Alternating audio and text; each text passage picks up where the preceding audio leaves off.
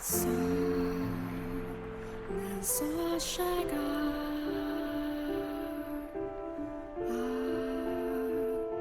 está casado.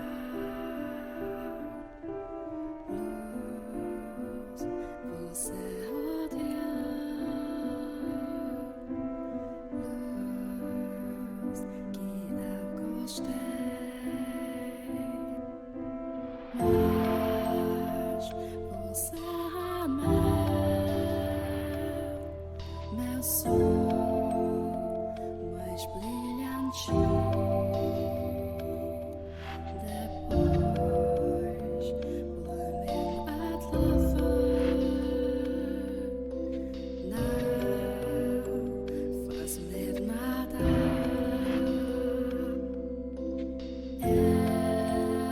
Escuridão sem som.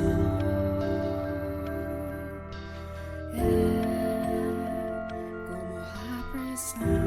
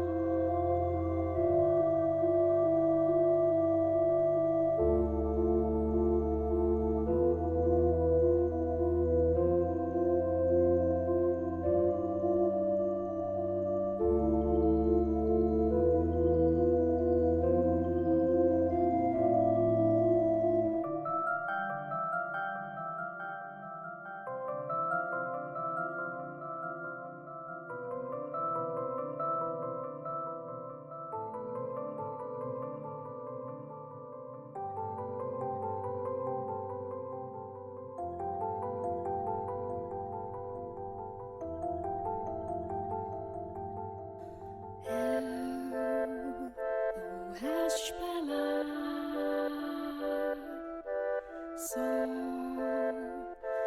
para você ser com o tempo passar fundos neblina. Sinto parecer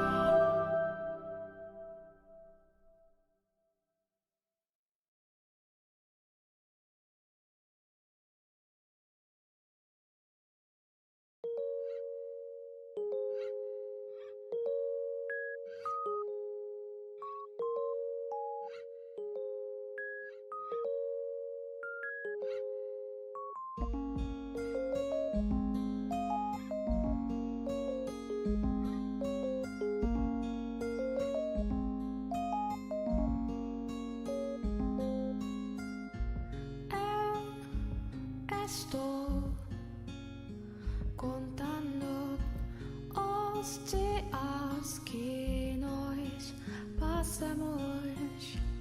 O que você esconde de toda calada? Não me deixe somente. Olha, olha, já acho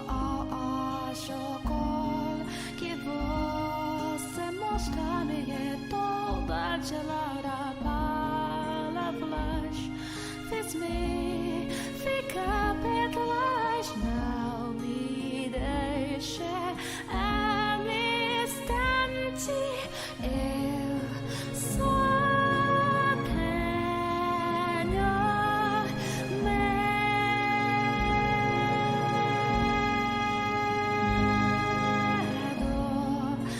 que deva ser sua felicidade no coração quando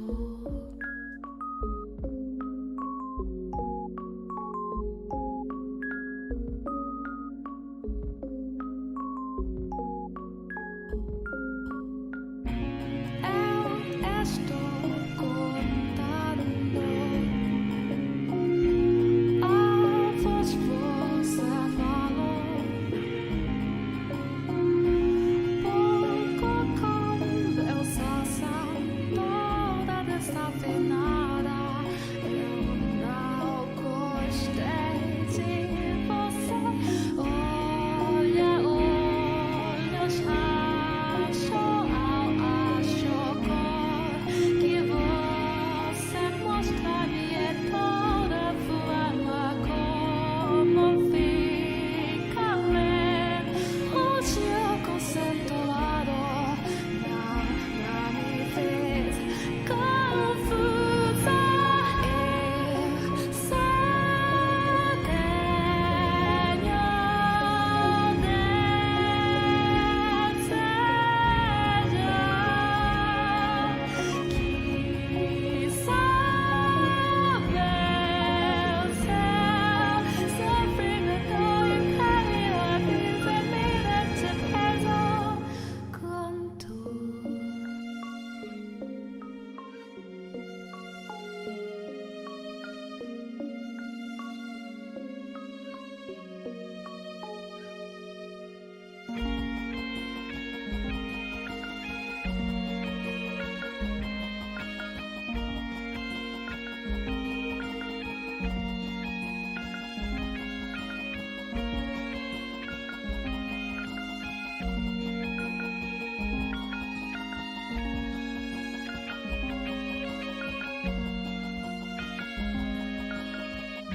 Se não posso tocar seu coração, mas eu posso tocar seu corpo. Sua mão não gelada, sua pele não me queima. Qual é a esperança? Você esconde. Eu só tenho amor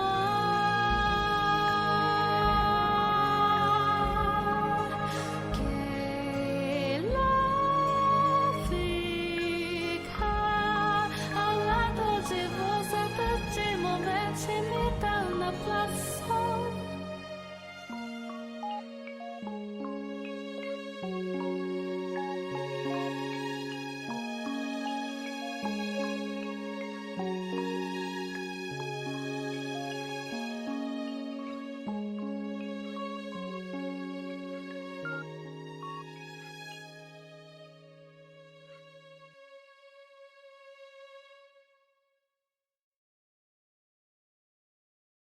Good evening, Kitten Brigade. Insane Kitten here. Wait. Why is it playing another song? Stop. I thought that was the last song on there. Oh, I see what I did. Fresh. I'm busy. I'm streaming. Just like she like comes in and starts meowing as soon as like I start talking. My door, my inky, hello, corrupt, or more corrupt, the corruptronic. How are you guys? Hello, Lou and corrupt. Was there anyone else here? No. This is you two. Well, sincerely, there you go. Alright, so today I thought I'd go back to Fata Morgana. It's been a while. I guess the last time when I played this game, I was like, my throat was just like, I don't know, I just didn't feel like reading anymore after that. So I was just playing games that didn't require so much reading. But I thought it was time to go back to this game. Holy crap. Steam has said I've played 50 hours of this game. 50 hours. I think we're getting close to the end, but I keep saying that, and I'm just tired of like guessing that I'm at the end, so I'm just gonna say we're gonna just keep going until we get to the end. Get to the true ending. Moi sincerely.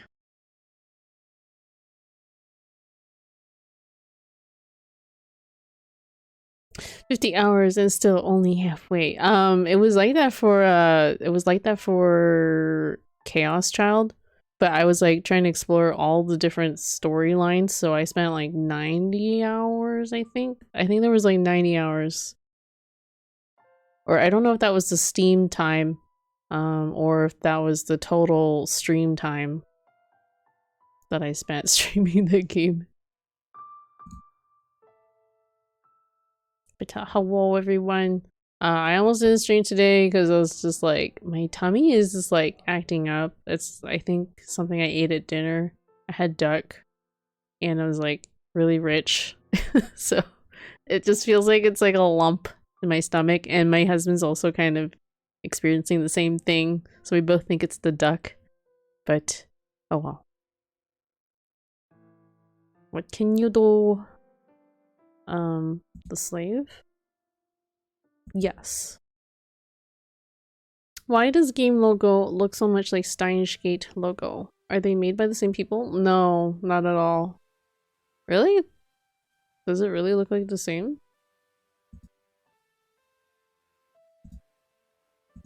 I didn't really notice. This logo here, you mean? This one? The title logo? Oh yeah, okay. It's got like it's got gears in it, so it kind of implies time clock. And I mean, yeah, there is like time traveling, so to speak, happening in this series, but it's less scientific. Yeah, with the gears. So you could say it's like more, it has to do with like clockworks, time, maybe steampunk even. Like the visuals are a little bit steampunkish.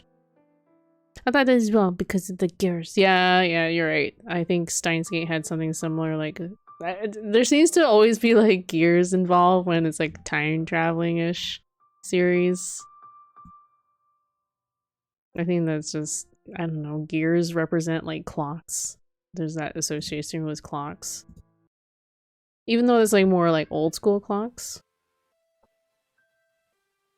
I gotta familiarize myself with where I was at. Okay, I think we were... Okay, we're doing the Jacopo's story. He's the Lord, right?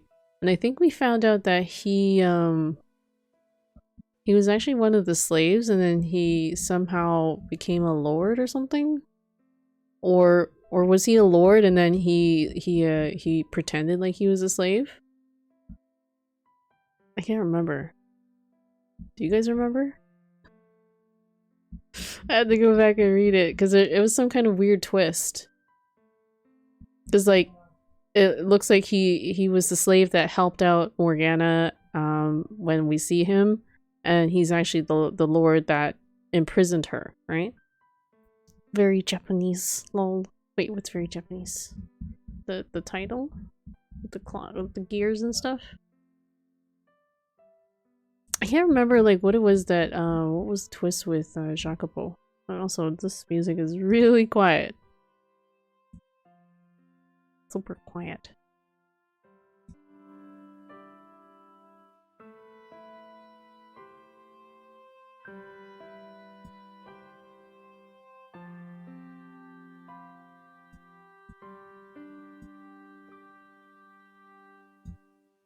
I think you're right. He used to be a slave but took over. But I don't know how he did it. Like how he managed to take over, or did they not explain that yet? I'm trying to remember if that's if we were getting to that. Because I was trying to finish the story, but I was like, I'm too tired to continue. So I kind of left it halfway, which was not a very good point to leave off. So he had feelings for Morgana. But why?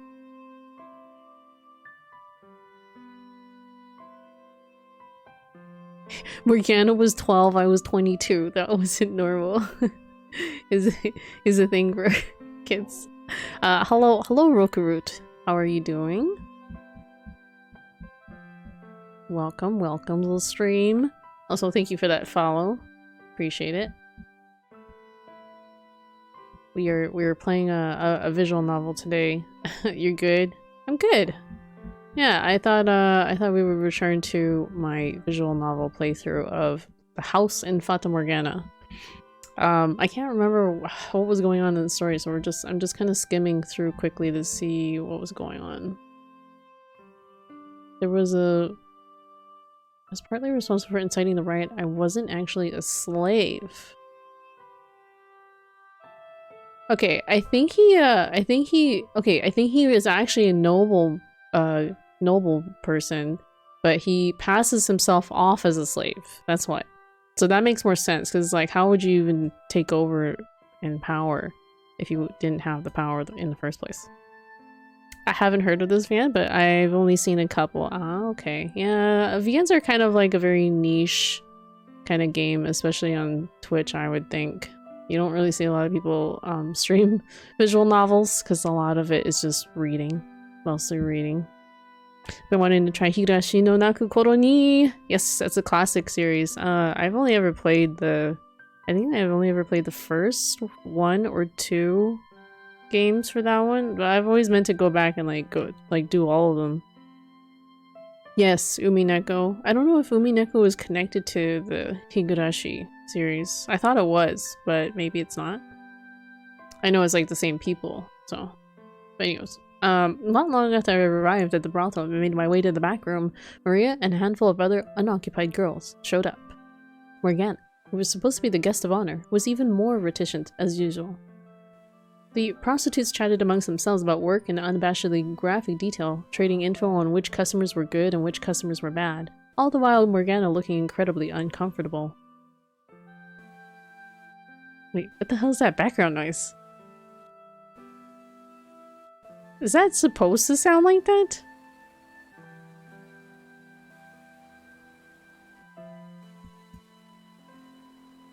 Why is my sound doing that?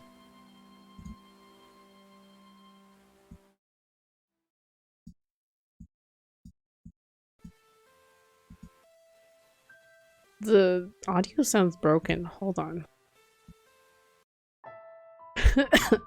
Was the audio supposed to sound like that? Like, I don't know if that was just me or it sounded like the audio was like really broken. Sorry, had that happen before. I thought they had the same creator or something. Yeah, I'm pretty sure it's the same creator. But I don't know if there's any like link between those stories too, if there is one. I thought for some reason there might have been. I gotta do the Clanadvian. Yeah, I had that on my wish list. I was meaning to maybe consider picking that one up too. The Clanad series. I've watched it, but I've heard that the game is also really good. Sounded like it was buzzing. Yeah, it is buzzing. Is this what the soundtrack is supposed to sound like? Does anyone know? This sounds bad.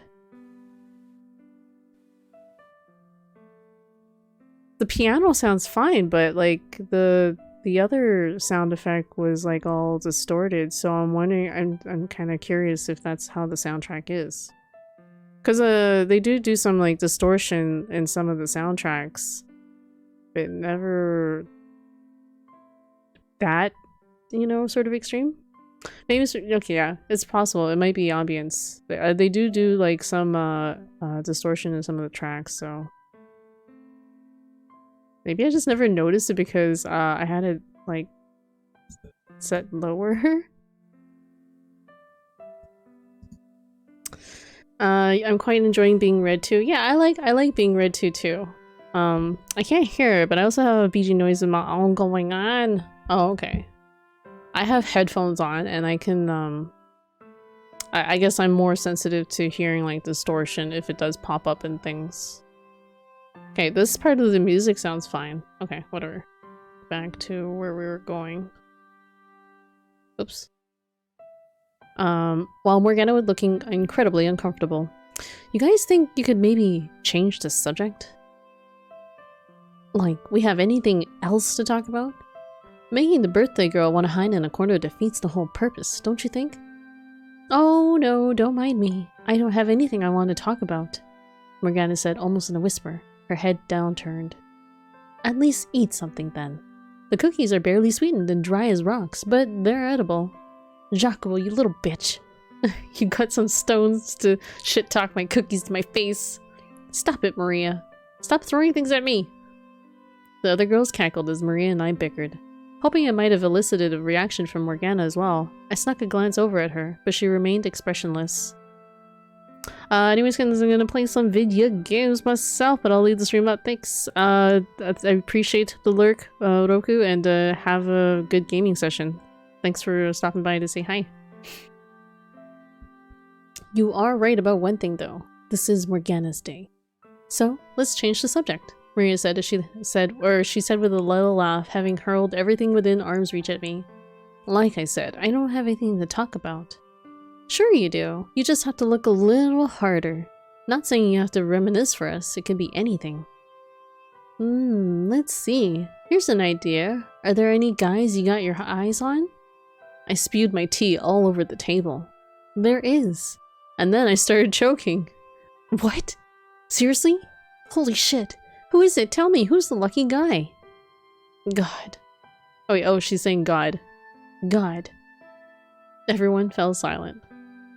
Maria gave me a sympathetic look, and I knew exactly what she wanted to say. Sorry, kid. You ain't got nothing on God. Asshole. If you're gonna dream, dream big, right? Yeah, I get where you're coming from, pining after the all-powerful, all-knowing God. I'm with you. You bald-faced liar. The grass may be a hell of a lot greener up there, but it's a bit far, don't you think? You're better off settling for the weeds down here. Did she imply I'm a weed? Maria looked over and gave a wide grin at the sight of me grinding my teeth, then continued. Say, the young man over... Wait, stop right there. Don't say another word. Whoopsie, me and my big mouth. I almost did your job for you. Damn it, Maria. This was not good. Like hell I was gonna let her corner me into saying it here.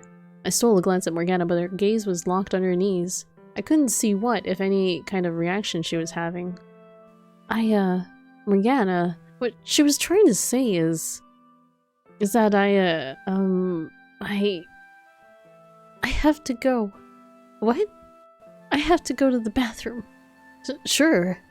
Morgana got up from her chair and left the room in silence. I imagine I was making a rather flaccid expression because as soon as Morgana was gone, Maria began cackling like a mad woman. My reply was the nearest object, courtesy of my throwing arm. Loser! How hard is it to just say it? It would have been easier if you hadn't cornered me like that. You flaccid. Hello, killer, how you doing?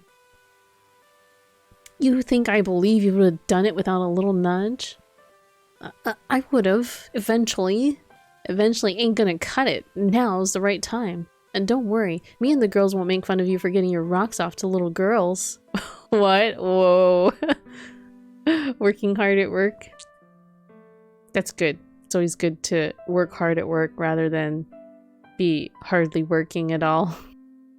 Or wait, what's that saying? It's like, Working hard or hardly working? That's not the reason I like her. Besides, I would wait at least 4 years before... Doesn't mean you can't tell her now. I think it'd do her wonders, really. She's, well, you know. So I think knowing someone cares about her will lighten the load a bit. When she comes back, give her the necklace and tell her how you feel. And if she turns you down, we can all have a good laugh about it. Maria and a few other girls chuckled. As uncomfortable as she was making me feel, she had a point.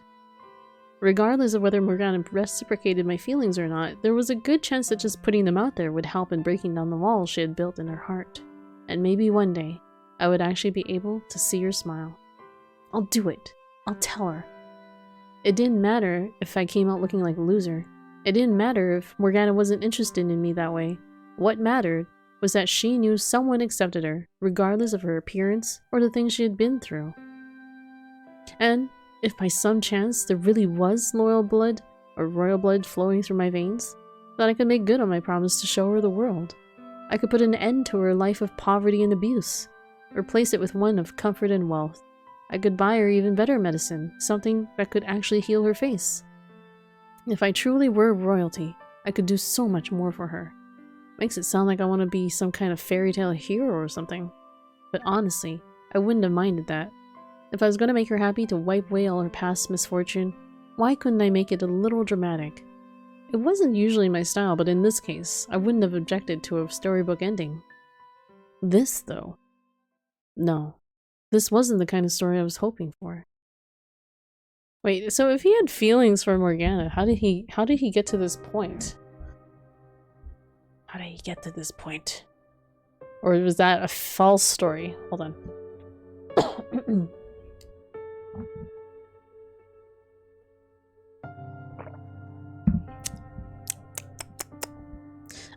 The heavy curtains separating the guest rooms had been torn to shreds, and they were splattered with blood. Alcohol? Wait, what about alcohol? What's this about alcohol? I don't have any alcohol. I wasn't drinking alcohol. I was just drinking my tea. I was kind of like clearing my throat a bit. How he got there? Oh. Wait, what do you mean how he got there?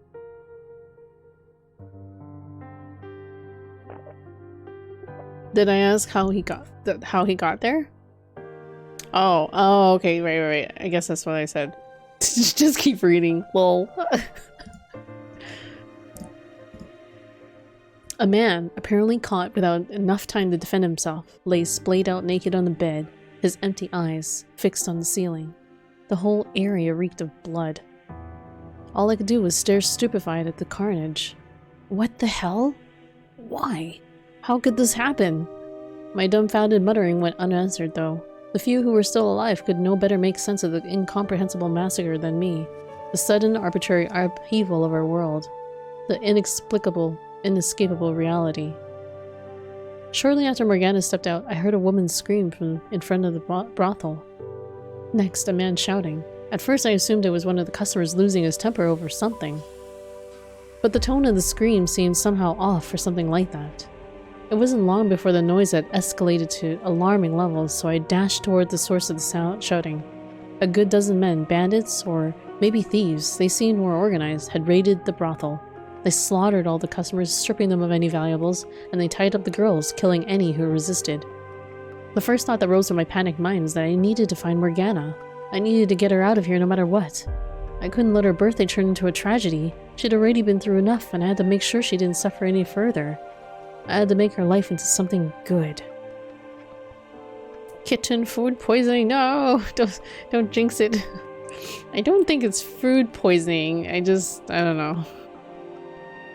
The food's just not sitting well. Let's just put it that way. I searched and I searched, but there was no sign of Morgana anywhere, until suddenly something seemed to crash into me from behind, causing me to stagger. It took a few seconds for the pain to set in, which is when I looked down to see the tip of a blade sticking out of my gut. Blood streamed along the metal surface, and there were little bits of flesh caught on the edges. I turned around in time to see the man holding it kick me away, and before I had time to process what was happening, I hit the floor and lost consciousness. If I were a hero, I could have surely eradicated all the violent intruders in a blink of an eye, saving everyone. Protected that which I wanted to protect. Not had to lose anything, but I was a mere boy. A weak boy helpless against a few robbers. A useless boy unable to protect anyone. When I woke up, Maria was kneeling over me, sobbing. No sign of the tough, foul-mouthed girl I knew. Aside from her, there were 2 other girls also crying, leaving only 4 survivors. Apparently, I wasn't dead. Looking down, I saw my bare stomach, wrapped in blood-soaked bandages.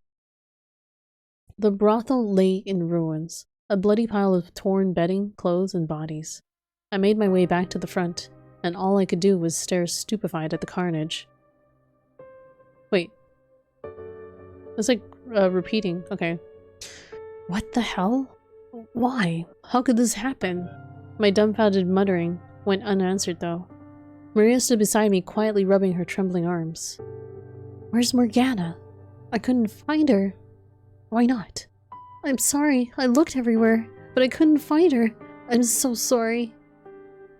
I wanted to say I wasn't blaming her, but I couldn't find the words. If I'd had the power, I could have prevented this from happening. What kind of power would have I needed, though? The physical strength to overpower the thieves? No, I needed to think bigger. If I weren't a peasant but someone of real influence and import, no one would dare stand up to me. No petty thieves would ever even consider a raid on me, and I would have the power to punish anyone who tried. But regardless, this would have never happened at all. I was supposed to give Morgana a good life, to show her the world, to make her smile. If only I had power. Absolute, unflinching power. If I had climbed to the top of the ladder when the chance was offered to me, this all could have been avoided. If only I had asserted my place as royalty a month earlier, as a woman who claimed to be my mother had urged me to. I wanted power. The power to keep everything I cared about safe. The power to change this damned world. The power to stop those filthy thieves. The power to keep her by my side. I wanted power. I heard about the attack on the brothel, and that you were hurt. I'm so glad to see you're well. About a week after the raid, I went to see the woman who professed herself my mother. As you would expect of someone who had served at the old lord's manor, she was very elegant and graceful. The shack where she stayed, though, was this shabby, drab place with bare wattle and daub walls. Or daub? Bare wattle and daub walls. I don't even know what wattle here means. Wattle. Wattle.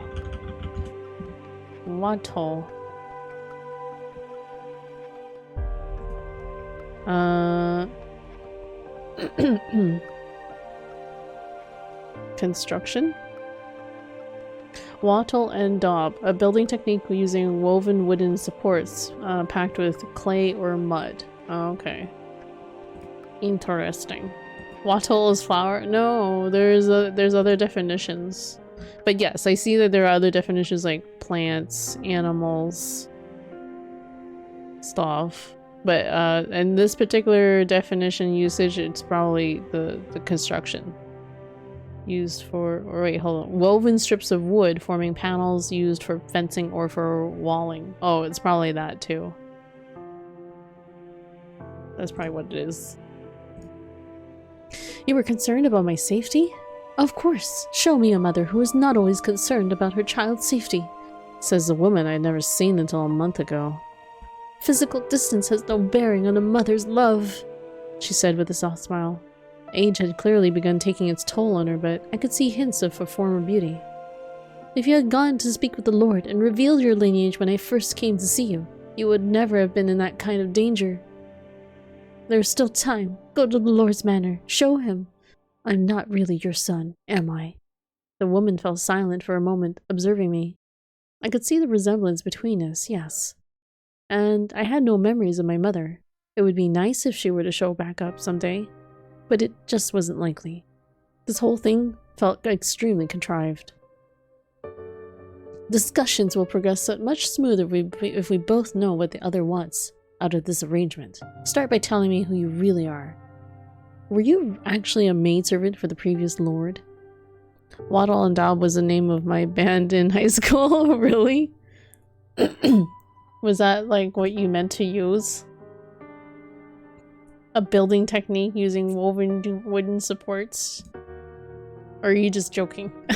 Hold on, I gotta clear my throat.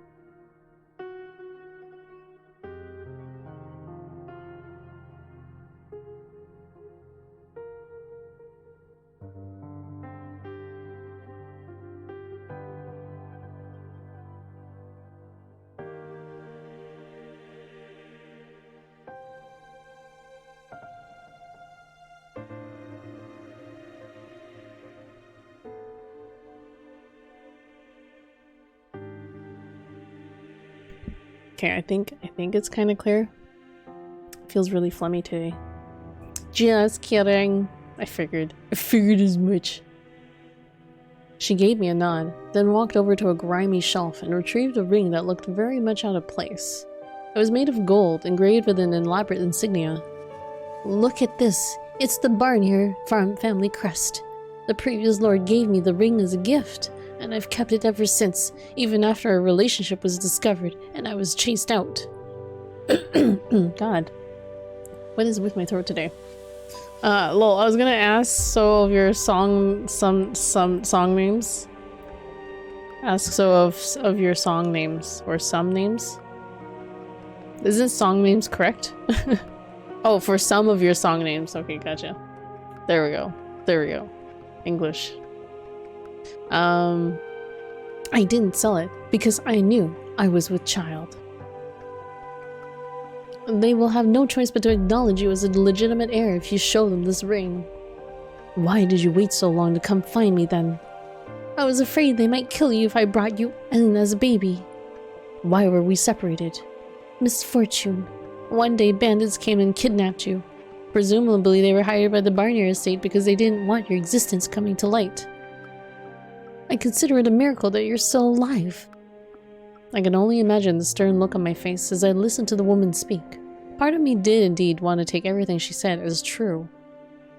Wanted to believe I was someone important. But I couldn't convince myself I had anything other than a commoner's blood running through my veins. It would appear you've done your research. I don't have any other family to the best of my knowledge, which does indeed make me a good candidate for you to step in and claim your stake on. If I were to guess, your child with the Lord has either passed away or never existed at all. It's probably true that you worked at the Barnier's manor, and it's probably true that you had relations with the former lord. You were chased out, and now you live in poverty. You want to go back to your former, more comfortable life, and while you're at it, take vengeance on the current lord. But being a woman, you have no means to accomplish that yourself. So, you came up with the idea of using a fake son. If your child was still alive, he would be right around my age, wouldn't he? And we look similar enough for you to convincingly claim we're related. But the biggest reason you chose me is because I've made something of a name for myself. Because I was one of the people involved in inciting the revolt 3 years ago. The perfect choice to spearhead a revolution. How dramatic. The man who set the Lord's slaves free was secretly his family. The people would eat it right up. So, how far off am I? For some time, the woman sat in silence. Eventually, she broke it. Not by yelling in anger or desperately trying to refute me, but with a smile. I knew very well what lurked behind that smile, too. Scorn. You're sharp for a filthy peasant. I would seem I chose wisely. I was right. She was a manipulative, conniving shyster. But that I could work with. That fits so much better. I wasn't royalty. I wasn't a hero. I was a filthy peasant. Okay, so I guess this is where they explain how he his rise to power. So I guess they bamboozled some family into thinking they had an illegitimate son with a claim to their estate, I guess. Excuse me. I guess it happens. Just like in didn't that happen in like JoJo's Bizarre Adventure in like the first season with Dio? Wasn't Dio's family like a bunch of shysters? I like that word, shysters. Shysters. Kind of reminds me of oysters, except shyster. Like they're shy oysters or something. I don't know, but it's not, you know. I think shyster's like a trickster. Con man, I guess, in this context. I'm in. The first thing I did after agreeing to work with the woman was not to approach the Lord, but to reveal my false lineage to my accomplices. They all thought I was joking, until I showed them the ring. Then, their dreams of revolution started seeming far more realistic. Maria was the one exception. Not only she did not believe me, she tried to stop me from going through with the scheme. Also, I think I'm gonna just turn down just a touch. Excuse me, sorry. Cloyster's final evolution. Cloyster? Cloyster is actually a real word too. Except it's not spelled like that. Oh yeah, I forgot. You don't get down with the Pokemon. I mean, I can imagine like Cloyster's probably like when like a clan or oyster looking kind of Pokemon of sorts. I don't know. But Cloyster's actually a real word too. Just not spelled that way. Haven't you had enough danger for one life? Come on, forget about all this revolution stuff. We can build up a new brothel and just stay low for the rest of our days. Does that sound really so bad? You're the only friend I've got, Chocobo, she said somewhat desperately. I sympathized with her concerns, but I didn't want to let this chance to gain some real power slip away. I was done having things taken away from me. Pokemon was before Kitten, or after? Pokemon has been around for a long time. I'm sure it's been before me, isn't it? Like 1980s? Isn't it? I don't know. Hear me, my fellow citizens who live in suffering at the hands of your supposed lord. Within me flows the blood of the previous lord. I am the rightful heir. Behold the Barnier's golden ring, proof that I am of noble birth. Victims of this terrible tyrant, the time has come to start anew, and I shall be the one to lead you down that path. The poor, the hungry, the deprived, all of you, stand with me. My call to arms stoked the flames in people's hearts. Okay. The first Pokemon game came out in the 90s. Was it really? Oh no, it was pretty early, 1996? Really? That sounds... I thought Pokemon came out before. Pokemon Wiki. Pokemon. Is this wiki gonna help me figure out? No. When did first Pokemon exist?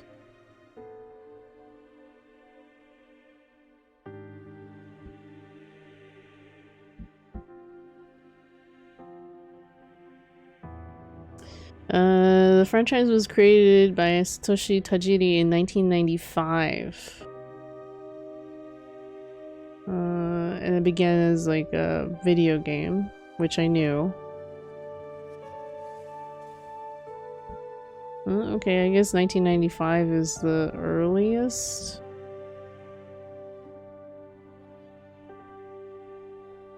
Wait. Pokemon Executive Director Satoshi Tajiri first thought of Pokemon, albeit with a different concept and name, around 1989. So I wonder if I'm thinking of a different game? No, maybe not. Maybe not. So it looks like 95 was as early as when the concept was more solidified, and then, okay, it lists here video games is like 96. February 96. So yeah, the concept could have been more or developed like a couple of years before that.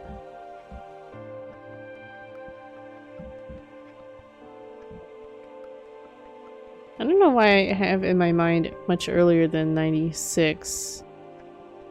But I mean, 96 was also quite a while ago. The first Pokemon game came out in the 90s. Oh wait. Oh no, it was pretty early. I think the thought of Pokemon came out around 91, didn't get popular until the mid-90s though. The thought of Pokemon? Though, but like... there had to have been like a concept or like maybe some kind of a game or story that was released. I don't know. It says here he thought of the concept, I guess the idea of it in 89. And then maybe I guess it took him a few years to like solidify the concept. Yeah, that's in the 90s, which is what I said. It was developed in 1990. Okay. Also, Cloyster always looked like a weird vulva to me. Okay, now I gotta see what Cloyster looks like. Cloyster. Oh, okay, yeah, he looks a little bit like a mixture of different sea things. Like he almost reminds me of like well, an oyster for one thing, but also like an urchin, a sea urchin. But that's not okay. So and then the word I was thinking of, cloister, is a cloister is an enclosed garden usually surrounded by covered walkways. Because such spaces are often featured in buildings that house religious orders, cloister can be used to mean monastery or convent. Oh, I didn't know that. But yeah, I was thinking this word.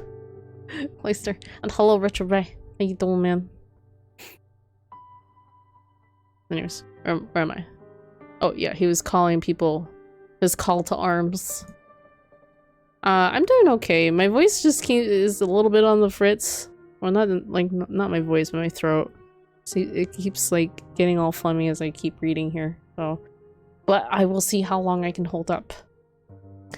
When the assault on the Lord's Manor began, they were an inferno of righteous justice. No one was thinking straight. I was about the only one with something resembling a clear head amidst the chaos. If I were really a hero, then I would have rejoiced in that glorious day, that momentous turning point in the city's history. Okay, so the riot he created was 3 years ago when Morgana was at the old Lord Manor's place. I guess he incited a riot and then he went and took over the household, I guess. I would have been honored to have led the charge, but this was all about one woman's avarice and desire for vengeance. This was all about one man's lamentation of his own weakness. I wasn't motivated by any desire to help those people. The Lord backed into a corner, begged for his life. I decapitated him, then held his severed head up for the people. Their cheers and shouts filled the air. As I watched them rejoice, I wondered, was this the future that awaited me? Wouldn't the people come after me next? Was my head going to be in one of their hands one day? Who knows? The king and the other courts acknowledged my royalty, though it was less because I had the Barnier's ring, and more because they thought that it was the best way to prevent things from getting any messier. Thank you for the 100 minutes. Thank you for the waifu. What's the word I was thinking of? Words are hard today. Words are hard today. I was like kind of tired today, and not to mention like I wasn't feeling so hot in the tummy, so I wanted to play like something that was more chill. So I'm not really thinking too hard today, because I don't need to think too much when I'm reading. The waifu approval, I guess? The waifu approval? Yes, I'm essentially saying I'm playing a dumb game today. Killer. Oof. Hey, I'm allowed to have days like that. Have you ever played Verlet Swing? I've never even heard of this game. Verlet Swing? What is this? An abstract gauntlet that transforms into weirder and more challenging courses as you sail and soar through strange landscapes of koi fish, pizza slices, and other bizarre obstacles. This looks almost kind of like, what's that game called? Katamari Damacy, like with the colors and stuff and the theme. But no, I've never played this game before. It looks, yeah, it looks trippy. It's relaxing. That's cool. That's kind of like Katamari. Katamari is also one of those mindless type games where you run around and collect things up into a ball. Anyhow. So the king didn't really believe it. They just thought it was the best way to prevent things from getting any messier. So he got lucky. So with their approval, I formally became the Lord of the Land. I also assumed the former lord's name because, despite his reputation with his people, it was a name people knew and one that held far more clout than my own. And just like that, my longtime dream of power had come true.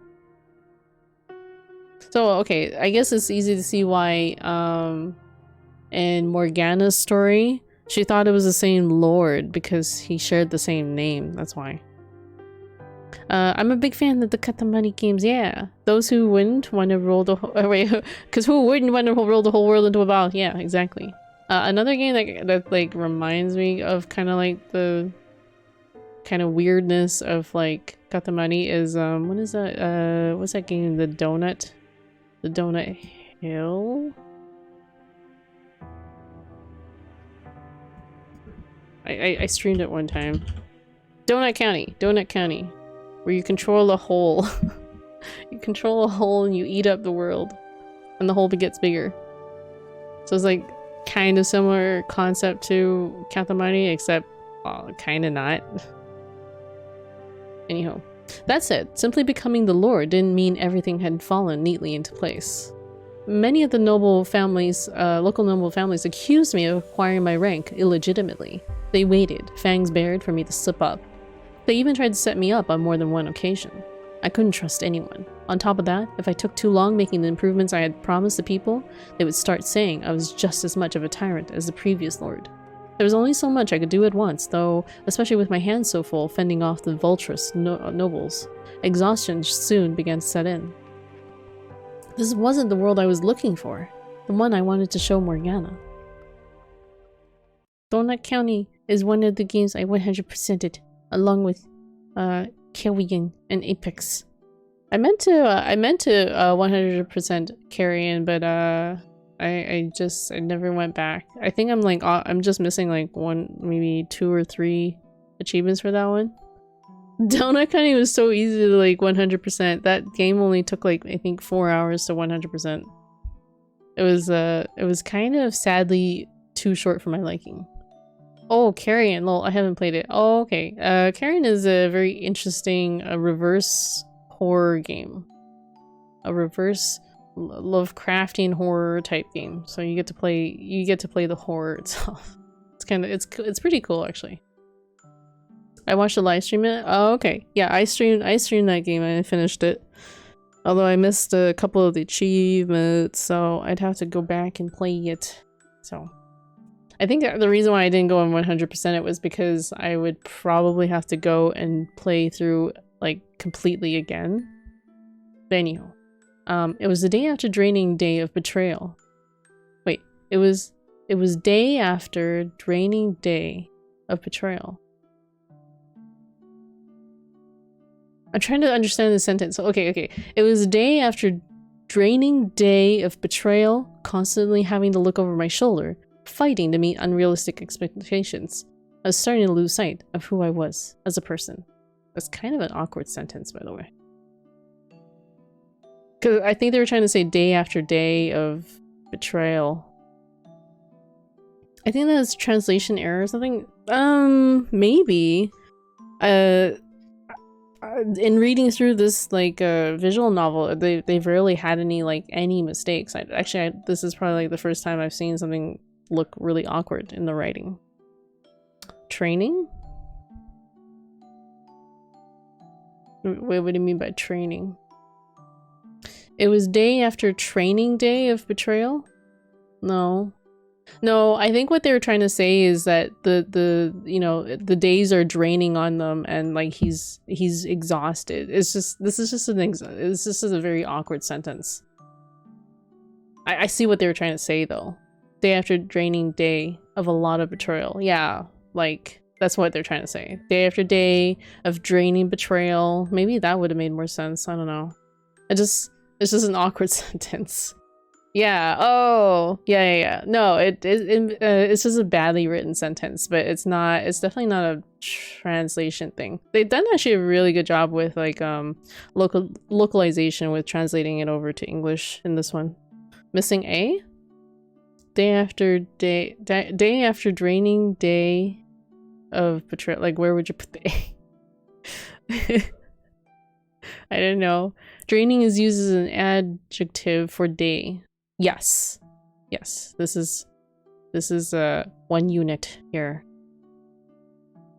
It's just describing the day, the type of day of betrayal. Betrayal is not often used like that. That's why. And I guess this is the noun, right? Of betrayal. After a draining. It was day after a draining day. No. They're not trying to say one day though. They're not trying to say it's just one day though, killer. Because if you say a draining day, then that changes the meaning to just only one day. Hey Inky, I have a good stream. Oh wait, that's not an I. That is an exclamation mark. Thank you. Thank you for wishing me for having a good stream, Julian. But I understand that you probably don't want spoilers, so Thanks for stopping by. English is hard. It's just a badly written sentence. I think it would have been better if if they had said it was day after day of draining betrayal, or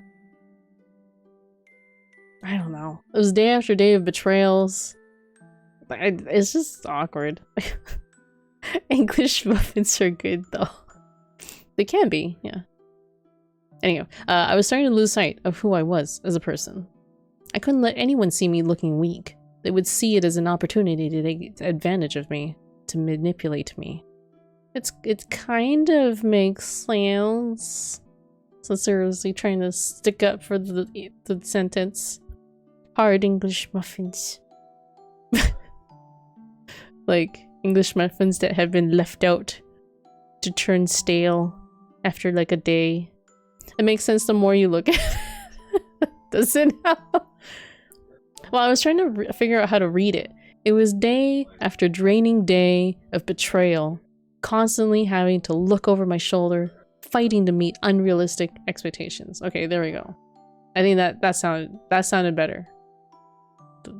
With the way that was read. Okay. Because like I'm always trying to figure out how to like read a sentence, and like what kind of like I don't know what to call it, like the rhythm to the sentence, because like, you know, like a good reader has a good rhythm to it, and you're reading it in a way that makes sense, you know. It is. Narration is actually incredibly hard, I think. People underestimate reading. Reading aloud. Yeah, you gotta read with the motion. With motion and like understanding of like what the sentence is trying to portray there. I needed power to protect myself from those people. Attaining rank was only the first step. I needed even more power. Enough to ensure no one would ever be giving me orders, could ever play me for a fool. I turned my attention first to bolstering the economy. English croutons. Also, I find like if you read it like with a weird kind of intonation, like you're placing emphasis on the wrong parts of the words, it can make the sentence sound weird, like than it should, right? You know what I mean? I made it known that people of any skin color, even those not welcome in other territories, were welcome in my land, trying to bring some vitality to the city. The previous lord had evidently loved to throw parties, squandering away nearly all the tax money on his own entertainment. If he had left me more to work with, I would have used it to clean up and repair the slums. But for the time being, that had to remain another item on the checklist. I needed more money flowing through the city as a whole before I could make any headway on fixing up the poorer areas. Helping the people who needed it most quickly became a secondary objective. Reading aloud distracts me from reading. I'm like, stop talking, I'm trying to read here. Oh, I'm talking. Where was I? Lol. Yeah, this is basically me trying to play a VN and then like balance like addressing chat too. You like croutons and salad? Croutons are basically just like old crusty bread, you know. Akia's experience. Do I though? Do I though? I had a pretty good idea what my former accomplices still in the slums were saying about me. He used us. I could practically hear them whispering. Some of them even started publicly slandering me in an attempt to undermine my authority, claiming I wasn't suited to be in a position of power because I had spent most of my life in the slums. It wasn't long before they had convinced the people I was just another tyrant. I had hoped that they, if no one else, would have sympathized with my position, realized that I had every intention of helping them, and that I simply didn't have the resources for it yet. This sounds like any person in the body of government. Like the struggle is real, you know. It's like, we want to help you, but you know, we need money. we need resources and money to help you. You like the crunch? I mean, I like the crunch too. I eat croutons as well on my salad. I want grilled cheese with tomato. That sounds good. Maybe some jalapeno. Wait, you actually spelled it wrong. Jalapeno. Wait, okay, if I were to pronounce it, hapaleno. Hapaleno. Capilano. Bruh, I got grilled cheese sticks at this grocery store and I'm gonna eat them with the can of tomato soup I've had in my cabinet for 6 months. That's not bad, 6 months. I've eaten soups that were beyond their expiry dates. Because, you know, it's in a can. Jalapenos. Jalapenos. I like saying jalapenos. we be Lou. Wait, did Lou go away? Or you just welcome him back randomly? Anyhow. No one saw what I was doing. No one believed me even when I tried to explain. In one case, I invited an old companion to my manor to discuss matters. But the meeting only turned into an attempt on my life. Wait, an attempt on his life? Yeah, he's into an attempt on my life. Oops. Having absolutely no one I could trust, I could call I could trust, no one I could call an ally, hit me a lot harder than I'd expected. It twisted my worldview beyond recognition. I had no need for sympathy. I couldn't show care for anyone, otherwise someone would inevitably use it against me, old friends and strangers alike. In fact, those who knew me best, those who were aware of where I had come from and where I had been before, were the ones who fought the hardest to tear me down. Rules needed to be created, punishments established. I couldn't allow anyone to take this power from me. Anyone who so much as suggested I had come from the slums, anyone who dared disrespect me, had to be eliminated. All threats exterminated before they could reach me. Somewhere along the line, I'd lost sight of my original dream. Lost all my desire to do right by the people I cared about. Hell, I didn't have anyone to do right by anymore. Why did I need to climb to the top of the ladder? So no one could kill me. Why did I want money? So no one could mock me. Why did I want power? So no one could oppose me. 4 years passed, and I found myself in a very, very distant place. Miracle blood? Sounds like a sham to me. You'll never know. They say the sound of her first cry brought rain to a land where she was born, saving the whole village from drought. And they say her blood has the power to cure any disease. One day, a curious rumor came to my attention. The kind of whispering I wouldn't usually put much stock into. It was said that there was a witch living in a cottage by the lake. Few had ever seen her face, but they claimed she had the same voice as a girl who had supposedly performed miracles several years earlier in a faraway village. The people loved their stories of heroes and miracles, and if I could show some support for the churches, then maybe people would stop complaining I was focusing too much on the economy. So, I devised a plot to capture the witch and make use of her miracle blood. Japaleno sounds bitter. Were you about to say 5 years expired cans of soap? No. 5 years is really pushing it. 5 years is kind of pushing it. I might go like a few months after the expiry date. Okay, maybe a year. Sounds like food poisoning. Have you ever wondered if someone out there has the same voice as you? There was one time I was playing World of Warcraft, Wrath of the Lich King, and I remember I joined this guild, like a raiding guild, and there was one person in the guild who was like super convinced I was this other person in a previous guild, or like they were in that guild before or something. I don't know, some other person they knew, and they're like, "You're totally this person. You sound exactly like her, and your like mannerisms are exactly like her." I'm like, "No, I've never met you before. Just shut your face. Like, I don't know you. Just shut up." He was like really enamored with me. I was like, I don't know you. This is the first time I've met you. If you think about it, there has to be someone in the world who sounds the same as you. I mean, the chances are probably very like high of, you know, having someone who sounds like very similar to you, because I mean, there's only so many ranges to the voice. I don't know, maybe. Oh, you're enamored with me too. Aw, that's so sweet of you. That's very sweet. If it's canned, it's long life, baby. Well, I mean, with like modern canning like methods, it should be fairly safe. I mean, yes, maybe I am taking a little bit of a risk with the printed date, But usually those dates are kind of like they, you know, the sell before type kind of date rather than like a safety thing for the food. Anyways, most canned food have an expiration date. Yeah, I know they do. Like, I sort of believe that you can kind of go beyond the expiration date because it's usually more for like more to cover their asses, like the companies who sell these foods, I think. 30 years old, it's fine. It's still good. It's still good. I don't know, 30 years.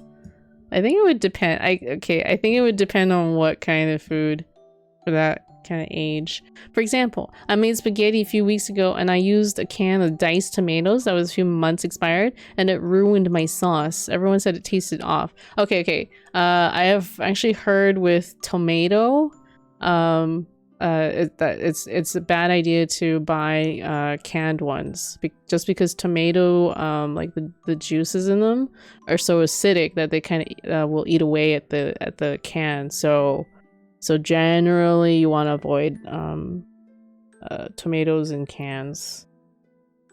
But that's like, I don't know what I've heard. I didn't really do the research on that. But it sounds plausible. Yeah, the expiration date is more of a suggestion. Kappa. Normally everyone loves my spaghetti. Spam in a can. Oh, I'm sure a lot of foods leach the metal from the can into the food. Yeah, and I think with tomatoes, they're especially bad because the tomatoes are so like acidic that they can break down the can much faster. So like there's certain, like I said, there's certain foods that I'd probably avoid. I feel like milk expires before the date. I don't think I've ever had that happen except maybe like once or twice or something. But then again, I don't really drink milk in my household. That's usually my hubby's thing. He's the one that eats cereal. I don't actually really eat cereal with milk. The only thing I use milk for is like in my teas. Maybe the odd cup of milk, like a small cup of milk if I'm having like Oreos or cookies. Low for me, yes. Wait, for you, yes what?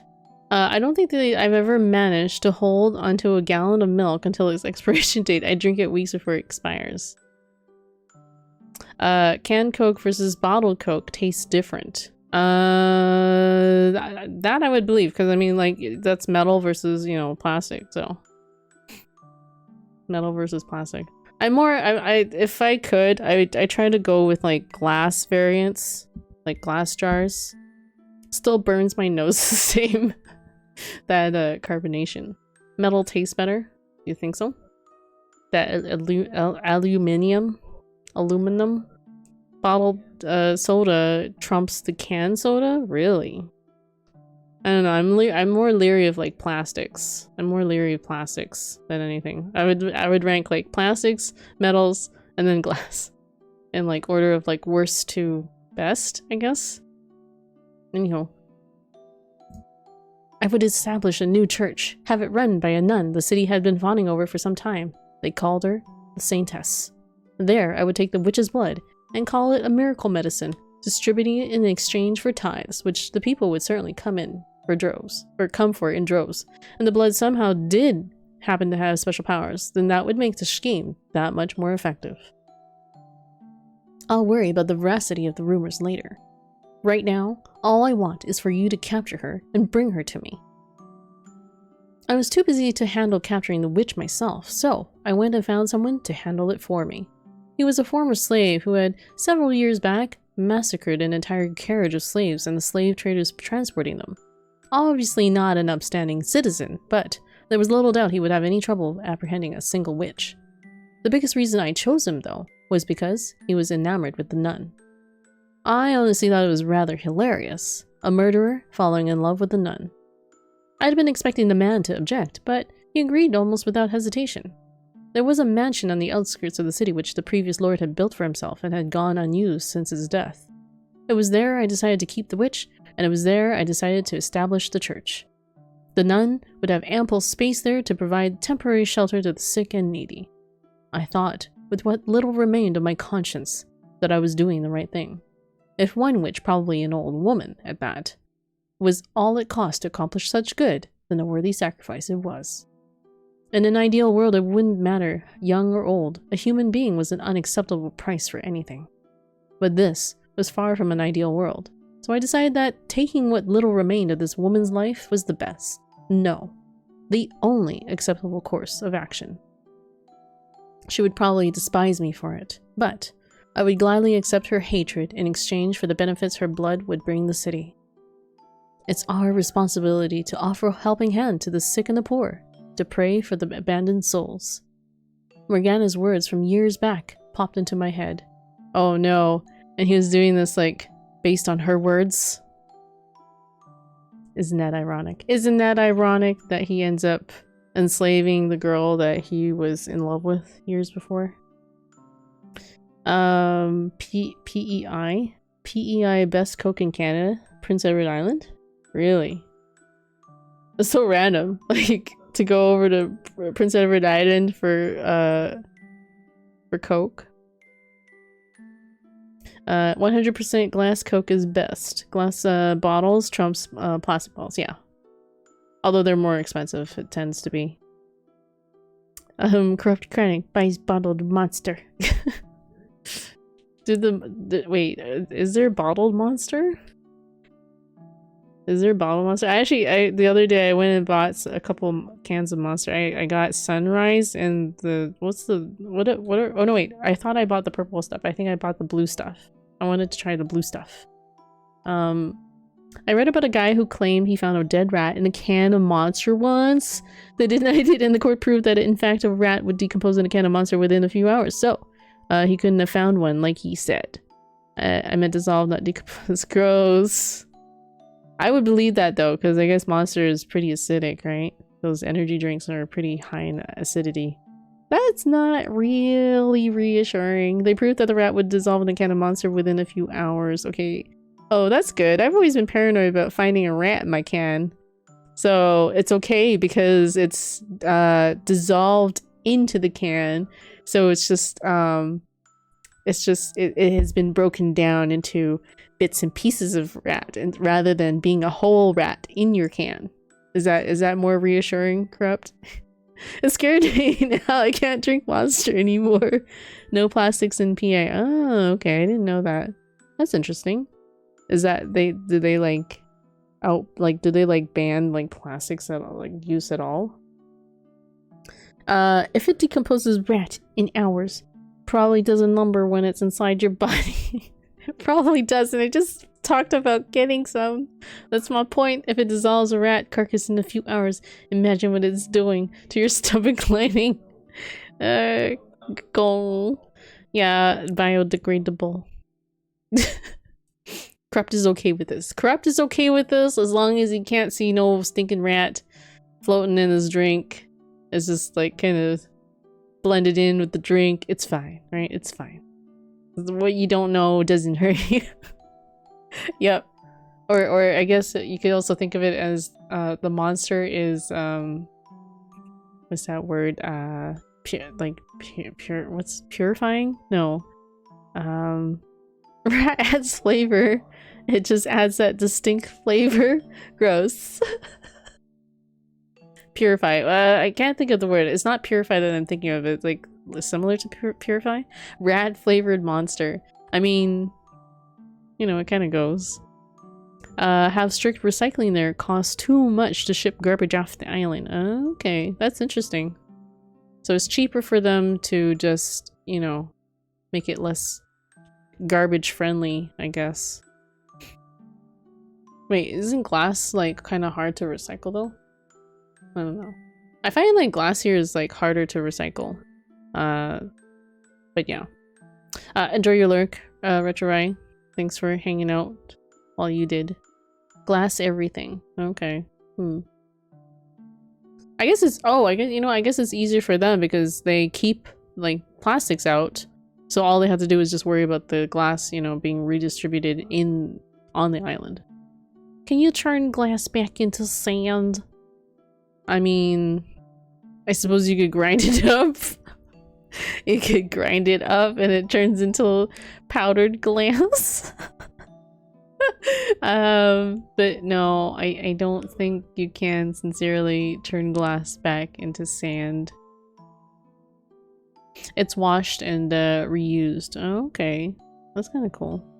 So they don't even like, you know, process it in any way. They just wash it, disinfect it, I guess, and then reuse it. Some still have old dates of manufacturing. That's kind of a little gross. But, well, I guess if they're doing like good job like cleaning them, there shouldn't be anything wrong with that. But anyhow. I believe that, as aggressive, self-centered, and utterly lacking in compassion as my methods may have been, I was following that mantra. I was offering a helping hand to people who needed it in the only way I knew how. I wasn't so dense as to think she would approve of me making an old woman pay the price for my charity, though. Doing this made me no better than a thug. But everything has a price. For every extravagant feast held, a dozen people go the night without food. That's simply the way of the world. I was no god. I was no saint. I had blood on my hands. I was a villain. I knew no way to accomplish good without doing bad. After the swordsman departed, I took some time to myself. I filled a goblet with water, smelled it, then gave a bit of it to my pet dog before gulping down the rest of it. Are you still out there, Morgana? What would you think of me if you saw what I had become? Several days later than originally planned, the swordsman finally arrived at the mansion. I had chosen an observation tower on the grounds for the witch's prison, and it was there I waited for him. He showed up with a burlap sack swung over his shoulder, setting it down on the ground and saying, "There's your witch." I could only hear muffled grunting from inside the sack, but it didn't sound like an old woman inside. The man's clothes and bag both reeked of blood. Tell me you didn't harm her, dog. I smell blood. You only instructed me not to kill her. Mistakes were made. Limbs were lost. I cleaned up all the blood I got on me. No one suspected anything. That you were able to immediately recognize it as the smell of blood says quite a bit, Lord. You have killed before, haven't you? Enough yapping. She is alive, yes? Of course. I felt a tinge of guilt for the woman, but it didn't last long. Her role in my scheme and the fate that awaited her was the same regardless of the condition she arrived in. I tossed my gaze from the man to the bag. He crouched down to untie it, revealing a young girl with one arm severed. As soon as I saw her, I knew exactly who the girl was. But why? What was she doing in the bag? Why was she the lakeside witch? What was she doing here? Why was she so pale and shaking? Why had I ordered her captured? How could I have done that? How could I have let this happen to her? Morgana. My voice was hoarse and rattling. She looked up at me, her face just as disfigured and hideous as it had been 4 years ago. Before, my mind flashed back to her birthday. To when I had considered offering to take her as my lifetime partner if her face hadn't healed in 4 years' time. Is that you? Her question yanked me out of my memories. You remember me? Did Morgana remember me? The 3 years we had spent together. What kind of person I had been. The boy who had refused to give up putting ointment on her face. Those horribly unromantic counters at the graveyard. Her taking shots at me taking shots at her. All the time we had shared. How could I ever forget? Morgana, she remembered me? How could I ever forget all the pain and humiliation you put me through? How could I ever forget the blood sabbaths you so loved to hold? What? What was she talking about? Haven't you had enough? Or have you? Leaving scars on every inch of my body wasn't enough for you? You haven't had your fill of my blood? No, that wasn't me. I was the one who had tried to heal those wounds. You're the man who bound me, cut me up, called me a witch, and then tried to kill me. I haven't forgotten you even for a moment. No, Morgana, I was the man who rescued you from him. I don't care how much my father preaches forgiveness, that's the one thing you'll never get from me. I despise you with all my soul. I revile you with every fiber of my being. For every scar you gave me, I give you a lifetime of hatred. No, Morgana! I was not aware you knew the witch, Lord. His voice made my blood run cold. I didn't just know her. Morgana was... this man. The Lord. He destroyed me, mind and body. No, that was another man. He was already dead. I had just taken his place. I had come from the slums. I'd been part of the slaves' revolt. I knew I had to tell her. Boss995, thank you so much for that follow. Really appreciate it. He ruined my life. But between the sting of Morgana's accusations and my need to protect my current position, I couldn't muster the strength to do it. If someone were to find out I wasn't legitimate royalty, that I had come from the slums, then everything I'd worked so hard to build up for who though, would come crumbling down. Do I really think it hasn't already? All I had left was my power, my rank. Is that what I really wanted? I couldn't afford to lose that too. When did I first start straying from the path? Yes, I know her. Or, I knew her years ago. I see. What do you want to do then, Lord? You look sick. This doesn't change anything. We lock the witch up and proceed as planned. Wow. So, he played along with the fact that he knew the witch because he wanted to save his position. Why? Why couldn't I tell her the truth? How could I keep her imprisoned? What did I wanted power for in the first place? Would anyone ever believe me if I said this wasn't how I wanted things to turn out? He's just going with it. You know, with like just a couple words, he didn't have to like keep her imprisoned. Oh, that's such a sad like kind of illustration of their past. Would anyone ever believe me?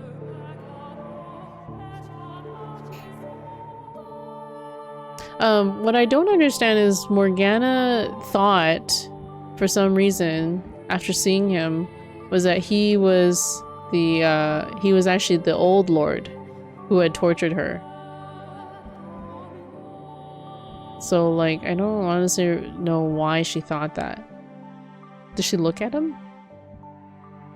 I don't know if her vision was bad too, possibly. She might have had a bad vision, or like bad eyesight.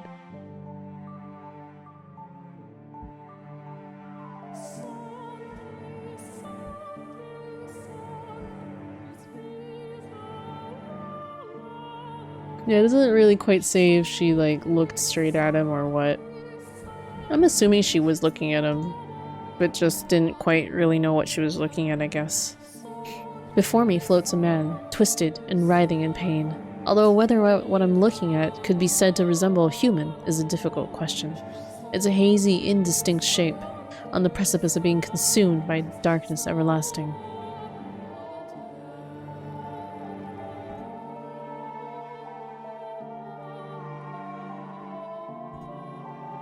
Oh, I was just checking my music levels.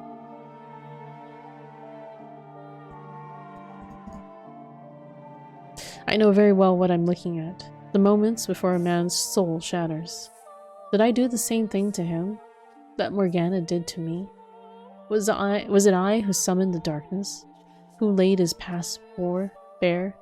Who forced him to relive those events? To experience once more everything he felt, everything he thought? Who put him through that despair a second time? I can only imagine how he must have felt. Causing someone he once cared for so much pain. The things he did are abhorrent, more than deserving of reproach, and it would undoubtedly be easier for him to simply vanish into the eternal abyss. But I can't allow that to happen. He still has work to do. His story is essential. It's almost certain Morgana still doesn't know who he really is. He needs to face her, to reveal the truth with his own words.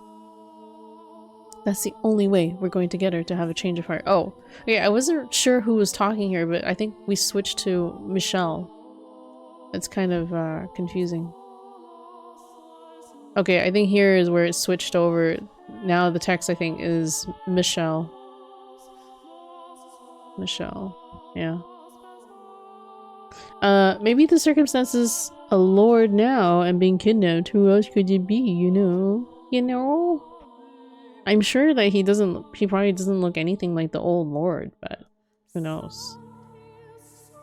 But yeah, like all Morgana knew was that it was the lord of the land, and then so, I mean, I guess if she had like really bad eyesight or if she was near blind, then maybe she would assume that that was the same lord because, you know, they just call him the lord. That's not all he has to say to her either. So, I must bring him back, pull him out of the darkness. I grabbed the man by the arm and began scouring the blackness for an exit. After some time, I see a speck glistening high above, so I make my way upwards, back into the harsh light of the real world.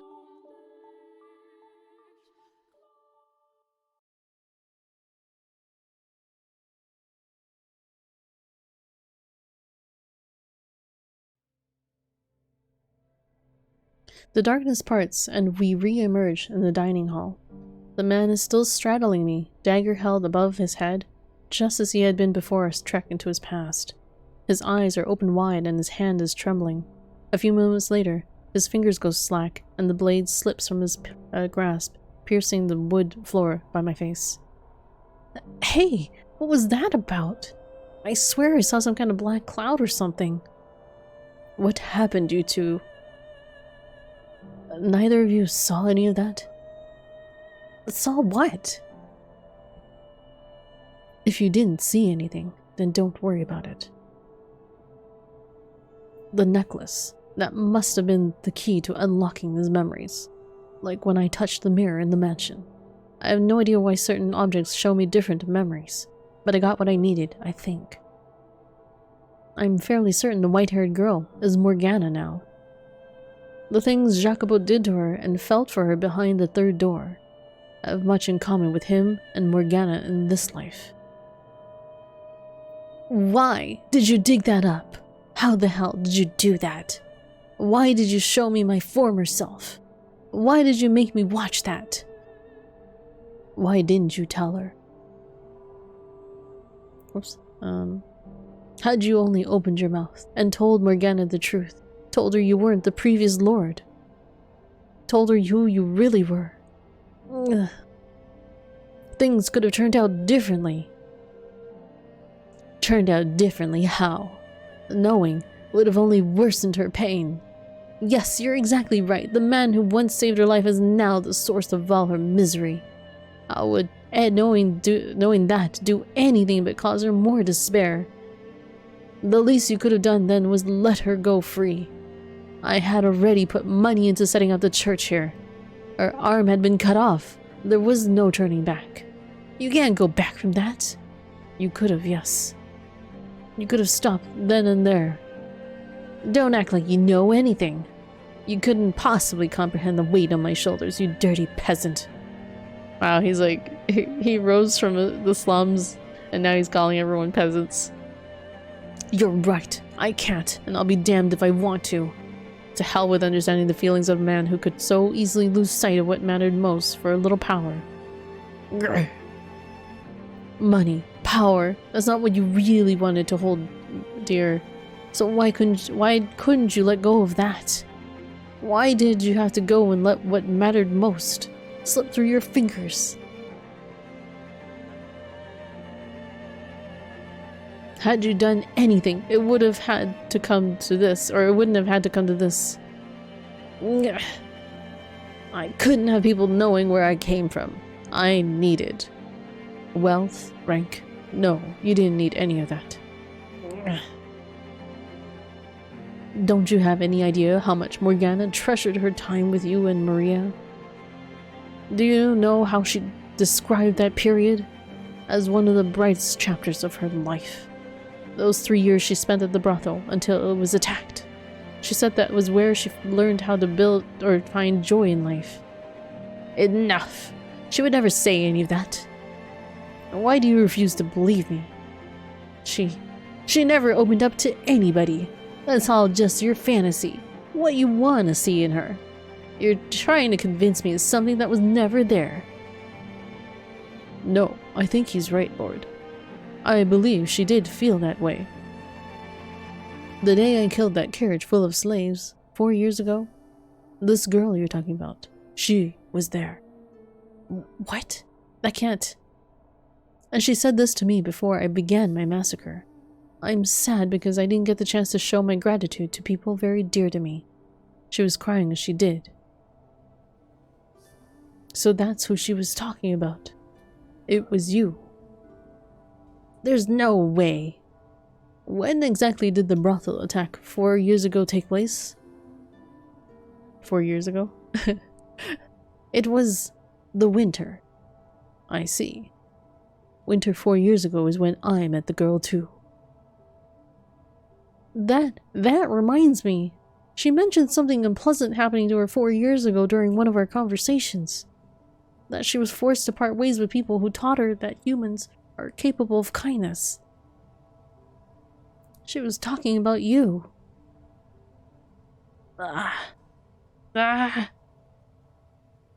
There is still time. You can still set Morgana free.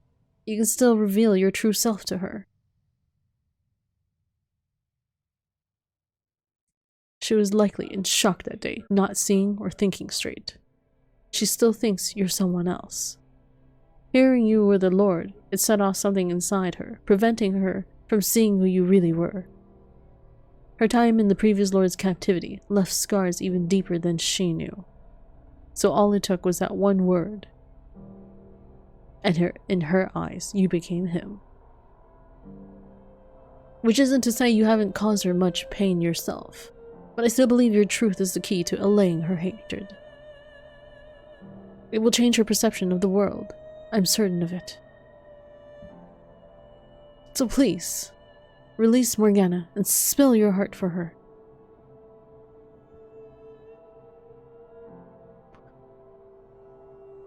I was planning to end it all with the harvest festival. What? I was already planning to set her free then. I knew damn well it was much too little, much too late, but I needed an excuse to face her. Some occasion to give me that last nudge. So I told myself, that's going to be the last day. That's when I'm going to do it. But you had to show up out of nowhere digging up my past. Throwing all my plans out the window. You still think I'm the only reason your carefully laid plans fell apart? I'll let her go during the harvest festival. Tomorrow she goes free. Tomorrow's too late. What difference does it make? When the bell tolls noon on the day of the harvest festival, Morgana dies. I've had more than enough of your so-called prophecies. I'm done. Why do you still refuse to believe me? I'm not making anything up. I'm from the future. I know how this ends. You know, when you lead with something like, I'm from the future, I know what's gonna happen. It might be a bit of a hard sell.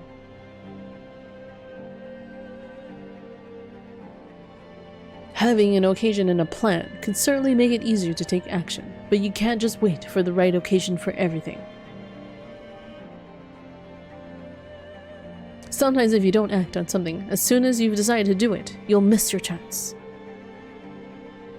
In your next life, you make the same mistakes. In your next life, you lock someone up that you care about, eventually causing her to break down entirely. And you're so fixated on waiting for the right occasion, you completely destroy any chance of salvaging anything. If you're set on releasing her, then release her.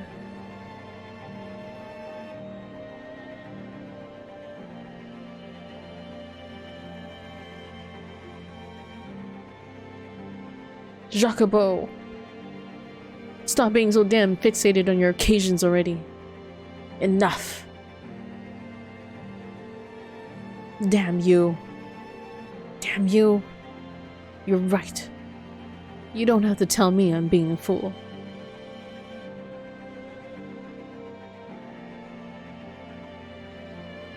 I'll do it. Right now. I'll do it. Oops. I'll release her.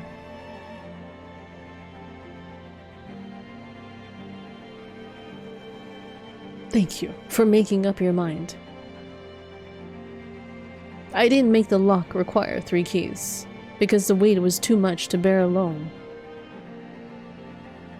It was because having others with me would force me to keep up the lurid facade. To prevent me from letting anything slip. Or maybe I was just waiting, hoping someone would betray me, make me pay. Pathetic, I know. You can have the necklace. It belongs to you. Though I doubt Morgana will accept it, I hope you'll still attempt to give it to her yourself. Will you do that?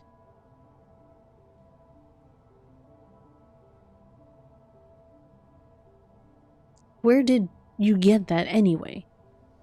From Maria. I thought she would have thrown it out by now.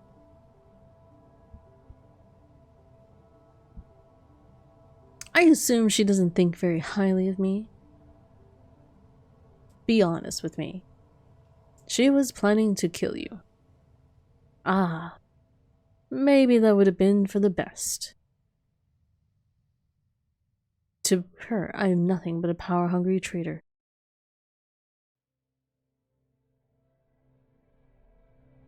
The necklace, I'll take it. Here you are.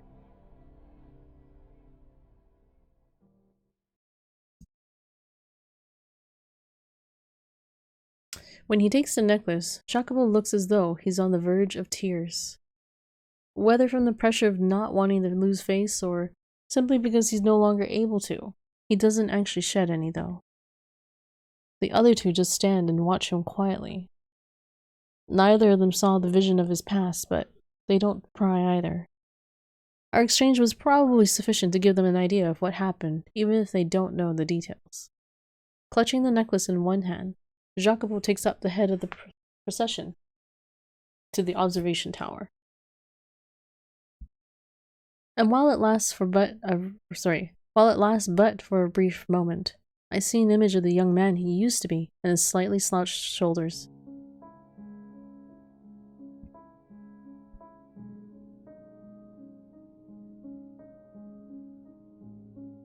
Last for but. Was it? What was the term? Wait, so the keys transform into one key. Well, it's the Miku song. Miku song. I don't really want to turn it up too loud. Okay. Let us slave. Deliverance. What was I looking at? Oh yeah, I wanted to see this. Well, last but for a brief moment. Last for but. No, it's last but for.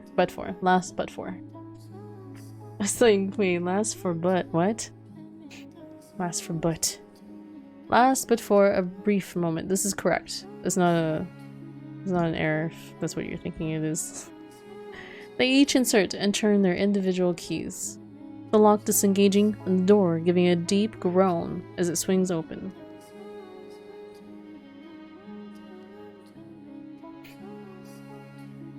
Beyond it, a spiral staircase extends high into the sky.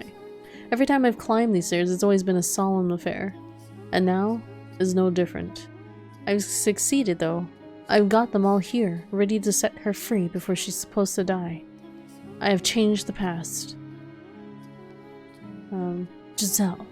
Can you hear me? Giselle. I made it in time. Now Morgana doesn't have to die tomorrow. I did it. Giselle?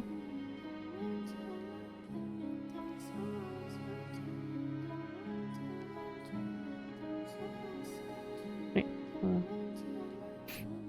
With me. Come on. Do you guys hear talking behind the door?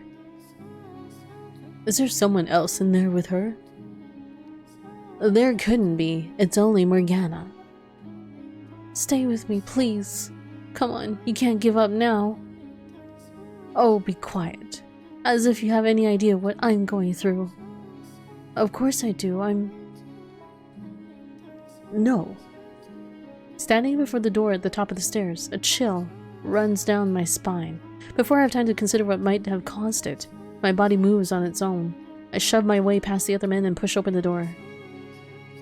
Who was Morgana talking to?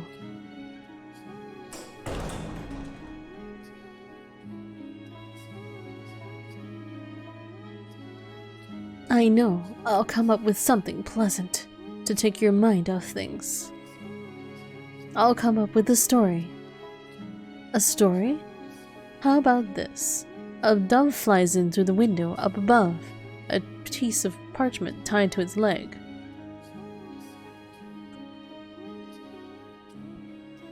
It's a letter from the prince of a neighboring land. You read it, and then you write a response. I don't respond. Wait, is Morgana arguing with herself? She's arguing with herself. After exchanging letters back and forth for some time, the prince comes to find you. I'm not going to fall for your stupid fancies. Holding onto something, even a fancy, is better than believing in nothing at all. I don't want you to give up hope.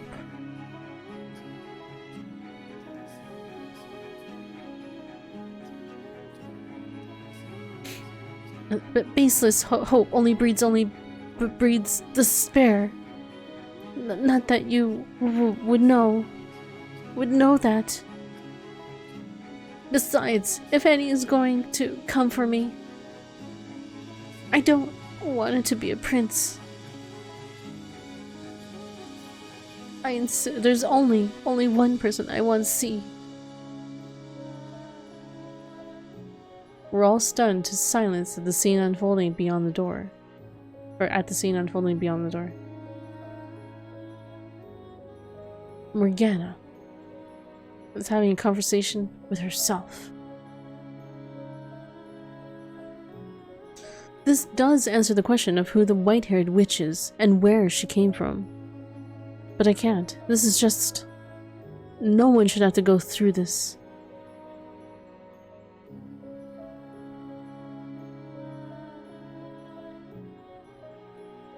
Oops. Her mind has split into two. Oh, Morgana, it looks like you have visitors. They're here to take my blood. Or they've got no use for me anymore and are here to kill me. Oh, don't be so negative. Look, there's someone new. Kill me. Just set me free already.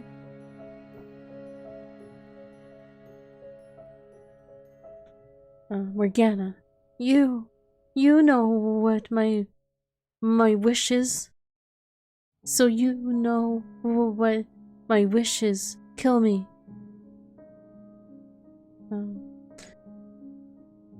My wish is kill me and put a curse on them. Sorry if I'm like reading a little slow. I'm kind of sleepy actually. You know what? I'm gonna take a really quick break, just like get up and kind of wake up a bit. I'll be back.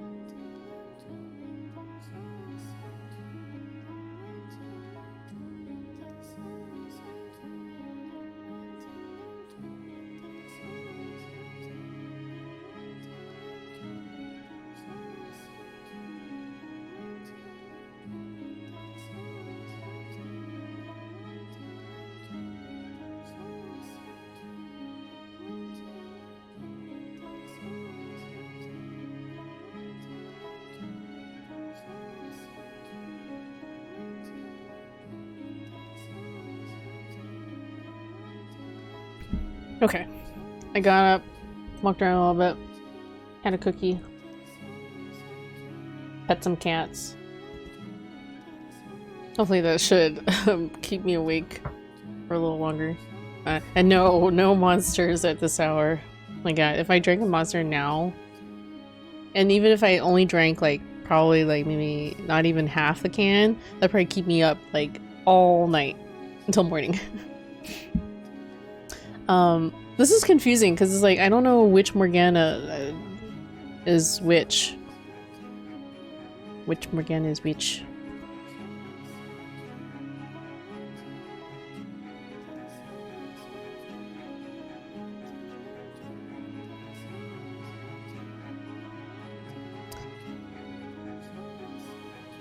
It kind of looks like anything that's got like ellipsis might be potentially the young Morgana, and then no ellipsis is more like the new the old Morgana. The jaded, cursing Morgana. Morgana is Dochi. Wait, what is Dochi? Dochi. I literally googled Dachi, and the first thing that comes up is Dachi, Japanese mochi donuts. This sounds interesting. I want to try one of these. Mochi donuts are a pleasant cross between sweet and chewy Japanese rice dessert and the classic American fried donut. Our dochis are fried fresh in a unique donut ring designed to be easily shared. As you bite into the dochi, you will feel a slight crunch on the outside with a soft and chewy center. That sounds good. I like mochi. But I still don't understand what dochi means. Or two? Dochi? But yeah, it's confusing how to voice it, because like I've been sort of reading the pitiful Morgana as, more like as a sad kind of girl. Yum yum yum yum. I've never had one of those, but it looks like there's one in Seattle. Maybe one day I will hunt it down if I'm ever back in Seattle for PAX or something. Dochi. Yep. Oh well. I'll try my best to distinguish between them. Come on, Morgana. Look up at them. Your letters. They've made it. Oops. I never wrote any letters. He's got long hair as white as snow and eyes like rubies. He's beautiful like an angel descended from heaven. An angel. Morgana. I've come for you, Morgana. Come to set you free. Would you please undo her shackles, Jacobo? As you say. Will the image be the same and just disappear? Oh, okay, no. they didn't go all cheap on that. Her face is so hideous looking. But yeah, the more and more I think about like how her flesh was falling off her face, the more I believe the illness that she had was leprosy. Because you can have leprosy for long periods of time. Isn't Seattle like a 30-minute plane ride from Vancouver? It's like 2-hour drive for me. 2-hour drive-ish. Crop was more accurate. I mean, I suppose you could fly, but it's like, what even is the fucking point of flying when it's only a 2-hour drive? Because like you'd have to go to the airport and go through all that to like fly down. I don't even know if they'd fly down there from Vancouver just to like Seattle, or to, I guess the closest airport there would be like, actually I don't know what the closest airport to Seattle would be. I just know that there's a airport in Blaine that one time I went to take to fly down to, I think, to Las Vegas. It goes on and on and on and on and on. My friends. Some people... Just kidding. Morgana. Angel. Can you hear me, Morgana? At long last, I have the chance to hold you while you're still alive. I'm here to get you out of this tower. You have nothing to worry about anymore. You can go outside again, see the sun. You can go back to your old life. Angel. Morgana. Angel. No one's going to hurt you anymore, Morgana. And the three of them at the door, none of them have any malice for you. Wait, then why the hell did the swordsman cut off her arm? Seriously. Like, what was even the need to cut her arm off? Like, I don't know. I feel like that was on that guy, the swordsman. You know, he was a little crazy. For bloodlust. Angel. You're free. You can go free again. Angel. You can have a normal life. No one is going to take any more of your blood. Angel. Please, Morgana. Please stay with me. Don't you want to leave this place? I'm going to set you free. I'll take you back to your cottage by the lake. I'll get you medicine. I'll help you with anything you need. If you want to go somewhere far away, I'll take you there. I'm begging you. I've waited so long for this moment. Morgana. I've been waiting so long for God to send an angel. Are you an angel? Are you an angel sent to deliver me from this place? Please, deliver me unto my father's presence. I can't go back out there. I can't live in the mortal realm any longer. I don't want to. There's only one place I wish to go. O holy servant of the Lord. You're an angel, aren't you? Morgana. Please, deliver me from this place. Yes, that's right. I am. For now, yes, I will be. I am the Archangel Michael, sent to deliver your soul unto God the Father, your angel. I am descended from heaven above. That's wonderful, Morgana. Is he proud of me? Your father, the Lord Almighty, is exceedingly proud of the great work you've done in his name. Thank you. It means so much to me to hear that. I couldn't be happier to be able to return with you to see him. Morgana. Morgana. Morgana! I guess you're supposed to be emotion here, right? Don't cry, Lord, corrupt. Wait, hold on guys. Hold on. Michelle went through all the trouble collecting the stories and she didn't even get to hear any of their stories. She didn't fucking care. She, like, the moment she saw Michelle, like, all it required was, you know, for them to open the door and for her to see Michelle, and she was just like, you know, I guess she let go of the hatred there. Did.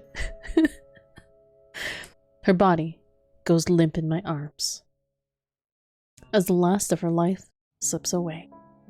Now she's dead. Her body goes limp in my arms. Literally my kind of night. Oh my god. Sublime. Way to ruin a touching moment. Let's take a look at this illustration here. Nice. Very nice. There's her missing arm. Her missing arm. Ew. Not your kind of girl. Not your kind of girl. With her face all sloughing off. I think she's got like the wrong color of makeup. That's just her face rotting off, you know. Wait, you never seen a what do you call it? Leprosy? A leper? You've never seen a leper before? A person suffering from leprosy all over their face. Time for Morgana to meet with Eileen. Nice. Nice, Phoebe. That joke. That inside joke. I'm sorry, Eileen. Too soon, Phoebe. It's too soon. The wound is too raw. I get that joke too. Smiley face. I thought you like a wide selection, Lime. Yeah, I thought you weren't picky. I thought all women were beautiful to you. There should have been more than enough time to spare, but still, I failed to save her life. At the very least, I hope I was able to provide her some comfort in her final moments. I'm allowed to think that, aren't I? We were too late. But why? Wasn't she not supposed to die until... That's what you said, isn't it? That was how it was supposed to happen, right? So how come we still didn't make it? Why didn't you do anything? Why did you just let her wither away like this? Why? Answer me. I have no answer for you. I have no idea she had deteriorated so badly. We should take her outside. Then you can atone for your sins. But first, we need to take her body somewhere clean. Death does not mean you are free of pain. We need to ensure her soul can depart in peace. You won't see me objecting. You need to say now what you were going to say to her. You must let her know the truth. She's dead. She's dead, Jim. Inky Blood lustily killed the NPC in Bloodborne. And apparently now another character has now died at our hands. Although we weren't really directly responsible for her death, but she did die in our arms. These Dolce pictures are really good. Oh, did you go and look up Dolce? the donut mochis? Mochi donuts? The white-haired person a dude or a dudette? What do you think, Lime? Are you attracted to them? Maybe they can be whatever you want them to be, Lime. This is what Instagram's meant for. How like taking like really delicious looking foods. Dochi. Let's see. Japanese mochi donuts. Oh, look at all these food. Look at all these donuts or dochi pictures. That's pretty cool. Wait, they sell bubble tea as well. I need to find this place. I need to find this place. Unfortunately, this one is for the Orlando store, is it? This one doesn't specify which one this one is. Oh no, it's Dochi.fl, so that's the Florida store. Okay. So I don't know if that's, if they serve, bubble tea at the Seattle one. Is this horror? I told you I kissed the dude once while I was drunk, and you think a BL story revolves around my life? Wait. You kissed a dude one time? I don't remember this story. I don't remember this story. Wait, no. I was kidding. I bet you told that to a different streamer. A different streamer. And now I know. That's kind of funny. Didn't I tell you? It's possible, but I don't remember it. This looks like a new story to me that you like. I don't have any recollection of you telling me about kissing a dude, and I would think I would remember something like that. Lime kissed a guy, and he liked it.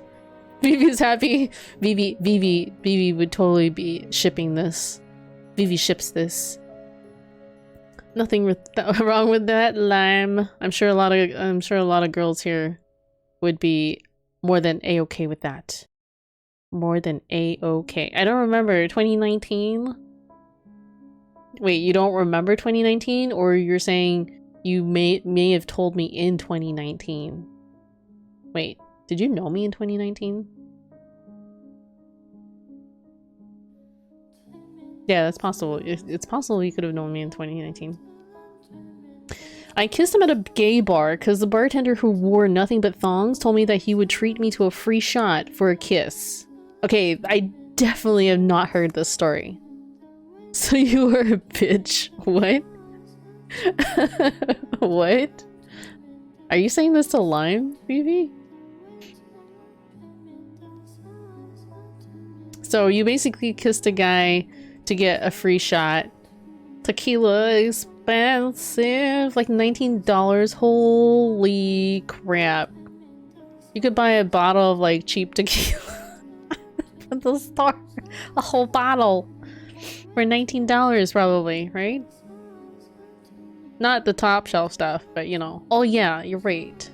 First of all, you were in a gay bar. Yeah, first of all, what were you doing in the gay bar?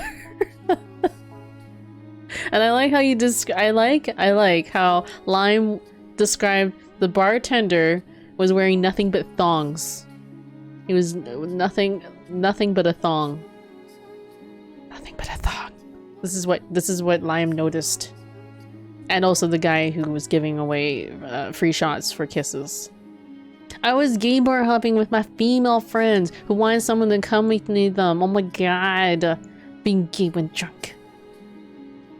I'm sure that Lime probably did things that either he will not copping to remembering to and just feign like he forgot because he was like too drunk to remember. But I bet he remembers it all. She's dead. What good will it do to reveal my feelings now? Are you really that dense? Of course it will do good. Her physical body may be dead, but her soul is still here, watching everything. Michelle would know. He's been through it. Listening to every word you say. I don't believe in souls. Well, I'm begging you to change your mind. Let Morgana hear what you have to say. Don't let her soul seethe in hatred. Please, I'm begging you. Okay.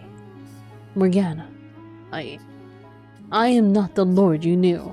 The man who put you through that hell, I killed him. I am the man who freed you from his grasp. I'm the man who spent the next 3 years with you.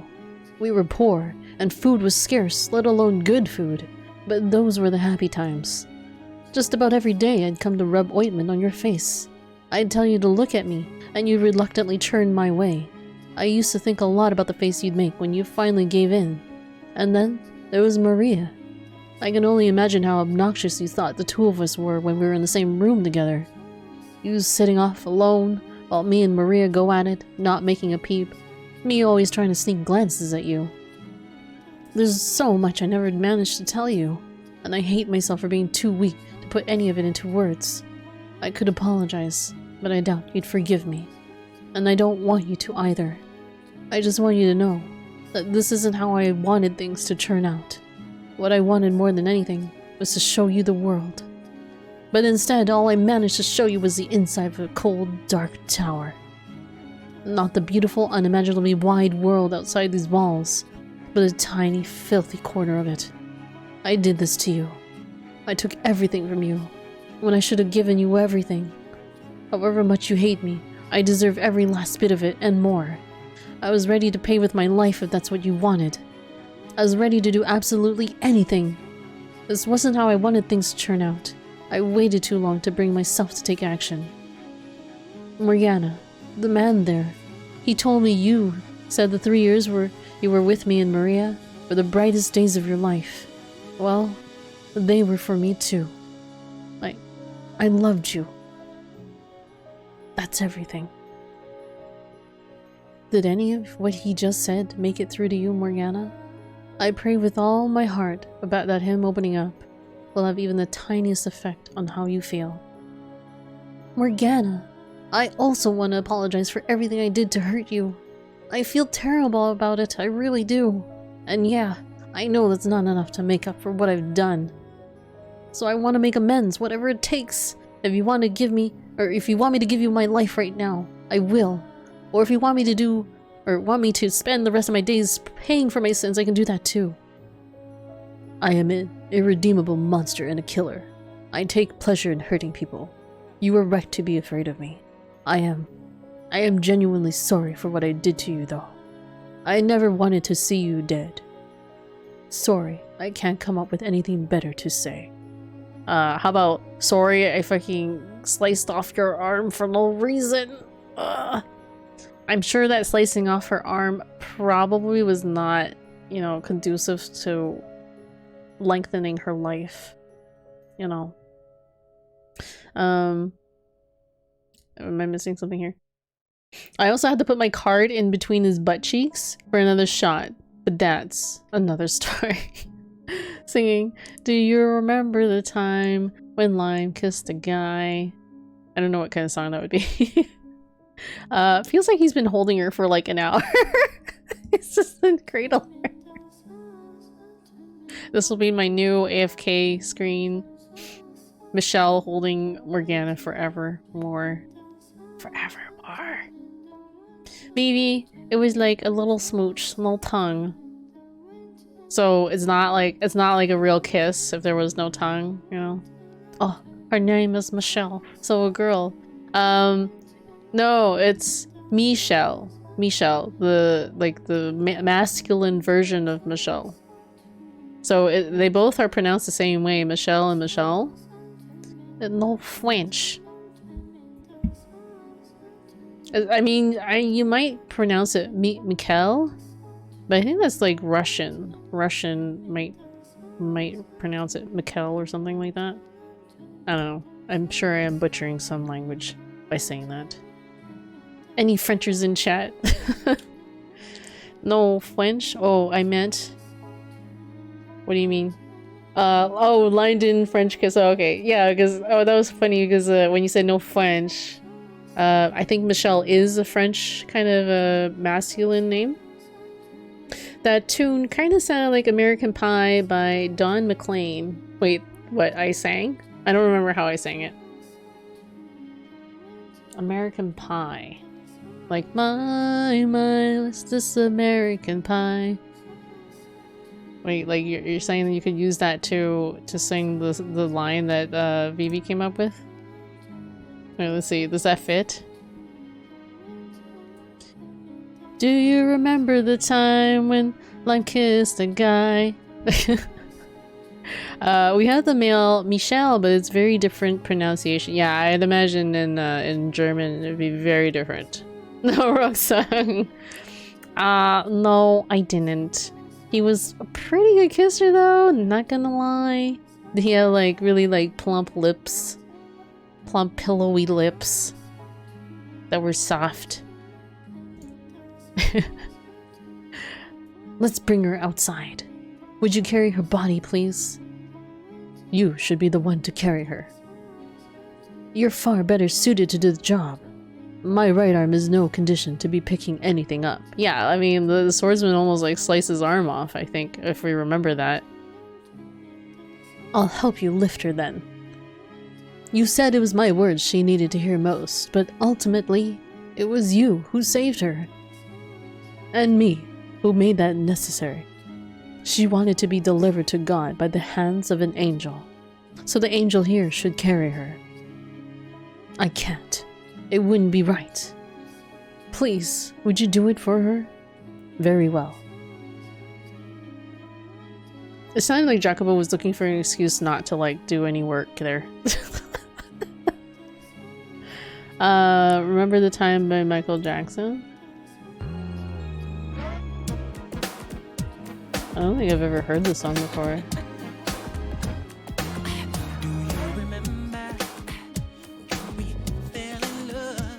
So you want that first line, do you remember when we fell in love? So what was the line? Do you remember the time when Lime kissed a guy? Like that? That doesn't quite fit with the number of lyrics, number of, what do you call it? Oh, there's another line there. Oh, do you remember how it all began? That part? Do you remember the time when... I see, that doesn't quite fit. I don't know. Whatever. Needs tweaking. Needs a little bit more tweaking. Let's just put it that. Jacopo puts the necklace around Morgana's neck. Aw, the necklace that he bought for Morgana. What is September by Earth? Or wait, what if September by Earth, Wind, and Fire? I don't know if I've heard this song. Is this the name of the song? What if September? It's a great song.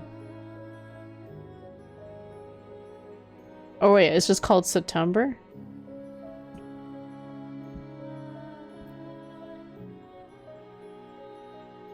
I'm trying to find this song here. This one?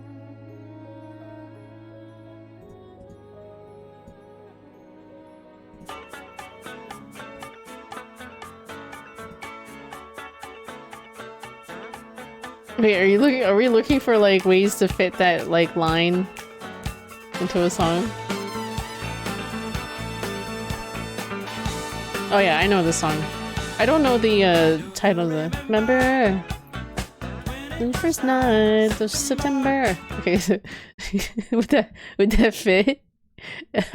Do you remember the time when Lime kissed a guy? Like that? I don't know. Alright, that was it. That's the Michael Jackson version. They both sound so different, Mimi. And yet you were like, yeah, this song. Do you remember? I don't know the words of this song, but yeah, I know the song though. Okay, we can change the lyrics. Lol. We'll have to write a whole song around like Lime's dalliances in the gay bar scenes. Then lifts her dead body off the ground and places her in my arms. He opens the door, heading the four-man procession out of the tower as he had in. I walk at the back of the line. Each step they take down the spiral staircase is slow and ponderous, as if weighted down by the knowledge of their sins, that they must make their way to the place they will make their atonement.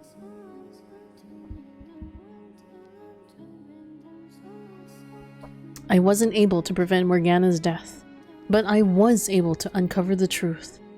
I accomplished something. The sum of everything I did these 3 days should be enough to change her heart and change the course of their next lives. I should be able to avoid the tragedies I witnessed through each of their doors.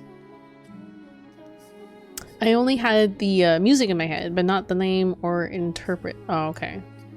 I don't know, sometimes like I'll remember like the odd chorus in the line of the music, so even if I don't know the name of the song, I can usually try and like look up those particular lines, I guess.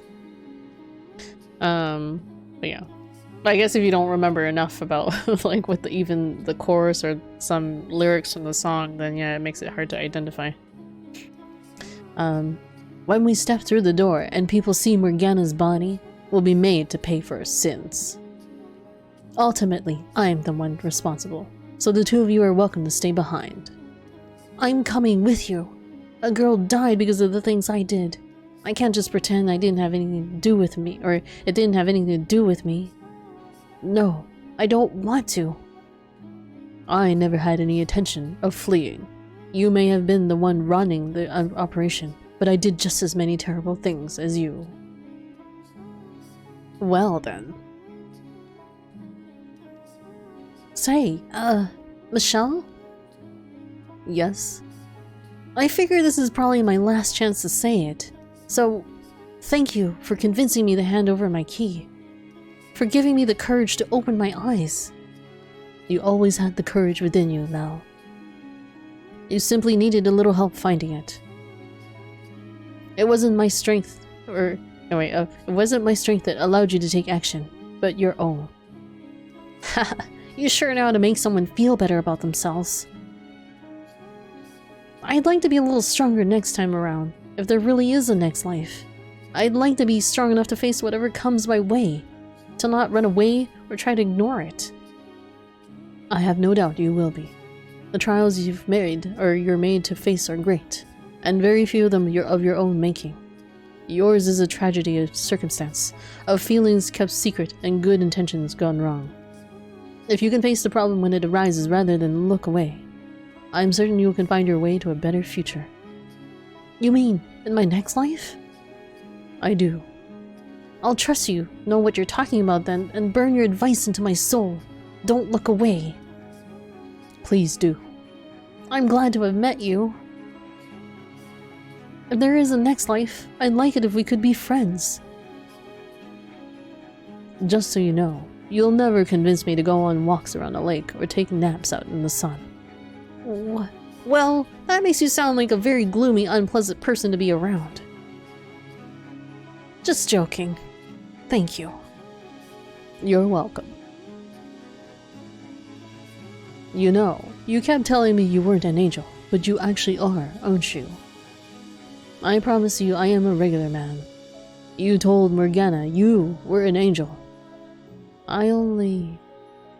Angels and demons don't get along very well, so I'd rather not run into you in my next life.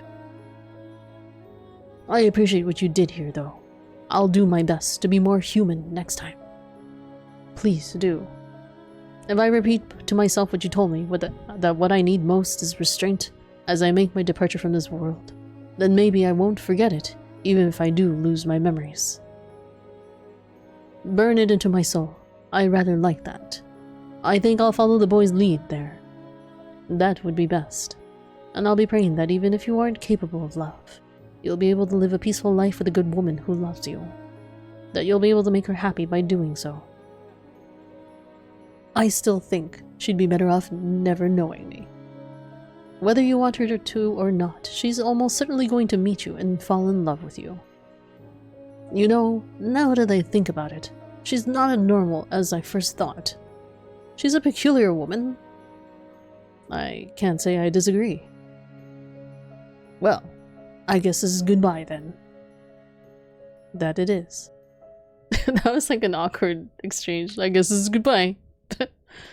I did that and MG came up. I have bad news. Oh no. What is the bad news, Vivi? Not the bad news. I know everyone is doing it, but I've got nothing to say to you. I didn't expect you would. Ha! Though I suppose I do have something I'd like to say to you. And what might that be? Be more open with yourself.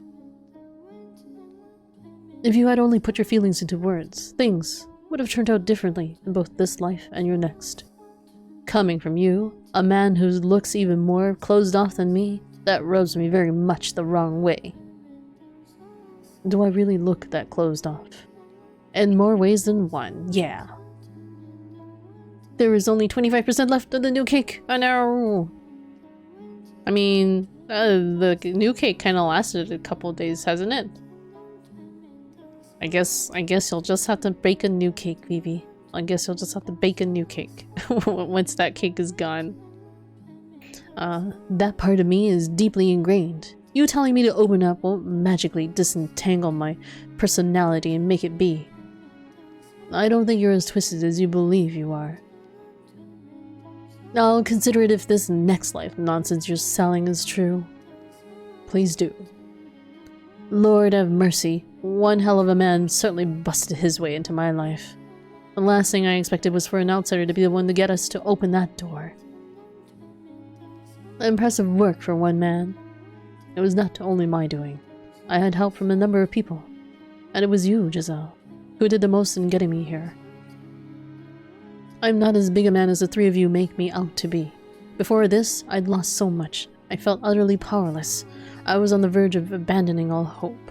But having the opportunity to meet all of you, to spend time with you and the people around you, it did a great deal to revitalize my spirit. Despite the atrocities involved. So I thank you. I pray your next lives may turn out better.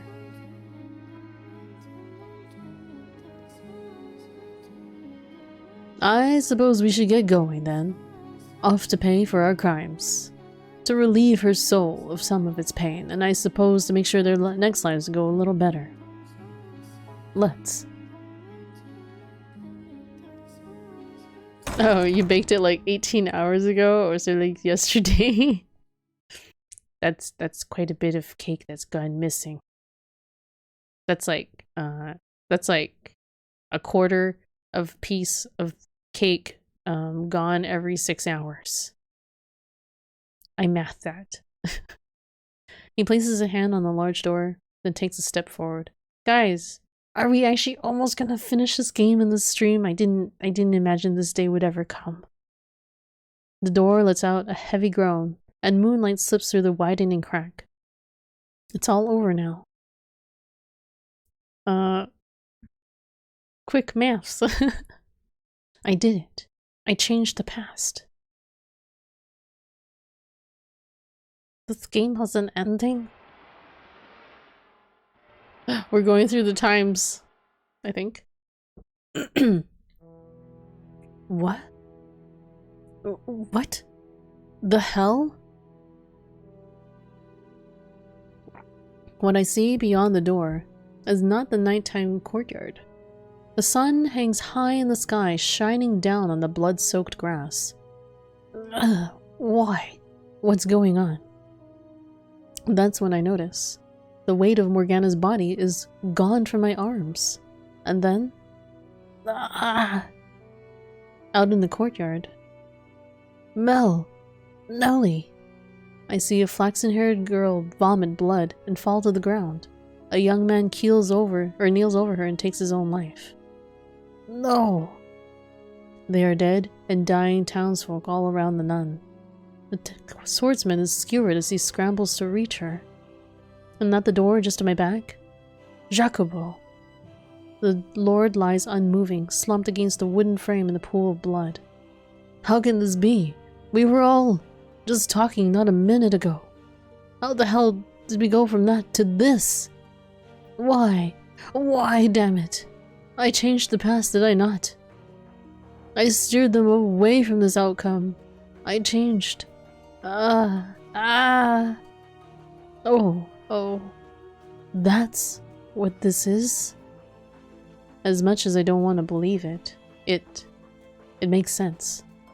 The sense that something wasn't quite right I've been feeling ever since I got here. The darkness has swelled up when I touched the necklace. I was never in the past at all. This isn't the real world. It's the realm of the dead. The same domain in which the cursed mansion resides. Which is why when I arrived here, something felt off. Because death filled the air. Somewhere deep down, I could sense the similarity between here and the mansion, that gathering place of departed souls. It was never possible for me to travel back in time, to exist and interact with the real past. I was able to summon the darkness because this isn't the real world, merely a reconstruction. Also, I want to hear this song that's playing.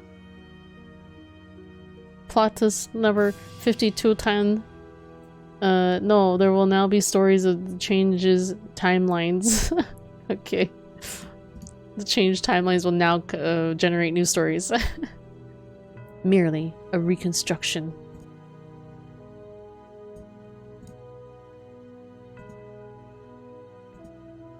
Standing alone in a river of something. Tutorial finished! It's a zigzag. A projection of their souls' memories. It was all set in stone long ago. None of the time I spent with any of them was real. Every emotional moment I thought I shared with them was all an illusion. None of my conversations, none of the smiles I managed to get out of them were real. I was never there. I was never present in the past with them. I'm currently sometime after all that, sometime beyond the era Morgana lived. Beyond the 17th, 18th, 19th centuries. What I spoke of as their next lives was actually their past lives. All three tragedies are history. Immutable, irreversible history. There's nothing to change anymore. What then? Did I fight so hard to achieve? What did I accomplish by warning them of their next lives, by convincing them to endeavor to take different paths? Nothing? Was it all for nothing? I go limp at the sight of it all, dropping to my knees and sending ripples through the sea of blood. Morgana, the girl who called me an angel and asked me to deliver unto her father, is still chained up inside the tower. I'm cold now. What did I accomplish? What purpose did anything I do serve? Was it all just a big damned waste of time? Where the hell is my sleeve? Hello? Oh, there it is. If it were a Yoko Taro game, the title would show now. Yes, big waste. This whole game was a waste of time. Just kidding. I wonder if this is like a bad ending. Okay, let's try and get through it. But my cries go unanswered, simply fading into the dead air. Giselle, who kept me going for so much of the ordeal, is still silent. I wonder, maybe it's possible it's a bad ending because Giselle disappeared sometime halfway through it all. And we don't know where she went off to. No, I did accomplish something. It wasn't a waste of time. Everything I did, it wasn't for nothing. I may not have changed the past. I may not have stopped their tragedies, but I achieved something. I uncovered their stories. I learned the truth of everyone's involvement. You can't take that away from me. I know you're out there, Morgana. I know you've been watching this whole time. You know the truth now. I accomplished that much. That has to change how you see them at least a little. If the present Morgana has a change of heart, decides to let go of her hatred, then that should cause the cursed mansion to disappear, set their souls free. I'll take that leap of faith, that what I've done is enough, and make my way back, believing there's a future for them beyond their tragedies. I'm coming back, Morgana. I'm returning to that house, to that world of blackness, seething with hatred, to my present. I'm going to try this once more, an honest attempt to really see you, to face you, Morgana. I'll be there as soon as I can. Kneeling in a puddle of blood, I turn my gaze toward the heavens. The searing sunlight is slowly eroded by darkness, and my body, mind, and soul follow soon after.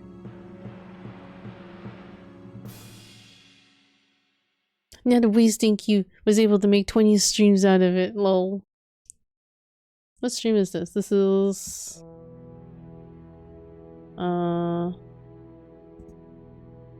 11. Stream 11. 11 streams. Okay, 11. The bloody corpse-riddled courtyard dissolves. And I find myself once more in an utterly lightless void. I clench my teeth as hard as I can, squeeze my eyes as tight as I can, because that's the only way I can keep the screams back, the tears from spilling down my cheeks. Well, 9 to go. Lol. Ah, burning my eyeballs. It's so white. Oh, that contrast, the blackness and the whiteness. Michelle. Open your eyes, Michelle. Come to me. Who's this? Who this chick?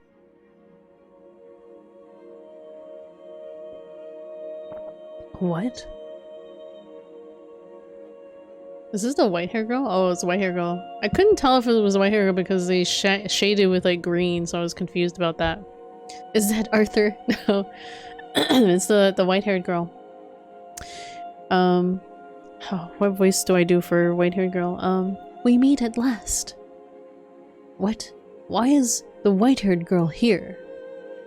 Never mind that. Where am I? I'm not assuming genders. It said white-haired girl. It labeled her as white-haired girl. Oh. Look, white-haired girl. White-haired girl. Morgana switched skills from shadow to holy. She's now a holy priest instead of a shadow priest. Never mind that. Where am I? I was trying to get back to the mansion. How did I end up here? Do you know who I am? Of course I do. How could I not know who you are? Splendid. Well, what are you doing here? Why is there a sword in your hand? And why can I not speak? I was able to return to this gathering place of souls thanks to your efforts. Your uncovering of the truth of those events that transpired so many years ago allowed me to remember everything I had forgotten. To remember who I am. Remember who you are. You mean, you're a part of Morgana? My apologies. Bringing your soul here without any preparation has left you in a bit of a nebulous state. But my heart told me I had to do this now. Though you have no voice, I can feel your presence quite clearly. Oh, Michelle, namesake of the great Archangel Michael, and the man of tremendous virtue, I have brought you here to ask for your assistance. I pray you will be able to help me. My request for you is simple. Take this blade, and with it, extinguish my soul. You, what are you? Extinguish your soul? I realize that it's cruel for me to ask this of you, and for that I deeply apologize. But I want it to be you who sends me off. Could you grant this girl her selfish request? That's not why I sought the truth. Not because I wanted to see anyone extinguished, but because I wanted to set everyone free from the mansion's cursed bonds. Because I wanted to put an end to this cycle of pain and suffering. Because I wanted to save every last person caught in this tragic quagmire. That includes you. And you're asking me to eradicate your soul? I must be destroyed. You can't tell me that after everything you've seen. You haven't realized that I have no place in their lives. While it's true Morgana wished for misfortune to befall them, if I hadn't been there, none of their tragedies would have taken place. If I hadn't been there, the flaxen-haired girl would have been able to let her go of her yearning for her brother. If I hadn't been there, the shipwrecked merchant's lover would not have lost her place as his tether. If I hadn't been there, the ambitious businessman would not have been betrayed by his close friend. Why are you acting like it's all your fault? Are you trying to say everyone would be better off without you? I was not a victim in the tragedies. I am culpable for them. Culpable? Like hell you were. I saw everything from start to finish. You didn't intend for anything bad to befall anyone. You always acted out of the good of your heart. And you were trying to tell me that makes you culpable? What do you say we answer one last lingering question, Michelle? The question of what I am. The explanation might be a bit lengthy, but I would like to share with you before I depart. Oh, one more story. the what if girl. Look guys, it's another story. I was, as you ascertained, created by Morgana's mind as it broke down in that tower. I was born to be a receptacle for her pain, to ease her suffering. But there's more to the story than that, Michelle. Upon her death, Morgana's soul was afflicted with great pain resulting from the hatred and resentment she bore. The fact that she viewed herself as a saint only served to amplify that agony. Her identity as a saint gave her purpose in life, while simultaneously constraining her. A saint must put herself second to all others. She must be caring, generous, forgiving, and she must not bear any ill will for anyone. That was not how she felt deep down, though. She was not a saint out of the goodness of her heart. She wanted to hate them, but her identity would not allow her. Those two conflicting aspects of herself tore Morgana apart. She was unable to withstand it. So she took all of her saintly characteristics and gave them to me, caring for others, putting herself second, being forgiving, and then she severed that part of the soul. So that's why you always see, or that's his voice. So that's why you always seem so abnormally pure-hearted. I was no longer a part of Morgana, but something entirely separate. However, I wasn't me yet either. When you came to the mansion and resurrected Morgana, you resurrected me as well. But I had no self at first. I was, I suppose, not much different than the particles of dust floating around the mansion. But eventually that dust gained a sense of self, taking form as a human soul, and descended into the realm of man and the fate which governs it. What do you think the first thing a new soul wishes for when it is born, Michelle? To live. I wished for a continued existence in this world, and a world where I was never meant to exist. I refused to accept that there's anything wrong with wanting to live. I was supposed to remain within Morgana as a part of her.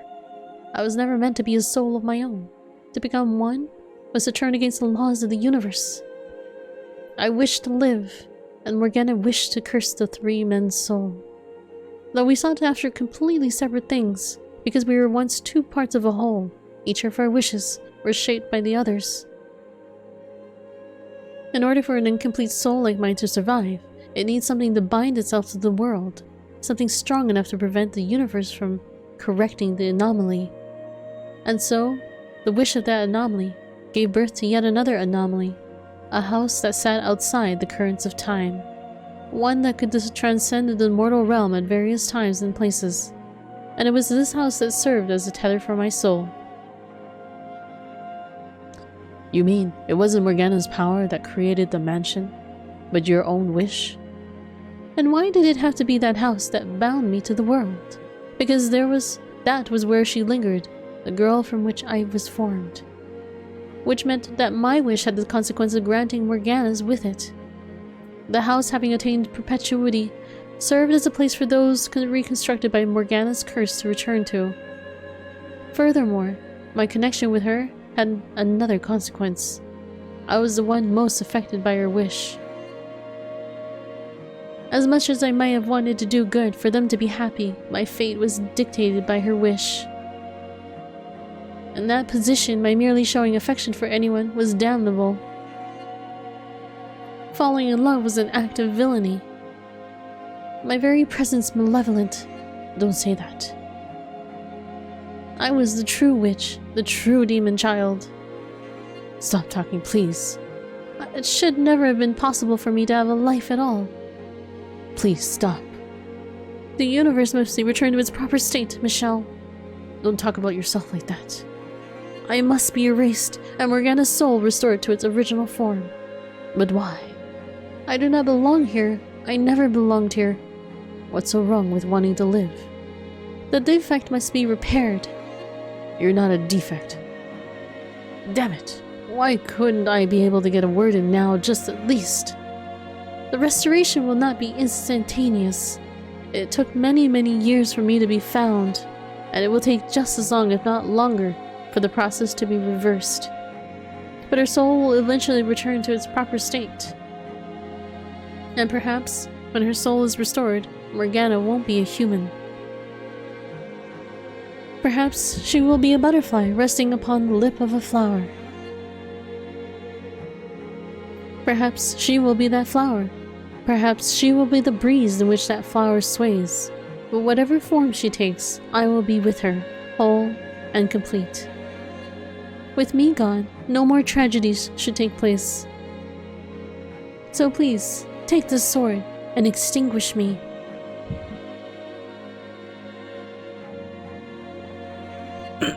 Excuse me.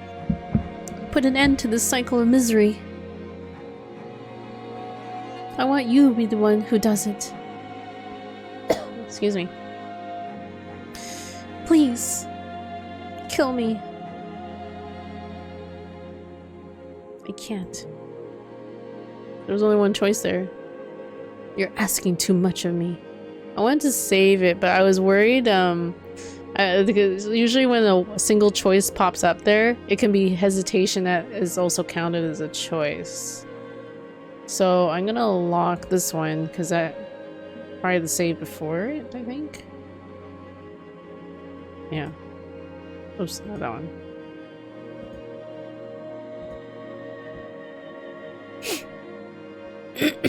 Our house in the miserable street. I don't know what song this is. You're asking too much of me. Yes, I want to save Morgana's soul, but do you really have to die for that to happen? Is there not some other way? Won't you do this for me? I cannot. I could never take that sword. I know it's unfair of me to ask this of you, but I want it to be you. As selfish a request as it may be, I want the curtain drawn on this Erzaz's life. By the man I admired so deeply. You admired me? let's talk a little bit about that determined admiration, shall we? And where I got my physical appearance. This goes back to when I was a mere particulate matter, drifting about the house. While I still had no mind of my own at that point, I witnessed everything that took place within the house. And in the moment of your death, Michelle, was I born. You saw my death. Your actions that day appeared to me as the very definition of selfless and honorable.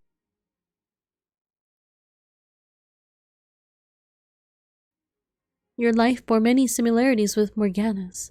You were both abused, imprisoned, called a witch, but while Morgana sought vengeance, you watched your own mother burn your crucified body, and you wished for release rather than revenge. There's nothing honorable about that. I had just lost all hope for myself. I expect you'll disagree with me, say that it was a sign of your weakness, but that was not how I interpreted it.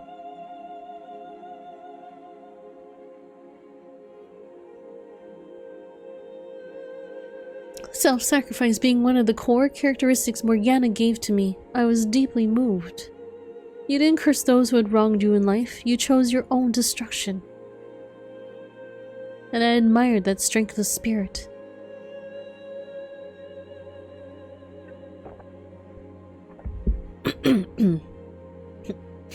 Throat very dry and phlegmy. The admirations helped to shape my wish, to determine the form I would take, the name I would have. That's why whenever I gained a physical body, it was modeled after yours, with snow-white hair and ruby-red eyes. Why my name was always Michelle, after the same angel from whom you took yours. I'm not. I'm in no way worthy of anyone's admiration. My admiration caused both you and the woman you love a great deal of pain, and for that, I apologize. But it also shows just how much I wanted to be like you. I would ask for you, if you would be so kind, to consider this a great favor for a starry-eyed little girl. A girl who quite literally idolized you to her very soul. Don't. I couldn't ask for a greater honor. How can you tell me that? Than to be erased from the world by you, my idol, and then ask me to kill you.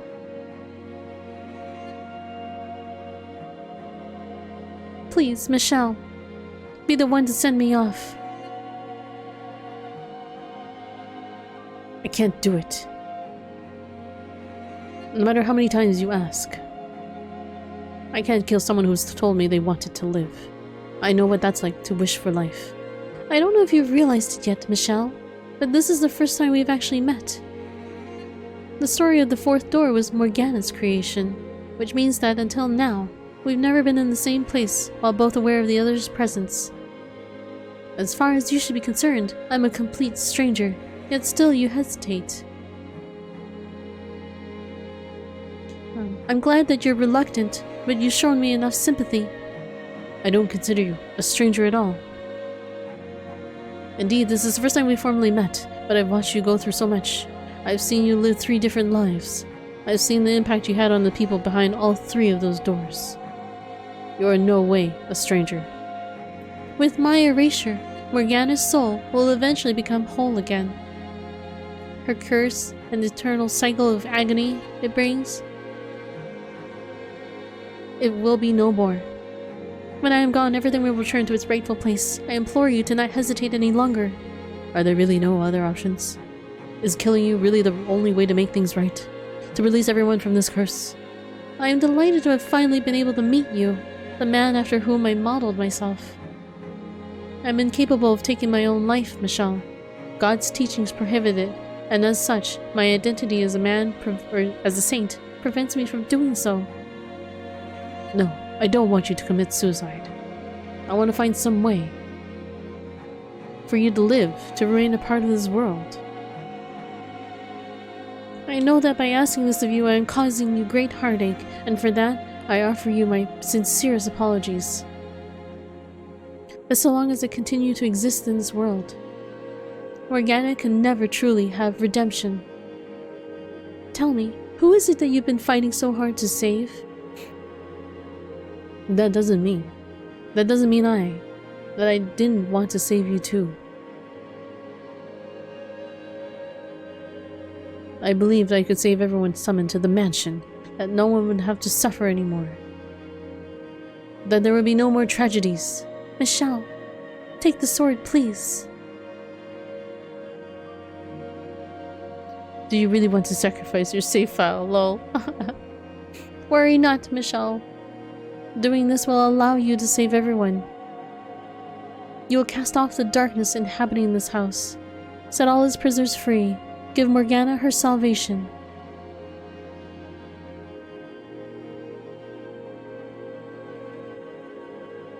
And give mine as well. Extinguishing my soul will be my salvation. I've had a full, satisfying life, and even if every moment of it was rooted in iniquity.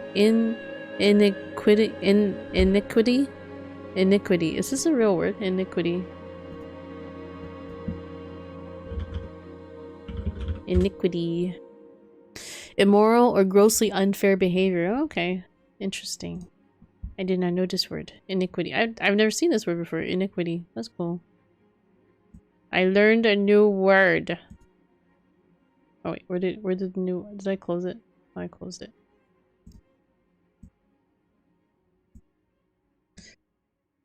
I had well beyond my share of happiness. I don't need any more. Oh, Michelle, namesake of the great archangel Michael and man of tremendous virtue, I ask of you to please draw this cycle of misfortune to an end, to take this blade and deliver everyone from their fates. It must be you, Michelle. You had the one you must be the one to do this.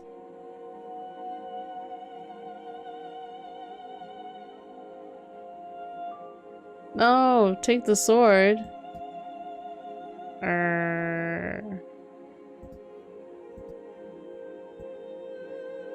Can we ignore this one? I bet you this is the one that you're supposed to ignore. Let's ignore it.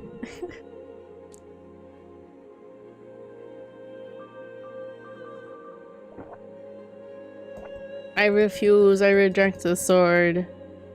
Oof, choices. Well, abstaining is also a choice. I remember, like, in some parts of the game, they give you only one choice like this, but abstaining from picking it constitutes as a different choice. But I'm starting to see if that's the case here.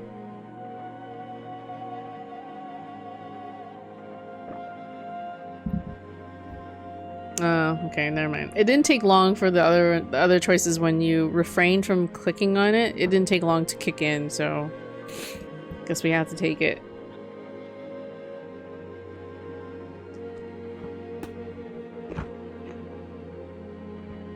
Thank you, Michelle, for having the strength to do what must be done.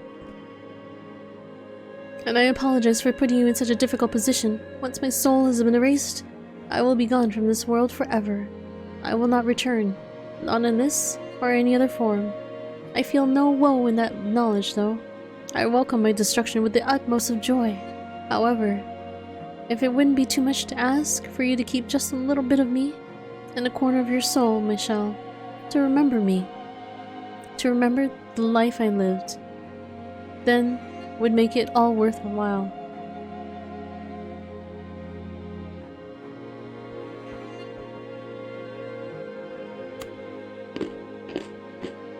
Thank you, Michelle. You may very well be a genuine.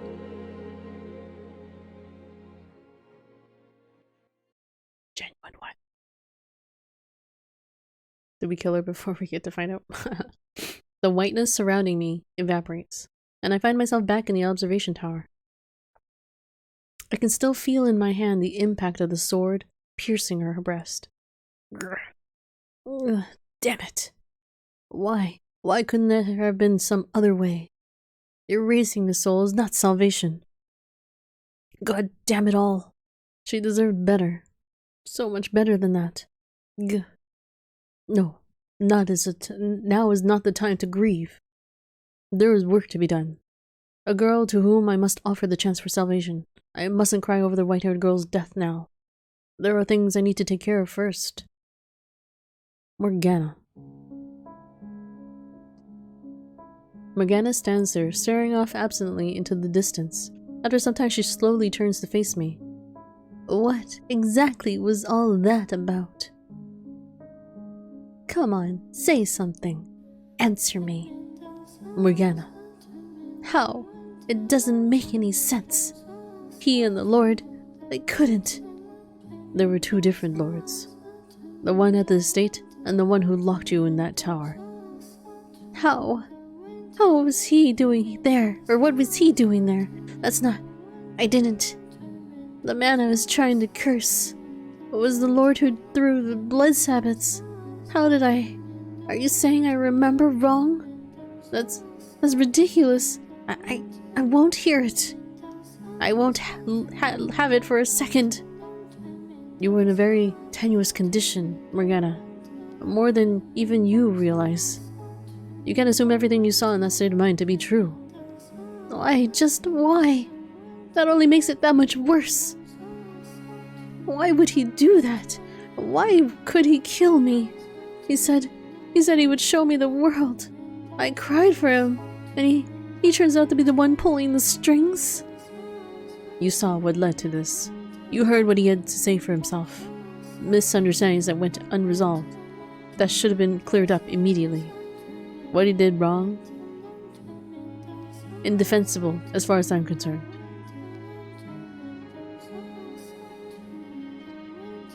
This all could have been avoided if he had told you everything. That said, Morgana, I can somewhat sympathize with how he felt then. You can sympathize with that monster? In what way? He loved you. Sincerely loved you. And to be the target of such vitriol from a girl he cared so dearly about, to be mistaken for someone else entirely? I can understand how that would have hurt. It doesn't matter. That doesn't change anything. Like I said before you started all this, it doesn't change anything. Does this revelation change what happened to me? Does it make me any less of a hate-filled witch? What does it matter if he had his reasons? What does it matter if he's not who I thought he was? It doesn't change the fact that I despise him with every fiber of my being.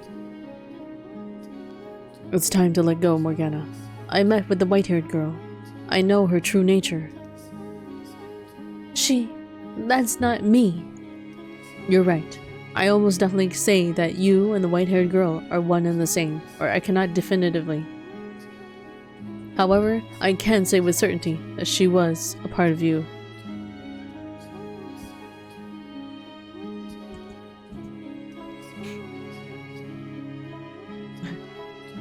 You may very well be a penguin. Lol.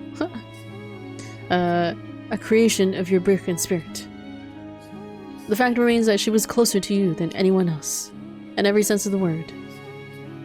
Can you see the situation you're in, Morgana? The terrible, tragic irony of it all. You've cursed yourself along with everyone else.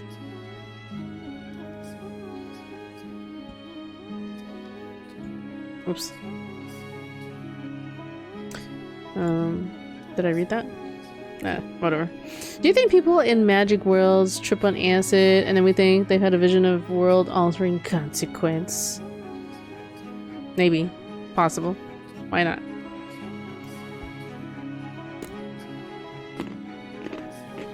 You brought ruin to a life of your own creation numerous times. You murdered yourself. It's time to let go, Morgana. There's only pain to be found in continuing down this road. Morgana. I take a step toward her as she steps back, quietly maintaining our distance. I can almost hear trembling in her voice as she says, "Stay back! You, stay away from me! You have nothing to be afraid of, Morgana. I won't hurt you." I said, stay back, you! I bet you think this is hilarious. That I'm blind and a fool.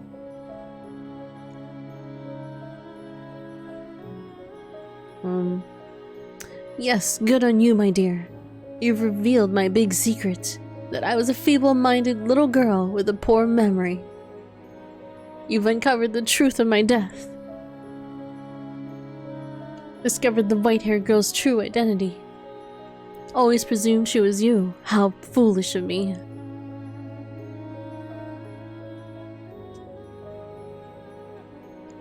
Laughing like I knew anything. Cursing the entirely wrong man. Absolutely brilliant, you might say. I've made myself into quite the laughingstock. I'm not going to laugh about your pain, Morgana. I've come to realize that perhaps I sympathize with you out of more than just our shared loneliness.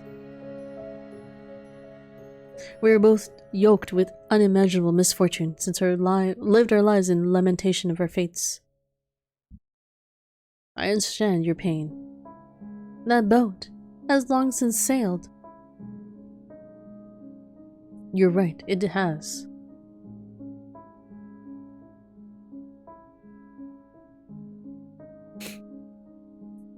This is a realization I should have come to much sooner. Though you said it wouldn't have mattered. I still should have made an effort to get to know you in life. I feel guilty about how I constantly pushed you away, so I'd like to make up for that now. I approach Morgana, hands outstretched out toward her. She stands there bewildered as I place them on her shoulders, pulling her in. Not for my own comfort, as I had to many times before, and not out of some pretend sense of pity for a sad pile of bones. I embrace her, and all the pain and loneliness she holds inside.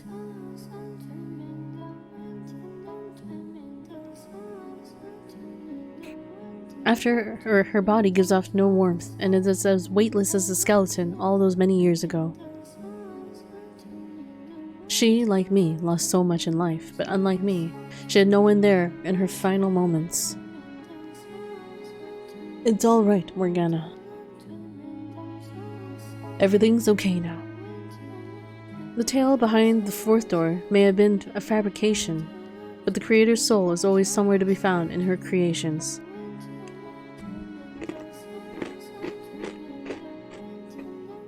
Knowing the inseparable link between her and the white-haired girl, that's where I'll find what I'm looking for. I'm here for you. You're not alone, Morgana. We can end all this suffering together.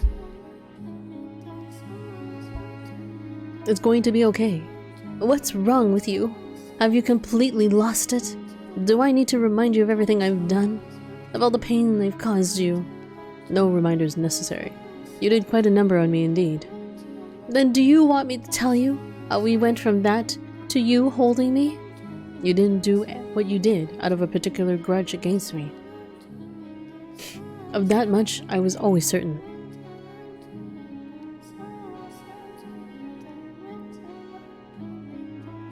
So I hold nothing against you. I bear no ill will.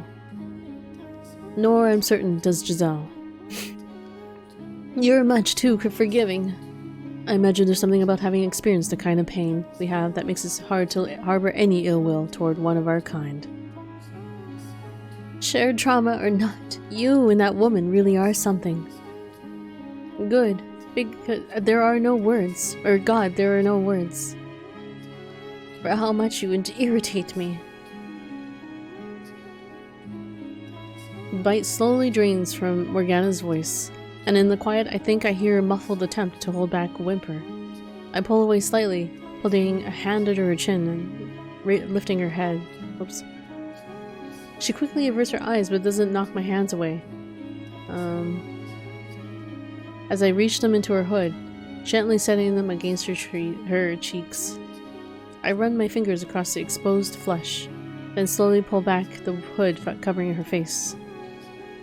Well, look at that. You're quite pretty without your face hidden. I didn't think you were the flattering type. Inky having trouble reading through the tears. No, I'm actually like getting sleepy is why. I was tired to start when I started the stream, so that's why this might be a bit of a shorter stream. Did I save here? No. I want to like see if this goes somewhere, like to an end, man. I assure I am not. Go on, touch your cheeks. Now this is the girl you were always meant to be. If Morgana had had a less harrowing life, this is probably what she would have looked like at 16. Oh, look at her, she's beautiful. An end. This is a game that never ends. Look at that, Morgana. She's quite the beauty when she's not, you know, suffering from leprosy and having the skin, like, fall off her face. This is what skin on face looks like. It covers the meat on the face. You know, you look a little like the white-haired girl. We look nothing alike, I can assure you of that. She was very antithesis of me. But she was also once a part of you. The last thing I want is to be like her in any way. And why is that? Because I never liked that girl at all. Always putting others before herself. Just watching her was aggravating. It's funny that Morgana is saying that she hates this girl because she herself did that before. Well, I guess that's why she hated it so much. Oh, Morgana looks like Melisandre? Melisandre. Is this that's Game of Thrones, right? I don't think I don't recall if I watched far enough in Game of Thrones. I must have. I just don't remember what Melisandre looks like. I admire your thought process on these. Yeah, Morgana. Aren't we all hate a part of us? This is true, Blue. This is true. Hello, Taco. Hello. Although, in retrospect, she was everything about myself I deemed unnecessary. So that might explain why it was so hard to watch. Also, I was so sure she was you, which made it all the more frustrating. Why would her being me bother you so much? Because that wasn't you. You're aggressive, you yell, you fight. Is that how she saw me? How wouldn't it bother me that you came back as a quiet, passive, subservient girl? Of course now I know that it wasn't you, so... You were that sure it was me, despite thinking we were nothing alike? Apparently so. Hold on a second. Why would that bother you? I'll let you figure that one out. It's not important. So, you've got my attention. What are you planning to do now? Hey, maybe she had a thing for Michelle. Did she have a thing for Michelle in the past life? After she was dead anyways. Vivi, I appreciate your nail. Wait, what? Her nail? What? Vivi's all like, what? To leave the mansion with you. What? What are you planning to do? Oh, okay, he wants to leave the mansion. Okay. To set everyone free and break the curse. Setting them free will set you free as well. So you want me to release their souls? Exactly. Just so you know, I haven't forgiven them. My hatred isn't gonna just vanish like it was nothing. I'll never be able to forgive them completely. But you're right. This has gone on long enough. Morgana, I'm not even sure what I'm doing anymore, and it's all your fault. So sure, I'll release their souls. I'm so glad to hear it. However, I don't want to see them alone. I'm not sure I'll be able to set them free if I have to face them on my own. That won't be a problem. I'll go with you. We'll go see them together. You get to be my guide this time then. Get to take up Giselle's old mantle. You know, Morgana is so, like, tsundere, you know? She's very tsundere. That I do. Even if it means taking this hand. Wait, why is her hand still looking like that? I thought she gained her skin back. See all the trains of storyline. Oh my god. You think so? Do you think so? Oh, so many stories. You honestly think I have any reservations about that? God, I swear, you really are the worst. Lead the way, my dear, to where their souls wait. Grubby hands. Would you guys like to hold a bony hand like that? Would you be able to stand holding a hand like that?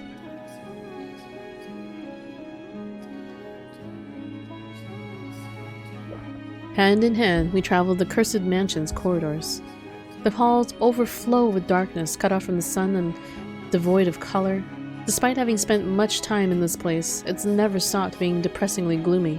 No one, for any reason, should be left behind in a place like this. Why not? They did. Lord. We crossed through the living room, making our way to the back garden door. Hand in bony hand. There are no children laughing beyond the door, but I can faintly smell flowers. Michelle, what am I supposed to say to them? If nothing comes to mind, you don't have to say anything. I get the feeling they'll have something to say to you, though. So if you would, try to hear them out. I'm not looking forward to this. It'll go fine, I promise. Nothing that happens could possibly make things worse than they already are. The only way to go from here is up, so up we go. Let's go then, I suppose. Hello, coffee burp, I see you lurking there. If it was just bones, it would be fine, but if it was gooey and had even like blood and stuff, I wouldn't. If it had anything that would leave behind a residue on my hand, then the answer would be no. A hollow breeze brushes through the gray-filled rose garden. The shadow standing there turns toward us. It gradually starts looking more and more like the young man it once was. Morgana? It's okay. We're here to free your soul. Yes, Freya. Hello. He's meowing a storm up. Hello. You want pets? Okay, you know. She just like meows at me. Like she comes in to my room and she like meows at me, and then like I offer her a hand to like pet her, and she like stands just outside of my reach, and I was like, I can't touch you there. It's the same as remove bones from a meat. No biggie. No big deal. That's the best part. Wait, what's the best part? The stuff that sloughs off the bone. Just falls off the bone. Smears into your hand. Mew must earn the pet. Yeah. Freya makes me work for it, kind of. Like she's like the prissy one. The very like prissy one. She kind of like acts as like a princess. And she like makes me work for it. Luca, on the other hand, like she doesn't care. She'll just like come to you unabashedly, or rather me, I guess, and like we'll take the pets. Michelle, you forgive me for what I did, Morgana? No, I don't. All this means is that I am done cursing you. Either way, thank you. I know what I'm doing here now. Or I guess I remember what I'm doing here. I deserve to be cursed.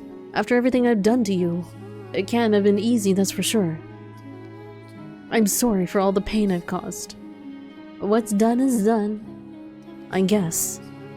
Still, I wasn't lying when I said I wanted to be friends. I meant it. I really did. I know why you did what you did, why you sold me out. Some people might say you had no other choice, but as a girl you actually sold out. Those are words you'll never hear from my lips. Fair enough. Nonetheless, objectively speaking, you too were a victim. Do you not resent me for punishing you in spite of that? Huh?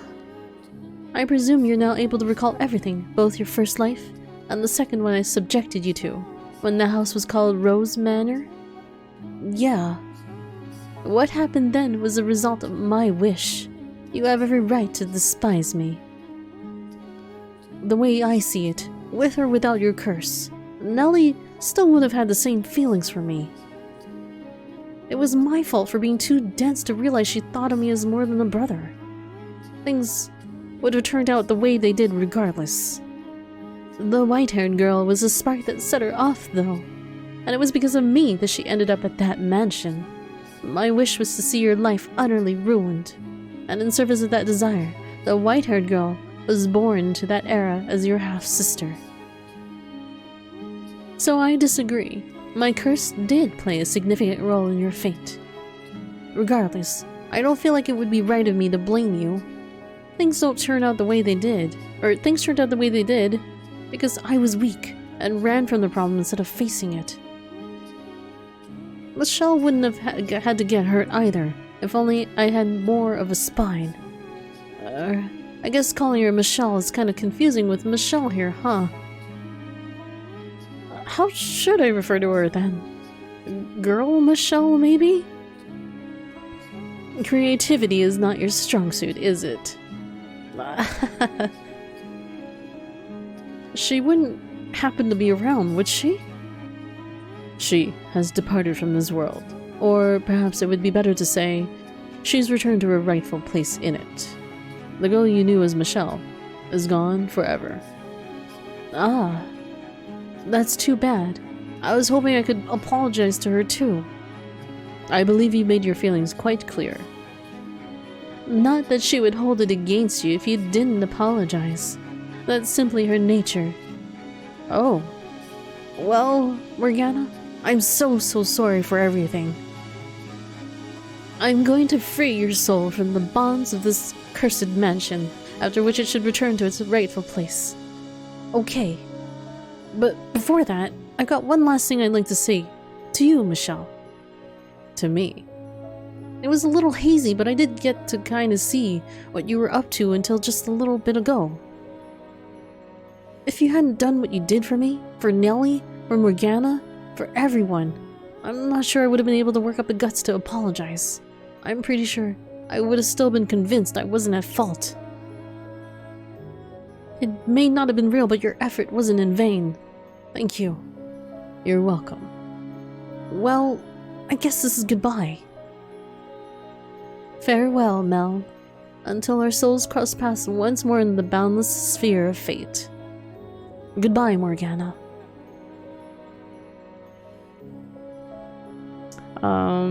Maybe she has depth perception issue. Are you talking about Freya? Hello. Haha, yes, that story was funny. Wait, what story was funny? This story? The one with the brother and the sister? Yeah, that was kind of was a little bit funny. You don't have to tell me that he wasn't a bad person. But bad people are the only ones who do bad things. That's true, yes. But having a conscience can be a double-edged sword. The regret so overwhelming you don't want to believe you could do something so awful that some outside force must be to blame. So I hope you're willing to accept at least part of his apology. Lead the way, my dear, to where the next soul waits. Nani story, Vivi? I think she's referring to the Mel and Nellie story. Their second lives, the cursed life they went through. Where Nellie was so in love with her brother that she kind of went nuts in the end. And it was all because of the white-haired girl being their half-sister. The staircase leading to the cellar is quiet. The air is still. No sounds of flesh being devoured. No stench of blood. Just darkness reaching ever downward. I'm going to have to ask you to go first this time. I don't mind, but why? I'd rather not be skewered. It'll be fine, I'm sure. I doubt he'll attack. I can't say I'm anywhere near as confident as you. So you get to be my meat shield, should anything go wrong? Ah, so that's what I am to her. We may not have bodies, but we are still capable of feeling pain. You don't have to remind me. I have to say, I'm surprised you actually made it to the top of the tower. Is that supposed to be a compliment? Half and half. Regardless, don't assume you're safe just because you're already dead. If you were to attack and destroy your soul, you would be erased for all eternity. There would be no coming back in any shape or form after any amount of time. Just something to keep in mind. I'm not worried. We shouldn't have any trouble talking to him. If you say so, then off we go. 这个Saint show is on Crunchyroll. Inky, have you watched Taboo Tattoo? No? What the hell is Taboo Tattoo? I push open the cellar door. Behind it, a shadow of a man sits on the floor, leaning against a stack of boxes. He slowly rises to his feet upon hearing us enter, and as he does, the blackness dissolves away, revealing the man.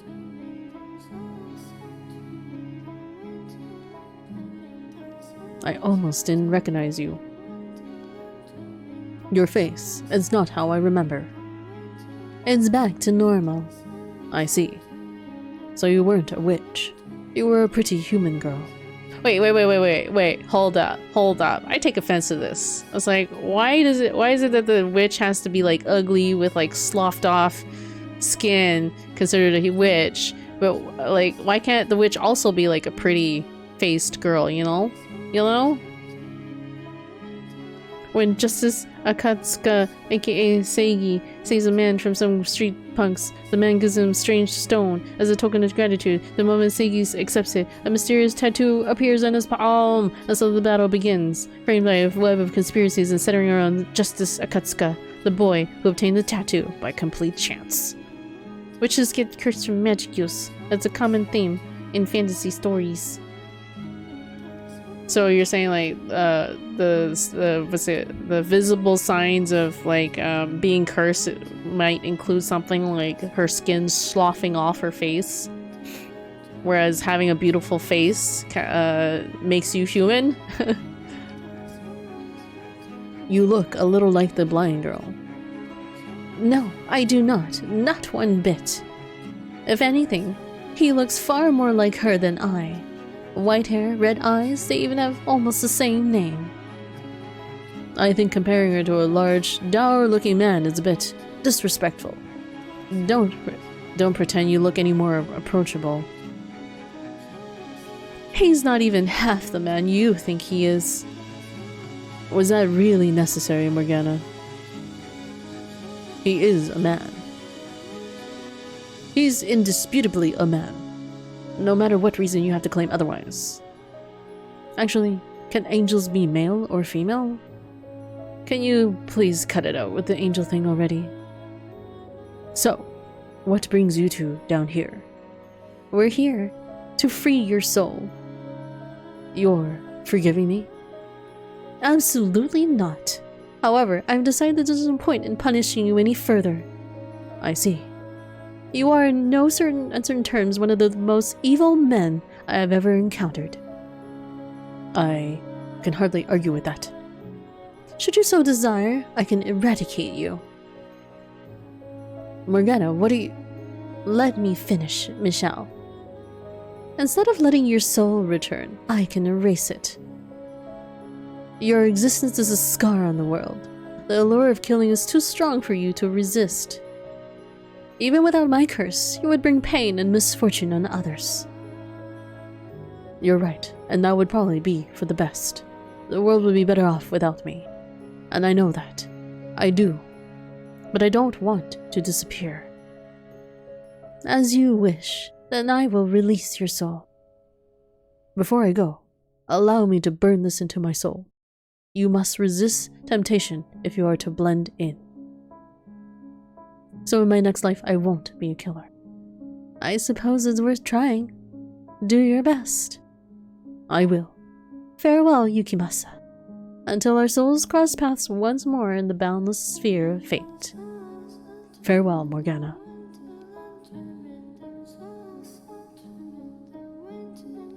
He's not the only one who derived pleasure from others' pain.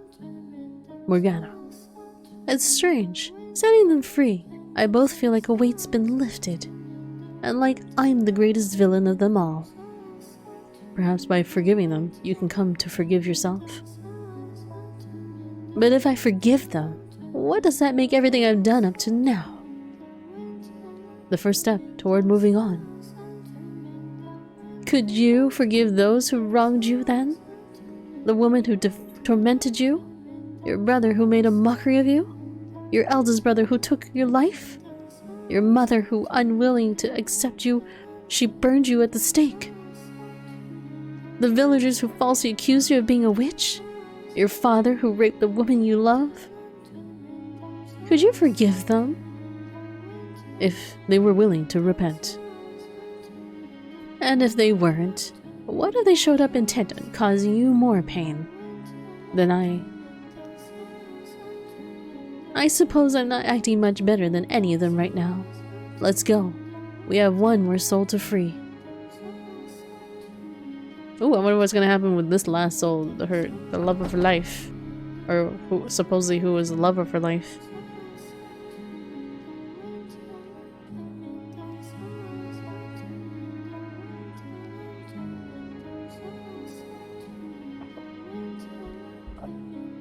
There's something I've been meaning to ask you. Is Giselle really there with you?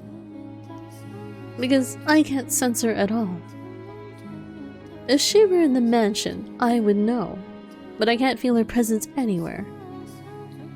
Be honest with me, you can't feel her either, can you? Are you sure her soul hasn't extinguished? She's here, I'm certain of it. Lost somewhere deep in the mansion's darkness. Once we purge that darkness, she should be free to return. I have faith in her. I see. Well, I'm not sure how much this means coming from me. But I hope you see her again. I will. And thank you. I'm actually rather fond of her, Giselle. Although, I suppose it's hard not to get a little attached to someone you've spent several hundred years with. Just attached? Giselle, she's fairly fond of you herself. I can only hope.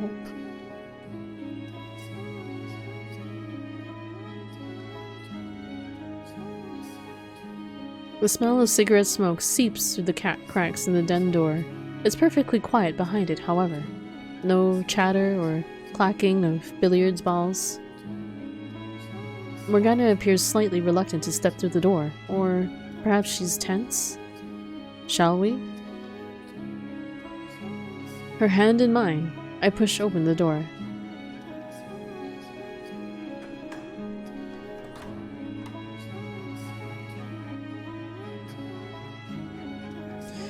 The shadow is perched on the edge of a dark green rectangular table. He freezes for a moment when he hears us enter. Oh, hold on, I just want to turn it down a little bit. So I'm not competing with it. Okay. Quickly finding his composure and marching toward us, determination in his step. The shadows dissolve, revealing the man. Morgana. Your face, it healed. It did. It's been a long time coming. And would you look at that? Not a letdown. Was it him that healed you? Yes, it was him. Well, I'll be. I was always hoping I'd be the one to have the honor. You lost that qualification when you... Yeah, I know. I'm the one who made you into the witch.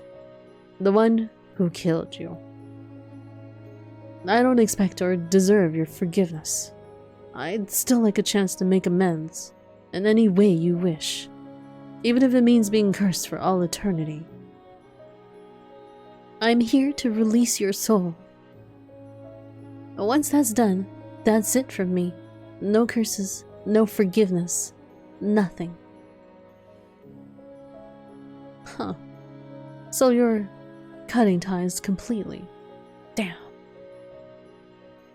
Truthfully, I had no idea how you felt about me.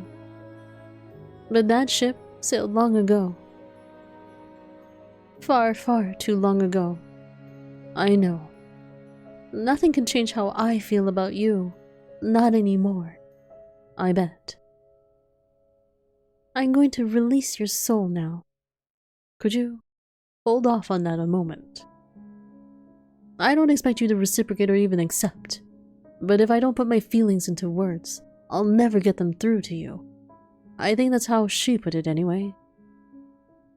So I asked for this one last chance to put them into words. Morgana. Fine. The girl with the white hair, my wife? Michelle? What of her?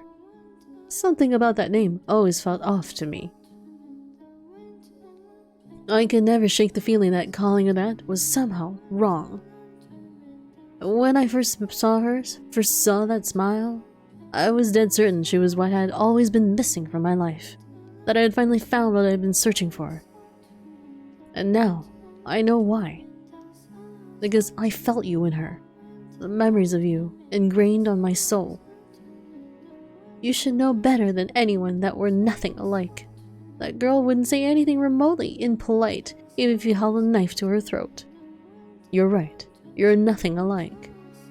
But you've both got this aura about you that drew me in. Your soul's aura.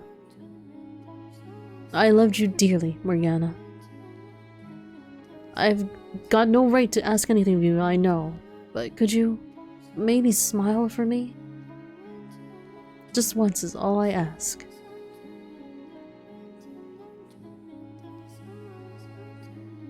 I can't do it. I should. I know I should. And that would let us end things on a nice note. But I can't force myself to smile. It wouldn't be fair. Yeah, I guess you're right. Sorry for putting you in that position. I've said my piece. I'm ready now. Okay. Very well then. Farewell, Jacopo. Until our souls cross paths once more in the boundless sphere of fate. Goodbye, Morgana. Aw, I like the gentle smile on Jacopo's face. That's the only time you ever see him look like that. You couldn't have done anything more for him? Such as? I won't deny that my feelings about him are complicated, but the things he did to me, they eclipse all that. Merely learning the truth and learning how he felt is nowhere near enough to erase that. Couldn't you at least put a little hope in your next lives? That maybe you two could try again? No, I can't. I don't want to encounter him again, ever. Then, if nothing else, could you try not to forget that he did save you once? I suppose. Though my salvation, Michelle, was not ultimately at his hands. I was watching to the very end. It may have all been an illusion constructed from the memories of everyone's souls. But that didn't make your action any less real. The things you said to me, your earnest desperation. Learning the truth is only partly why I decided to release their souls. The biggest reason, however, was seeing how far you went for me. If you hadn't been there for my death, if you hadn't done what you did, I would not have freed them. Ah. Nonetheless, it is unfair of me to wish you'd shown him that smile instead. Morgana? Well, that's the last of them. Shall we be off now? The front door should be open, now that I'm not willing it closed any longer. Shall we take our leave of this house? So is this a reverse harem anime now? Wow, I was trying to think what time period cigarettes became a thing because I felt mid-1900s cowboys were rolling their own, but Google says the US created a federal tax on cigarettes in 1864. That sounds about right. Wait. Let's go. Oh, there's a choice here, guys. Choice time. Where should I put the choice here? Maybe put it here? I'm trying to put like all the choices near the first pages. Revolution. Viva Revolution.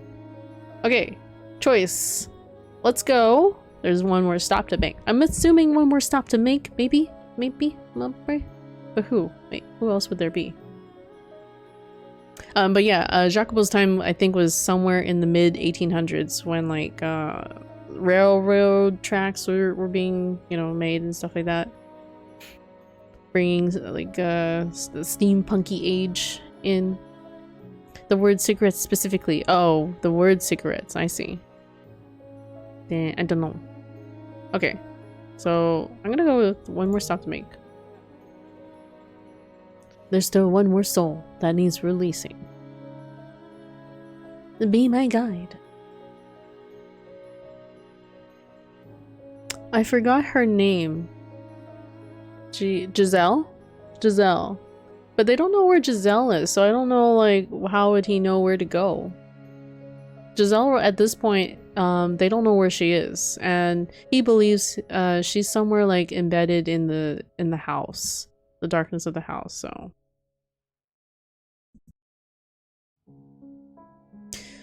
Still holding Morgana's hands, I make my way to the wall, where the landscape painting hangs. Oh, the painting, actually. Wait, who's in the painting, though? Who's in the painting? I can't remember who the painting was. I think the painting was some kind of soul. You told me to come back if I ever figured out your name. Georges. Wait, who's Georges? Georges! His brother. His brother! So his brother was the painting? Interesting. Georges. Hey, Michelle. Hello. How'd you figure it out it was me? Of course I'd recognize my own brother. Well, granted, I didn't recognize you at first. It's not every day your big bro rides up as a painting, huh? It came as quite the surprise when I finally made the connection. I'll bet it did. Hold on a minute. You two are brothers?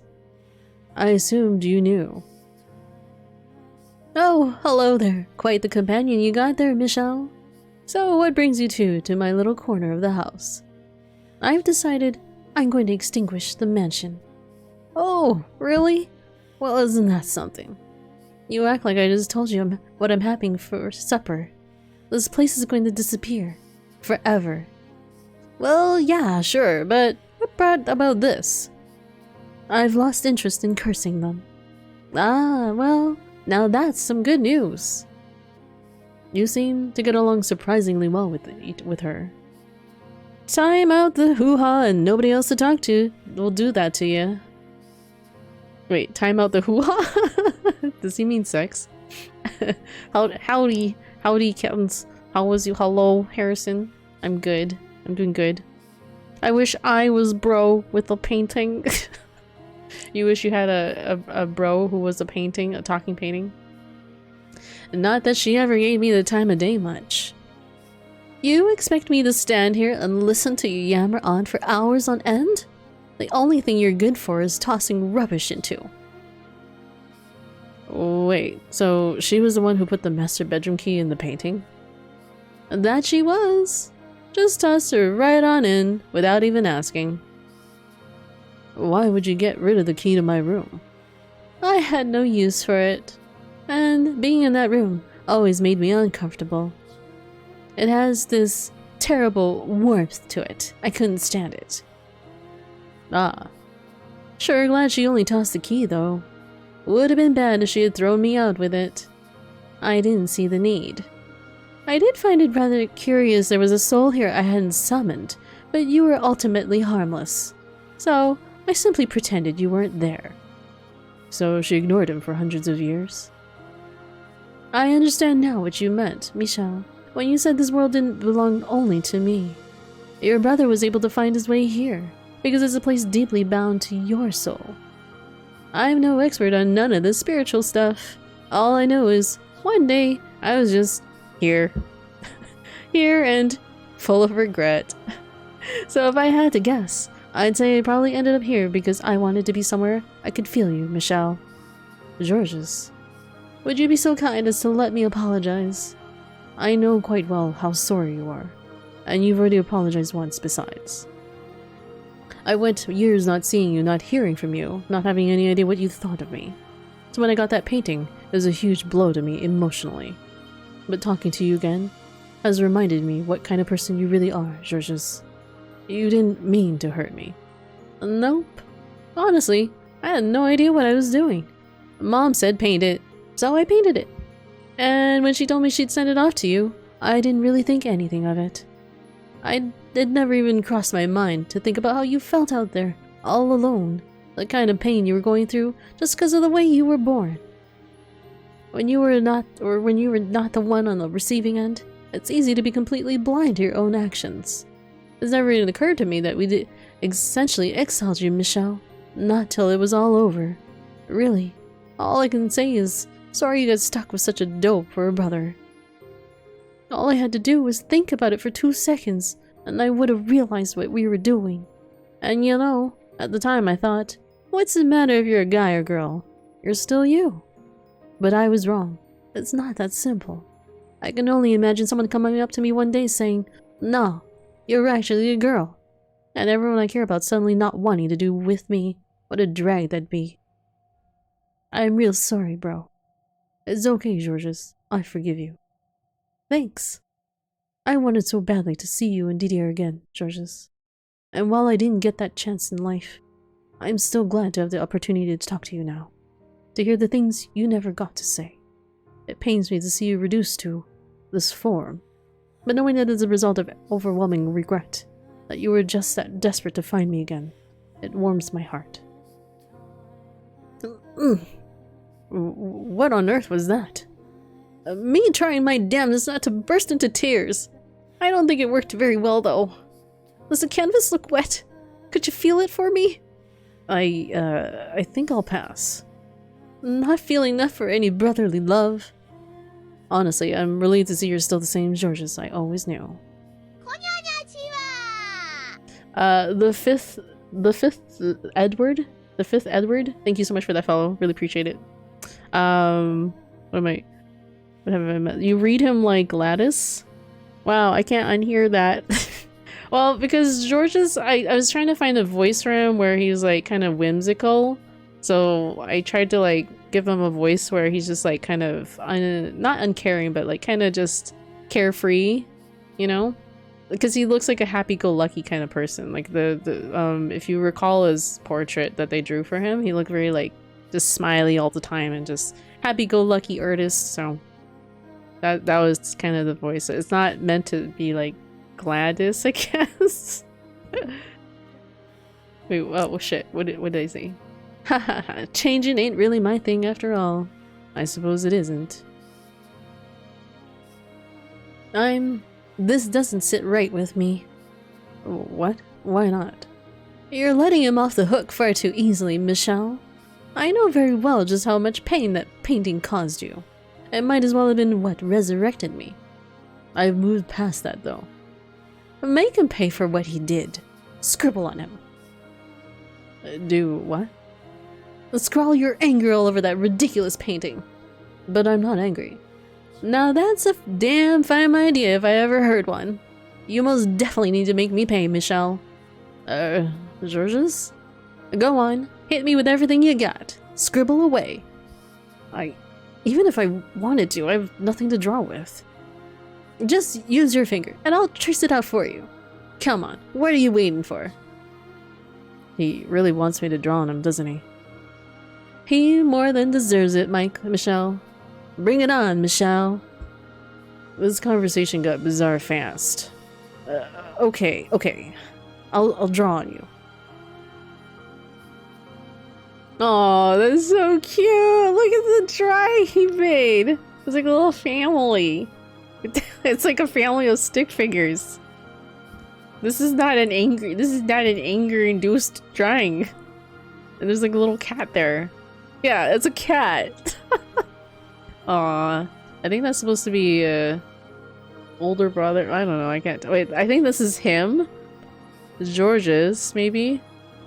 Didier, and I don't know, random person. I guess we'll find out. The sticker on the back of the cars. Yes, exactly. Honestly, that was gonna be Fake Doodles. Oh my! Now that is downright ghastly. What? You might actually have potential, Michelle. Voodoo dolls are the last thing I expected from you. 4 of them at that. And the demonic thing being beside them. Oh, I can just feel your burning rancor, Michelle. That's not what I drew at all. What? Then what is it? It's not important. Now that that's finished, I think it's time we all took our leave. Oh, can I come too? Well, I might need a little help with that, Michelle. As you can see, walking ain't one of my talents. That's alright, I'll carry you. Careful taking me off my hook. By all means, feel free to drop him, Michelle. That was a interesting, cute exchange. I must say, that is a rather amusing sight. Wait, she's smiling! It's definitely not every day you get to see a full-grown man turn painting being hauled down a spooky hall by this little bro. Georges. It does make me wonder, though. Are you two really brothers? I have a hard time believing you share even a drop of blood with this obnoxious lout, Michelle. We are brothers, right, Georges? Whoa, don't you start questioning it too, Michelle. We are absolutely positively 100% brothers. She has a good point, though. We don't even look that much alike. No shocking family plot twists here. I've known you since you were a baby, Michelle. Maybe you were secretly illegitimate, Georges, not me. You're not gonna let go of this, are you? Haha, I'm just playing with you. Oh my god, you just laughed. Yes? What? I didn't get to see it. What was it like? Give me all the details. An ordinary laugh. Is the world ending? It's not that big a deal. I laugh just like everyone else. No, you most certainly do not. Nope, you definitely don't. Welp, so much for my tearful reunion with the brother I always knew and loved. Anyway, since we're breaking character here, how about one more from our favorite witch too? And no cackling, that doesn't count. Excuse me, why would you want me to? 'Cause every time I've seen you smile, it's never been about anything good. Plus, now that you got your face back, you're actually quite the looker. Go on, give me a big old grin. Not happening. Come on. Okay, fine. If you don't want to do it for me, pretend it's for Michelle. What do I have to do with anything? You can do it for old Michelle, can't ya? Show him those pearly whites, girly. Oh, if you insist, I suppose I can smile for Michelle, but only him. Oh yeah, I can't. He's imitating like her voice, I guess. It's kind of funny. Excuse me, was that supposed to be my voice? Because I do not sound anything like that. Ah, look at you, all puff in your cheeks and red in the face. Georges, try not to tease her too much. Ugh, I don't know how anyone can stand you. It's like every word that comes out of your mouth exists solely to ruin the mood. You know, maybe it wouldn't hurt to lighten up a bit. This is the end of a long journey, but that doesn't mean we have to make it a somber and uptight affair. I am genuinely not sure how I feel about you, the most somberly uptight man I know, telling me to lighten up. She's got a point, but I'm not that bad, am I? Anyway, shall we be off now? That we shall. The witch and her band of merry men departs. I'm not sure if one person in a talking painting constitutes a band. Giselle, I know we'll find each other again. I have faith we will. We'll cast away this mansion's darkness, and then I'll await your return, no matter how long it takes. Yes, I think it's time we took our leave. They're leaving without Michelle or Giselle. Having finished what we set out to do, and retrieved George's as well, we make our way to the mansion's entrance hall. Imagine if, like, we chose, just leave. They would have left poor George there. Poor George sitting there for, like, hundreds of years as a painting with, like, hardly anyone to talk to him. The large door stands there firmly shut, holding in the darkness as it has for countless generations. That time is almost at an end. The door ready to be opened. To end the cycle and begin anew. Being in the painting for all these years, I never realized just how big a place this was. All I ever got to see was a hallway and maybe a couple of doors. I mean, talk about dull, you know? Feels like I'm on an adventure, exploring a whole new world. A very, very dark world. Michelle, would you mind shutting him up? If only it were that simple. Can you blame me for being talkative? It was a lonely life. That would be fine if you had any concept of the appropriate time and place to be chatty. Are you aware of where we are right now? The entrance, by the look of things. Precisely. The end to a centuries-long act of vengeance is but a few feet beyond that door. And you're chatting away like it's another day at the court. Try to maintain at least semblance of gravity if you would. I'm starting to notice you're rather ceremonious, aren't you, Morgana? This is a day to be celebrated, not to be all stiff and no fun allowed. Are you not at all worried? There's no guarantee any hope lies beyond that door. After all, when the mansion disappears, so too will we. And that is the rightful state of things. Our present forms may cease to exist, but our souls will live on. And as long as they do, they will eventually return to the world. Let us press onward, not fearing a temporary end. Well said, Michelle. If I had feet, you'd have just swept me right off them. Georges, I'm beginning to wonder what would happen if I threw you at the wall. Now, let's not do anything hasty. Oh, for God's sake. You're the guide. Let's go then, shall we?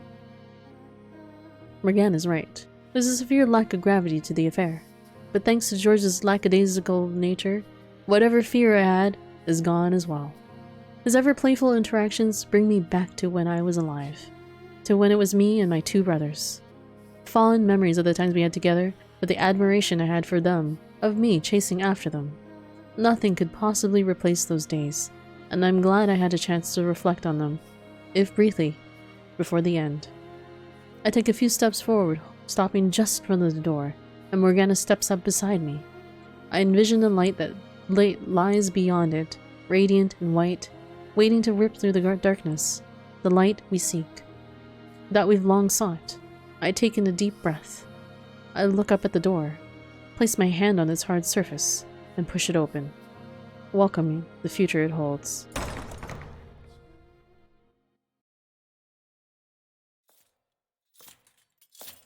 Burn the witch. What? Crucify the impure. We take one step back, then another. What we find outside is not a blinding realm of light, but churning blackness and the stench of blood and rust. Metal clanks, growing louder with each heavy footsteps, and the approaching night. Didier. Death to the unholy. 3 days, 3 nights, hanged upon the cross, purified by the fires of heaven. Death. What's going on? I never summoned this thing. Even though we're no longer holding hands, I can feel Morgana trembling. She's no longer the witch, the once absolute ruler of this domain, but a frightened young girl. Placing my arm around her shoulders and pulling her in, I stare half dumbfounded at the knight. It is our holy duty, as knights of the church, to deliver punishment unto the heathen, who made a pact with the devil. The knight draws nearer and nearer. Its movement sluggish but constant. Here, let's take a look at Didier. It's cool. It is a cool. That's a very cool illustration, isn't it, Lou? Yeah, the art for this game is amazing. Didier. Wait, for real? Crucify the witch. Cast judgment upon the demon. The word witch coming from the delirious vengeful phantom's mouth proves far more distressful for Morgana than me. Whoa, hold on. What's Dee doing here? Please come to your senses, Didier. I know it's you. Judgment, crucifixion, execution. No, I'm not a witch. The knight is partially occluded by the dark, writhing miasma enveloping him, but he bears the same muscular build as the Didier I knew in life, and he's unwaveringly determined to see us executed. Didier. This is not how I hoped our reunion would go, Didier. Why after so very long? Is this how the three of us find each other again? Images flashed through my mind. The day I left the Bollinger estate, when Didier promised me he would one day meet again, them each giving me a hug before I climbed into the carriage. First Didier, then Georges. This is my fault? Is he here because I wish to be reunited with my brothers? This is the way fate chose to grant that wish? Burn the witch. Well, look at that. Guess I'm not your only blockheaded brother, huh? Georges. Before you get any bright ideas, Michel, it's not your fault our long-awaited family reunion didn't quite go as planned. Just like me, D cursed himself. Only it seems his was a whole lot more powerful. God, I really didn't pay a lick of attention to either of you, didn't I? The unclean witch must be purified from this world. It is my duty. Hey, D, are you in there? I shoved a whole lot of crap onto your plate. Keeping up the family name, taking care of Mom, just about everything I could leave to you, I did. I must uphold the honor of the family name. And then, when it was all over, I blamed you for killing our little brother. I was convinced that you could do anything, that you were stronger than anyone. Crucify the witch. I'm sorry, Dee. Burn the witch. He continues his plodding march forward, seemingly unaffected. It's impossible to tell if Georges' words are getting through to him. Stop, Didier, please. And my words don't seem to be either. Didier!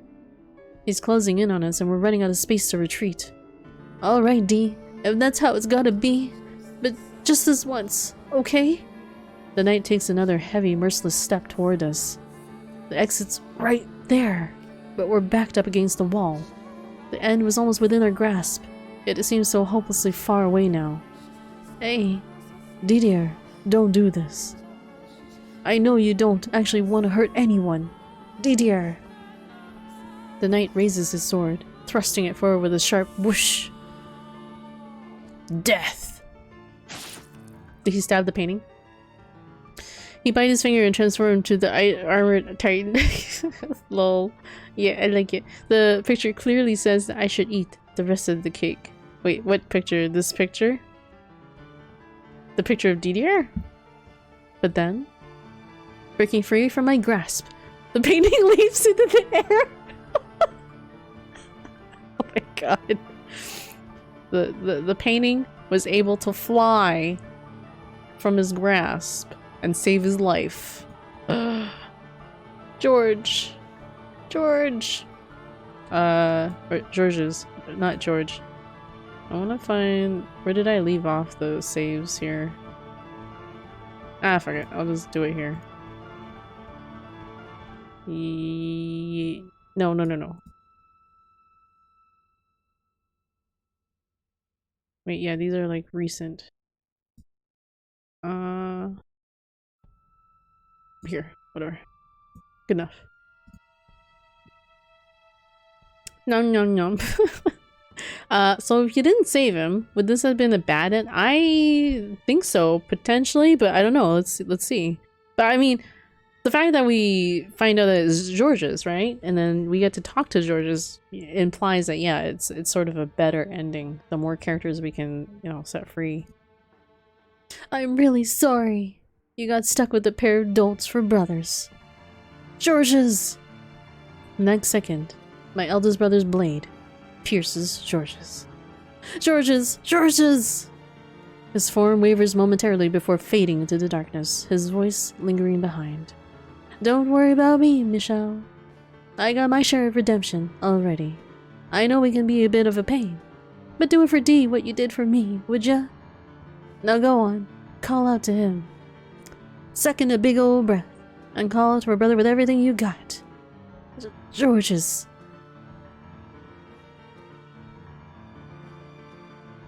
It is my duty to punish the impure. To uphold the Bollinger name. Didier. Despite having already stabbed Georges, the knight continues his march, blade pointed straight at me. I clench my teeth and glare at my eldest brother. Running is out of the question. This doesn't have to go on any longer. It is my duty as his eldest son. You deserve to be freed from your bonds as well. Be gone from this world. Didier! I shout his name with every ounce of air in my lungs. His eyes go wide, and his blade swerves off course, missing my heart. Hi, hello, hey. Hello, radio. How you doing? Oh, good. It's working now. Wait, was it broken? Don't worry. It's just a paper cut. It's just a paper cut. And piercing my gut instead. Oh, he got stabbed. Yeah, it's a paper cut, hey? More like a gut cut. Yeah. That's all I got. More sad dramatic story. We're trying to escape. Like, this is like the end. Like, what you missed so far, radio, is Morgana has set free the 3 souls, and now we're just trying to like get out of the mansion. Oops. Didier, it's okay. You can let go now. It's not your responsibility anymore. You have no duty to anything anymore. Didier! I reach a hand out for my brother. Blood spills from the hole in my abdomen in rhythmic spurts, and I can feel something hot rising in my throat. But that doesn't stop me. That doesn't stop my hand crawling through the air toward him. He's my brother. I have to do whatever I can for him. Free him. Bring him back. Didier, there's nothing here. In need of your judgment. With shaking fingers, I clasp my brother's arm. I squeeze, holding on with what vigor remains, and give another shout. Look at me in the eyes, Didier, please. Wait, do you see his arm holding him? No. Hear my voice. Hear your brother's voice. I can't stand to lose anyone else. If you don't come to your senses, then George's sacrifice will have been in vain. It's time for you to break free. For all 3 of us to break free. Or for all 3 of us to be free of the curses we placed on ourselves. Didier, please. I hear a sound that's somewhere between a grunt and a gasp. My vision's gone blurry, so I blink hard several times, clearing my eyes to get a better look at him. Didier. I see his face, twisted in anguish. Michel.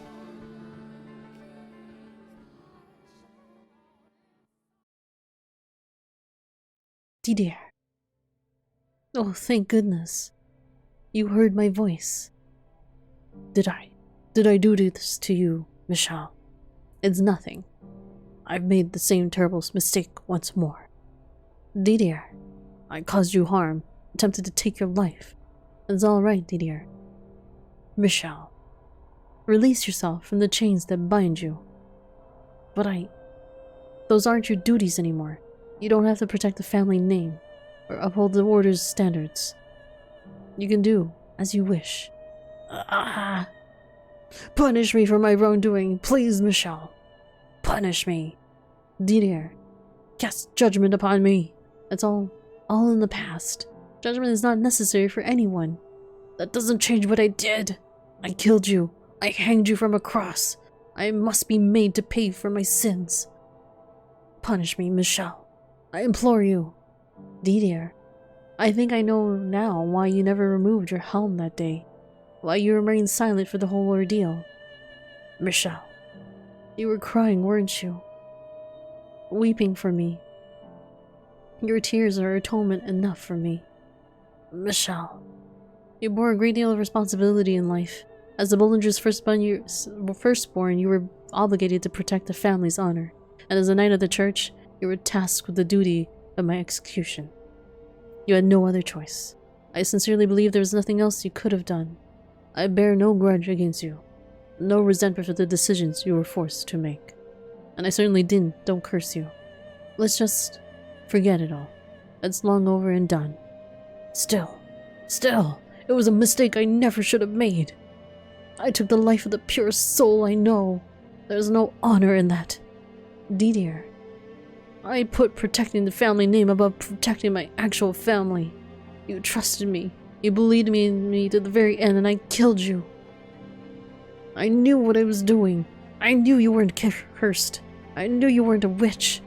I knew you weren't a demon child. You were never unclean. You were my brother, your family. And I robbed you of your life. There's no one in this world more unfit to be a knight than me. You don't have to be a knight anymore. You don't have to be a Bollinger's firstborn son. Deciding not to wear those labels won't make you any less the brother I always loved. I'm honored to have been born into the same family as you. Michelle! There's something I never had the chance to tell you, Didier. All my life, I looked up to you, admired you. And I still do, even now. If there's a next life waiting us, I hope we can be brothers again, Didier. Would you mind if I wished for that? No, of course not. Please do. And I hope you'll allow me to wish for the same. I love you, Michelle. My dear little brother. Aww. He never wanted to kill him. Upon those words, Didier's phantom begins fading away. A white mist that almost looks like it's made of undulating particles of light rises up around him, and before he's completely enveloped, I catch a glimpse of the tears streaking his cheeks. It's the first time I've ever seen him crying. I attempt to give him a smile in return, but if I were to guess, I'd say it probably looks rather forced. The fact that I'm fighting back tears at the same time certainly isn't doing anything to make it convincing. The cake story is much more dramatic. Can we at least torture the bitch? Wait, which bitch? Who are you talking about? Before he's completely faded away, I wrap my arms around my brother's shoulders, much like he did for me on the day of my exile. Not as an eternal farewell, but as a promise that we'll meet again. The one being nice outside but evil inside. I don't know what you're talking about, Vivi. You mean the witch? Didier, Georges. Right now, in this moment, I have no regrets about having been born a Bollinger.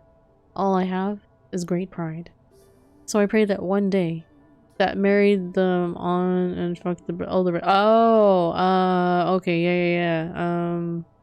yeah, that woman, I forgot about her. I don't know, she doesn't even appear in this mansion. That's how, like, you know, inconsequential she was to it. Be it 10 or 1,000 years from now, the three of us can be reunited.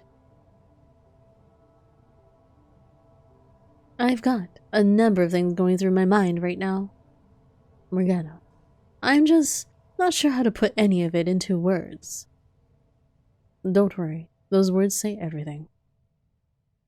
You can cry if you want. I won't mock you, I promise. It's such a tsundere thing to say. Total tsundere.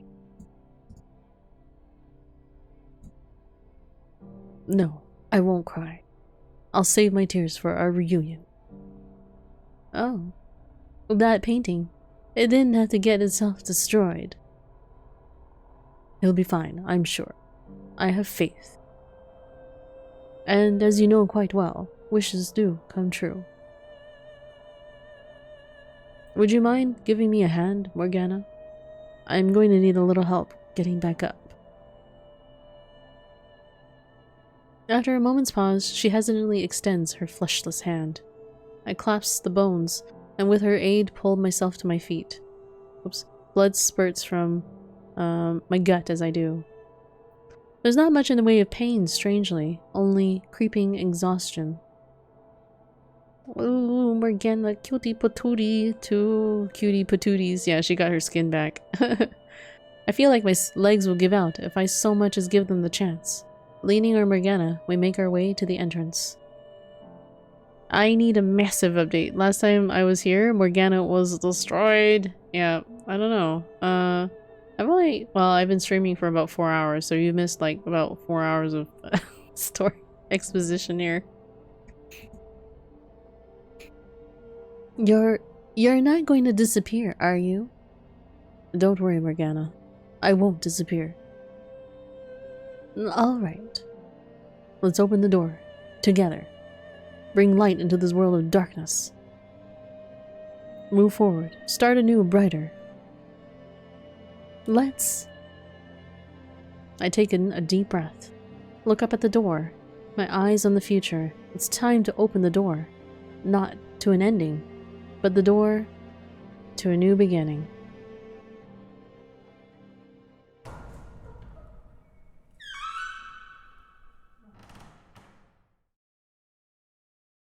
May the world that awaits us be filled with light. Algum dia você New me song. deu a laranja. Immersed in near blinding light, we press onward. It's white in all directions, not the tiniest speck of color to contaminate it. In fact, the concept of direction doesn't seem to exist in this world. Only pure, never-ending white. And it's a beautiful, beautiful song. Actually, no. That's not right, now that I consider it. I was thinking of white as an absence of color. But white, the color, fills this plane. It's all disappearing. We made the right choice, didn't we? Yes, this is how it is meant to be. You're a rather impressive man, I hope you realize. Not only did you free 3 trapped souls, you also saved your brother. I didn't do any of that alone. Without help, I doubt I would have made it this far. I would have shattered yet again until nothing was left. And Giselle gave you that strength? She did. So what? You're gonna wait here for her? I am. In that condition? I won't let myself disappear before she's made it back. Do you remember the warning I gave you in the mansion? And about how if a soul is damaged and destroyed, it's wholly and utterly erased from existence? Never to return in any shape or form? If you lose much more blood, that's what will happen to you. You'll be erased forever. Don't worry, I won't let that happen. You push yourself too hard, Michelle. I feel like you're hurt in some way almost every time I see you. Though, I suppose about half of that would be my doing. You may have caused me pain, but I wouldn't also be here without you. What? I mean it. If you say so. Besides, I've practically only ever seen you hurt too. I suppose so. Whatever form your soul may assume in your next life, I'll be praying there's far less pain in it for you.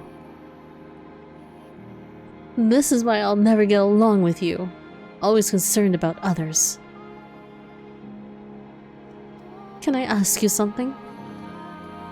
If you were to be born again, would you want it to be in a fully male body? That's what I've always wanted, so yes, I would. In your next life, if you have one, do you want to see Giselle again? Absolutely, I do. And what if you could only have one or the other? Which would you choose? Do you even need to ask? No, I suppose not. You know, I'm neither a witch nor a saint. Just an ordinary powerless soul now. So my wishes aren't likely to cause any more miracles. But I think I'll wish for something anyway. For what? Not telling. Well, I'll be off then. Alright. I didn't think it would be so difficult to come up with parting words. You can say whatever you like. The first thing that comes to mind is fine. Okay, then I'll say to you the same thing I said to them. Farewell, Michelle. Until our souls cross paths once more in the boundless sphere of fate. Farewell, indeed. However, if by some infinitesimally low chance we do happen to meet again, would you be my friend? Morgana. Absolutely. I wouldn't want it any other way. I'm not a nice person, you know. I'm nothing like the white-haired girl. I'm sure it will be off-putting and rude to cause you much grief and pain. Don't worry. I'm resilient enough to handle a little pain without pulling away. You're fine as you are. You don't need to change. So let's meet up in our next lives and become good friends. Not good friends and not acquaintances either. Just plain friends, understood? Understood. I'm rather looking forward to it. Now this is goodbye for real. So I suppose I'll part with some uncharacteristic honesty. I'm glad to have had you in my life, Michelle. And thank you for everything. Morgana. Farewell. Until our souls cross paths once more. Okay, the song's getting really loud. Oh, hello, Audi. You just made it for the fucking end of the game. I mean, if that wasn't clear enough. Working on stuff. That's cool. You've made it to the end of a beautiful ending. Wait, oh, that's locked. Boundless white. It's all white. And lol, as if... Can you guys hear me, or is this too loud? I was thinking, oh, it's a new song. Let us enjoy the new song. It's so quiet. So unbelievably desolate. Giselle, you endured centuries waiting for me to return. I'll wait right here for as long as I must.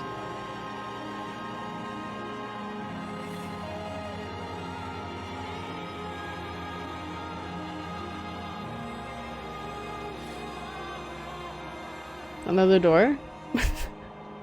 Another door. Or wait, does Giselle pop out from the door?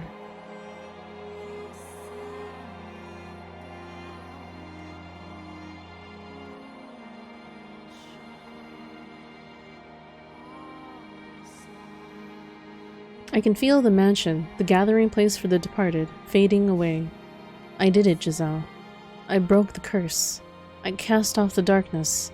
I saved Morgana and all the other souls trapped here. I couldn't have done it without you. I miss you, Giselle. All I want is to see your face, to hear your voice, feel your warmth, to tell you how much I love your smile.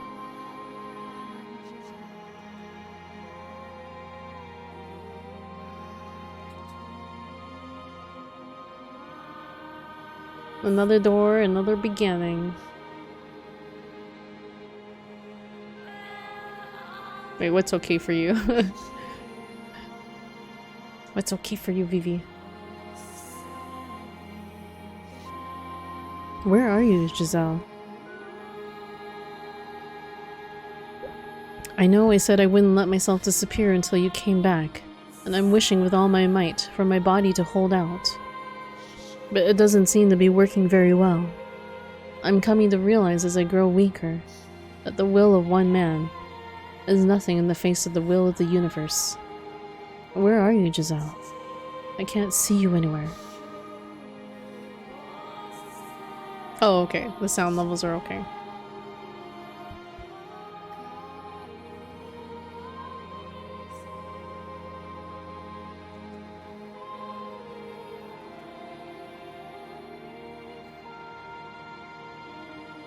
I can see right through my hands, Giselle. My lower body is already gone, and the rest of it is following. I hope you'll still be able to find me, even without a body,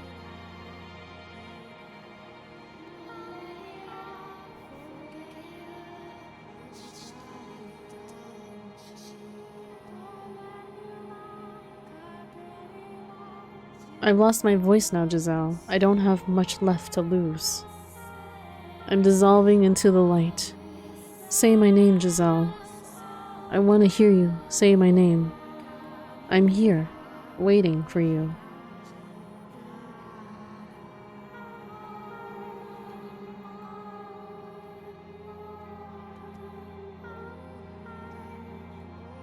I keep forgetting that I'm supposed to click through those images. Where are you, Giselle? Am I making it through to you even a little? I need you. I can't allow myself to disappear until you've returned.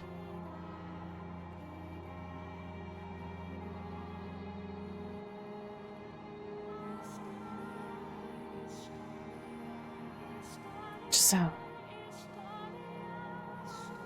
Looks like outside a nuke goes off. Okay. What with the blinding whiteness? Oh, it's just the mansion disappearing. I guess it does kind of look like it's being bombed. Michelle.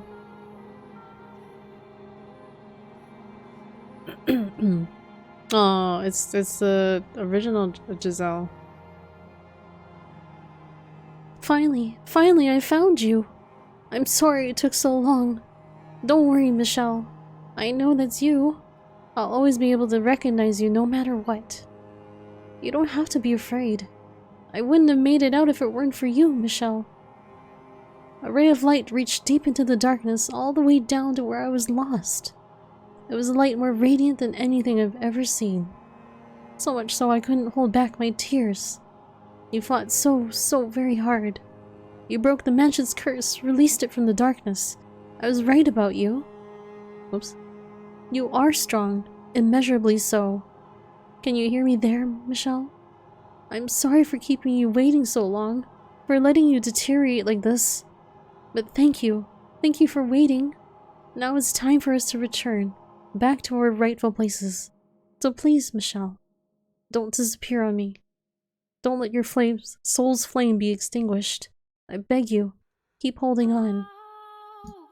I just wanted to take a look at the image here. Are you falling asleep, baby? Giselle's got big knockers. There's still so much I need to tell you. I want to hear your voice. I want to feel your arms around me once more. I don't care when, as long as I can have that someday. So that means I need you not to disappear on me. Michelle. Michelle. Like reincarnating into Dark Souls. Wait, why Dark Souls? Oh, Lottie, this story just keeps going. I believe in you, Michelle. I believe you're still there, that you're still holding on. So I ask that one day you'll come and take my hand again.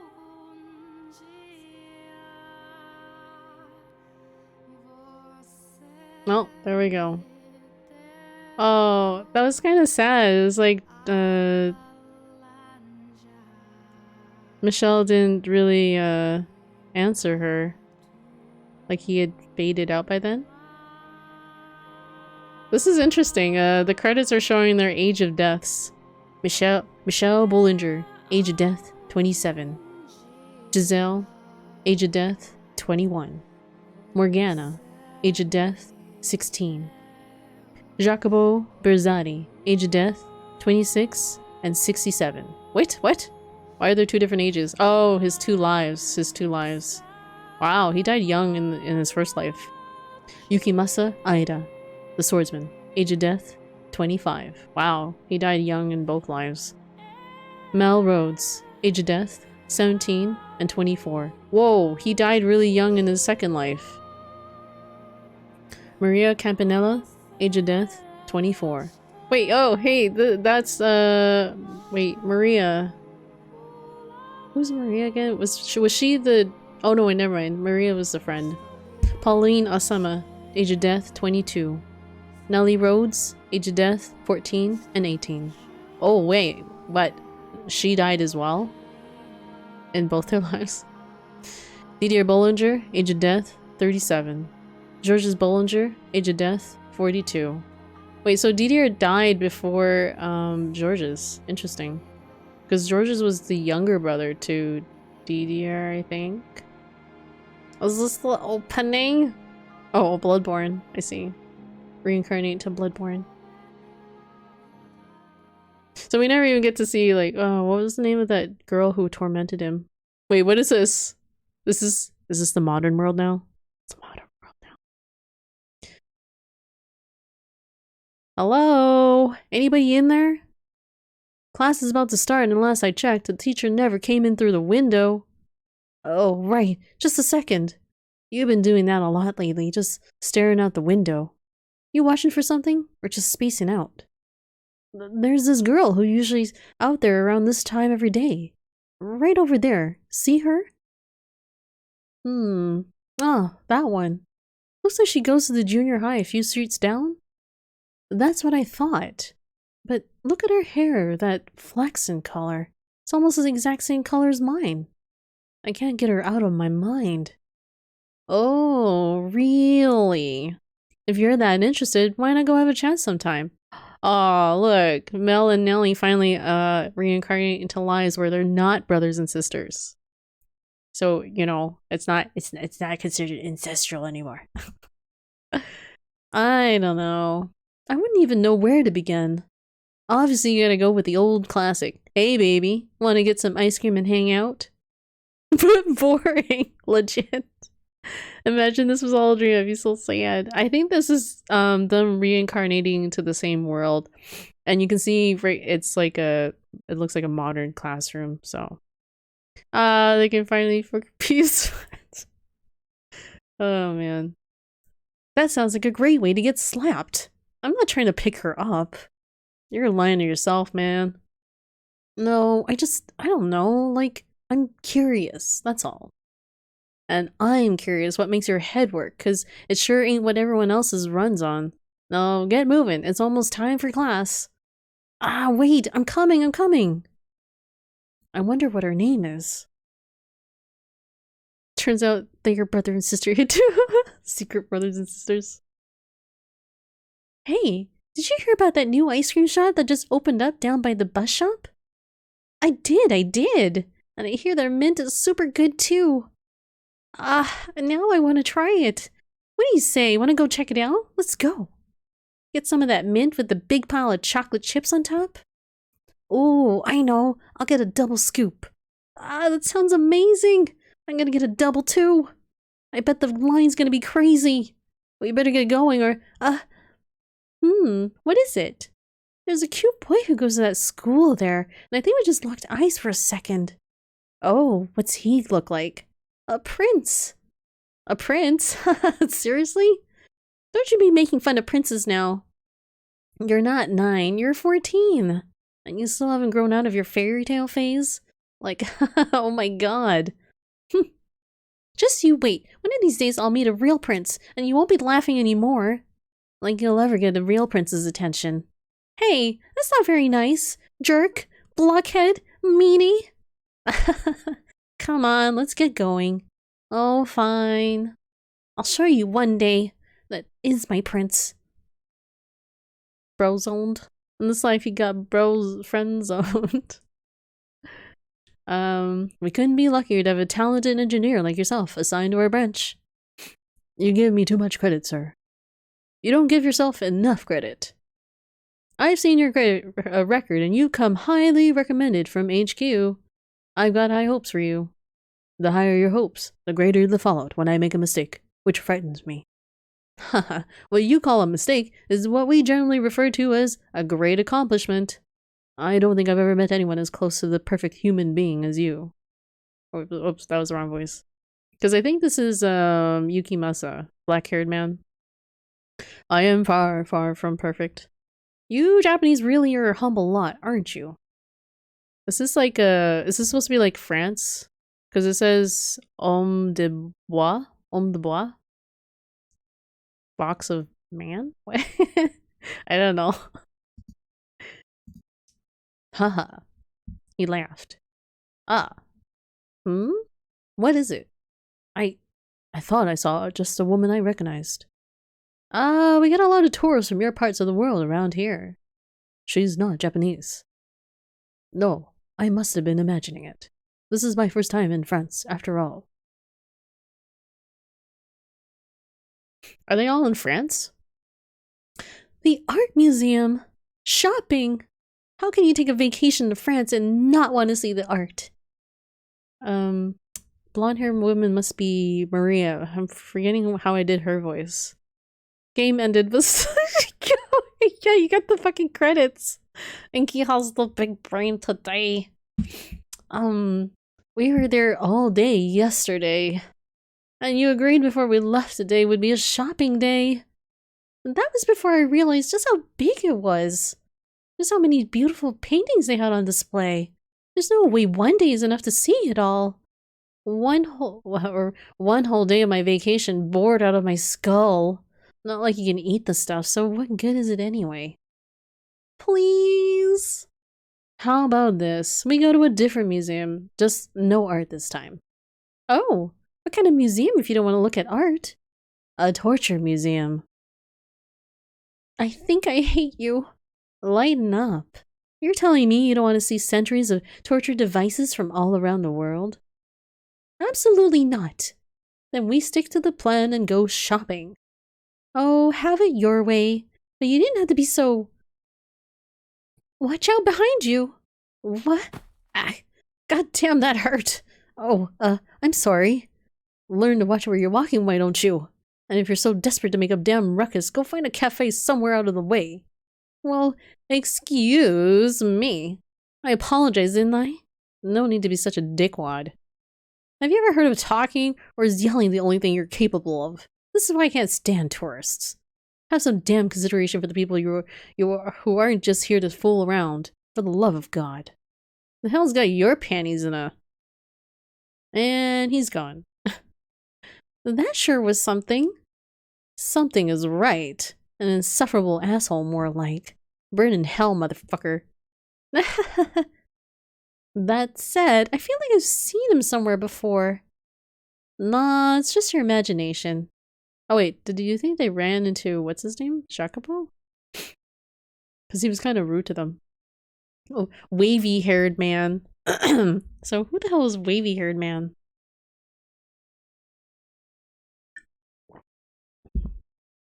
Georges? Or Jacopo? You there, the paper. Good lord. I want these people to talk the same way they talked back in the 1500s. Oh. Good lord. Well, okay, the wavy-haired man, and he's talking about the stock markets. This has to be Jacopo then. So his voice was something like, good lord, the stock market is a damn mess. What a nightmare. The tourists don't know how to shut up. The French are a bunch of stuck-up knobs. Or snobs? Knobs. The pizza's awful. Nobody knows how to make spaghetti. Maybe I should just pack up my bags and forget it all. Oh yeah, he's complaining about the spaghetti, and he's probably got Italian in him. There's like no music here, but guys, it's no music. It's so quiet. Your ending is in another castle. I wonder if this game will actually end up in 2010 or something, and we're gonna be forced to see through the story all the way to like current times. What the hell is this? An article about the human voice? Scientists are studying the effect certain frequencies in the human voice have on the brain. Keep this mumbo jumbo out of the paper, my god. Save it for some paranormal or science magazine. Back to the stocks page. Damn it, the wind got my hat. What is wrong with today? I believe this is yours. Yeah. Thank you. The pleasure is mine. Have a nice... Hold on a second. Yes? First off, before I say anything, I am not trying to hit on you. Don't get the wrong idea. Now, have we met before? We have, yes. When and where? A long, long time ago. Much too long for you to remember. Excuse me? Our paths crossed in a mansion many, many years ago. I'm glad to see that you haven't changed a bit. I'm not particularly in the mood for jokes and supernatural nonsense today. I am quite serious. One more question. Do we have any shared acquaintances? We do, yes. Though, I cannot say whether she is here or not. Hopefully you have the chance to cross paths with her. I, too, am looking for someone. Have a good day, sir. Yeah, goodbye. I think the woman was Morgana. Probably? There are memories. Memories ingrained in my soul. Over the years, they've grown gradually more distinct. And now, at the age of 21, I remember everything. Excuse me. Were I to tell this to anyone, they would think me mad. So I've kept it to myself my whole life. I remember many ages ago there was a mansion. There I met and lost someone dear to me. There I waited for him to return. Wait, age 21, so that would have been, this is Giselle talking, I think. Might as well save this. I don't know. I remember all the centuries I spent waiting. Yeah, this is definitely Giselle.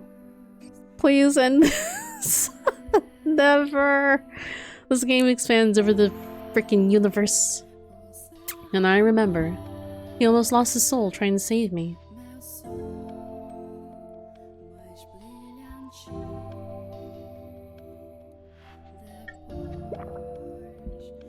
I am once again waiting for him. I'm making my way to where that mansion once stood. A single red rose in hand. A rose containing all my hopes, my dreams, my love. A prayer that it might one day reach you. Roses make wonderful gifts after all. I probably sound like I'm out of my mind, waiting for a man who exists only in my memories. A man who, in my 21 years of life, I've never once even caught a glimpse of. But that doesn't matter, because I know how much he means to me. I don't care what anyone else thinks. I will wait. I will trust the memories burned into my soul. I don't know when he'll show up, or even if he will. Maybe we'll never meet in this life. Maybe I'll wait until I've grown old and died. But should that happen, I'll continue waiting for you in my next life. And the one after that if I have to. Excuse me. I'll always be waiting, no matter how long it may take, how great the obstacles that stand in my way, or what form you may assume. Even if it's not human. I'll wait as long as it takes. Another 100, another 1,000 years. So just promise you'll come back for me. Michelle.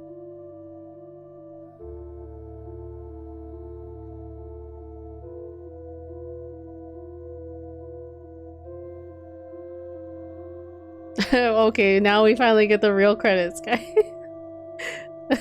This is the real credits.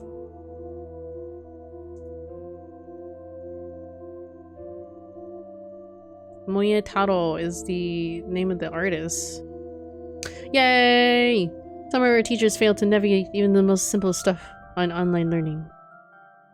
Random. After the credits starts another story! I don't trust this credits. I mean, the last credits was just the age of like when the characters died, so.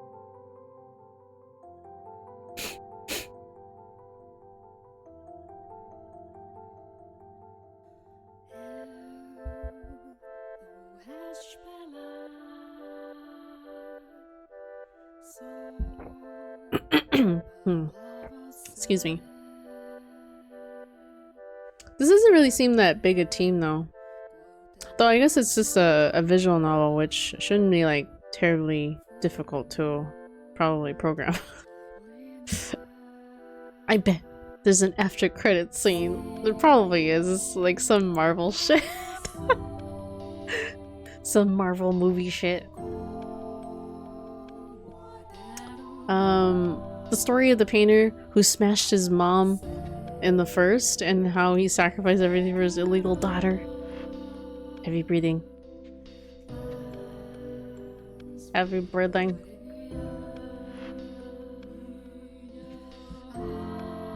Hold on. And here I told Omni when he stepped in because I thought the game was ending. How long ago was that?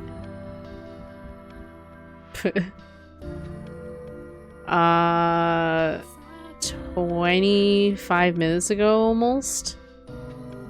25 minutes ago. And we're still going. We're still going. Are you guys glad to see the ending? So long, even Morgana doesn't remember it. Morgana will be shown in the end. I think that was Morgana talking to, Jacopo, the one that was reading the stocks paper. Russ Coco... what? Coca Sion, but no German. A Russian? Thank you for playing. No. Thank you for, letting me play you. And for leading me on through so many stories.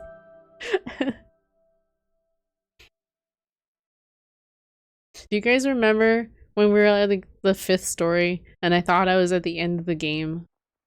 Isn't that kind of funny when you, like, you know, think back to that? Don't worry. Oh, okay. I won't worry. You don't have to wait any longer.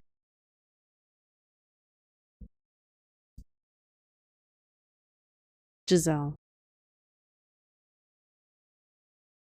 Okay, so that's Michelle talking. I'm here for you.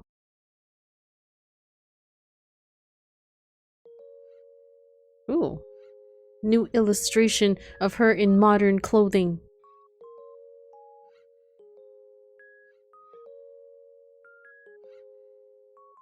Don't worry, be happy. Or rather, don't worry, be happy. No, thank you for the incest and the penisless man and the witch who has nowhere to go, and Giselle with the double D's. This music starts like lo-fi. Oh, I thought she was wearing something modern. I mean, he's wearing like a dressy shirt. Aww. They were reunited. There are memories. Memories ingrained in my soul.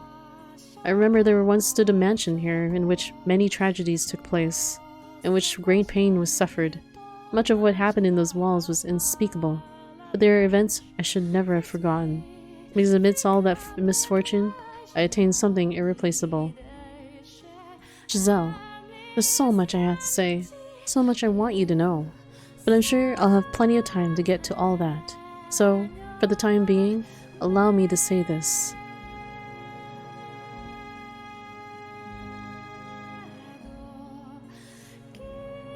Holy hell, his hair is so long. Giselle. No, the story was great. Yeah, I still say the AOT DJ story was better. Lol. Your smile is the light of my life. I want to spend my days with you. This is the Giselle theme song playing in the background, by the way. With that smile always by my side. And nothing to get in our way.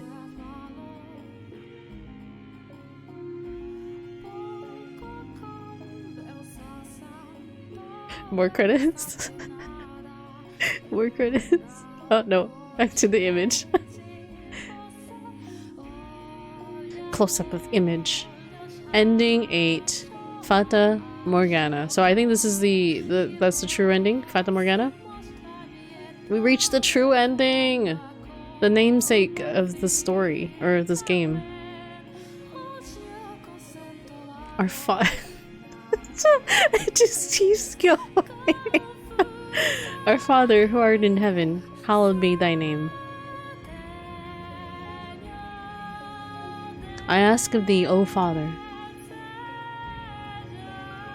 to bestow upon their souls thy blessing.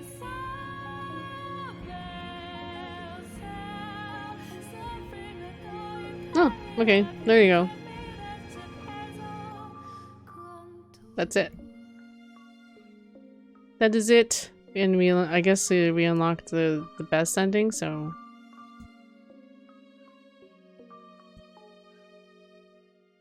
Ooh, concert hall, so you can listen to the music. GG. Thank you, Lou. Sorry for hugging Tifa. Did you get all the ending though? No, I don't think so. I do not believe so. No, you can see here because like okay, I got like other endings, but they didn't count as full endings. They're like mini dead end endings. So it looks like I only got 3 endings here. Okay, time to catch them all. Oh god. Oh god. Right? So we don't go for the other endings, right? No, I only really cared about getting like the main ending. If I do the other endings, I'll probably just do them off stream. So there you go. If this lasts 3 more seconds, I will die here and now. Are you fucking serious? When this started, who would have even guessed this would be the main story? Perfect would be when I'm here starts talking about Raid Shadow Legends. I just want to see what's in the other stuff, because I don't know if this stuff unlocked until after we beat the game. Backstage. This is like extra content. Oh no. Okay, I'm not gonna do this.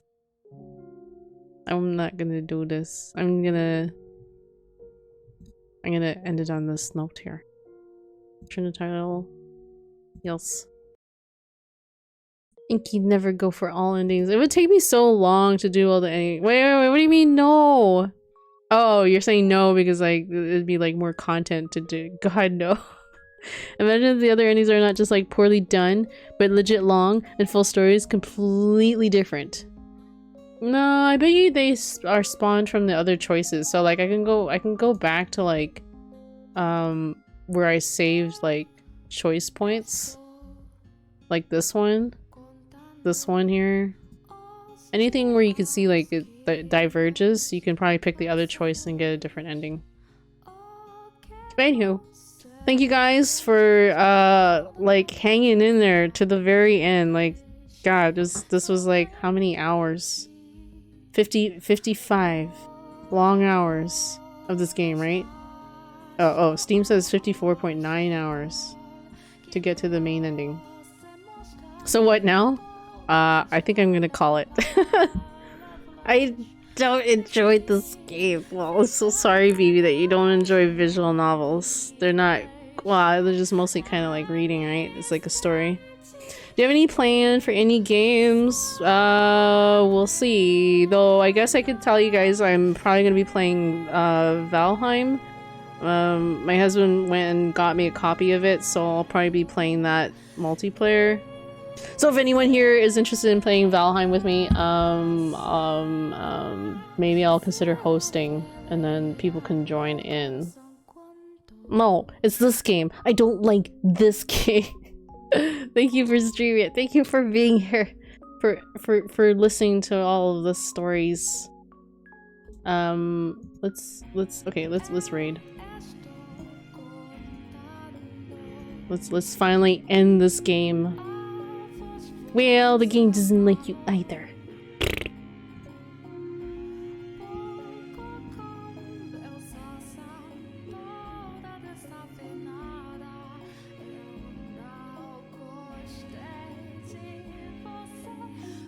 I wonder if I could find, I want to see if anyone's, like, streaming this.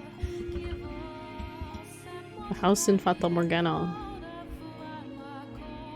Nope, I'm the only person streaming this. But this is only like 240 followers.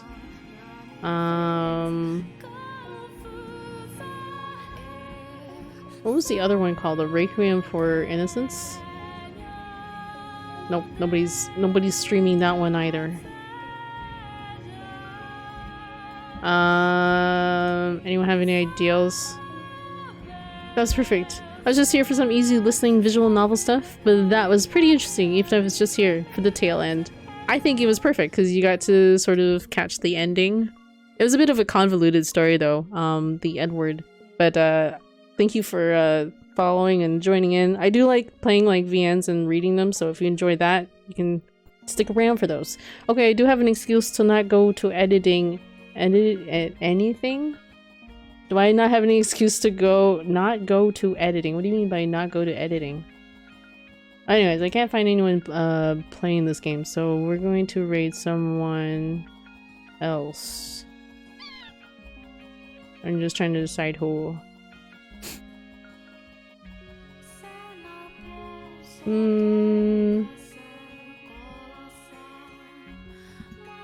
I'm going to raid Studio Trigger.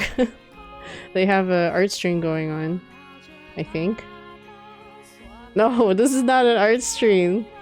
He's just sorting more Little Witch Academia frames. Why is it that every time I see Studio Trigger go on, he's always sorting frames?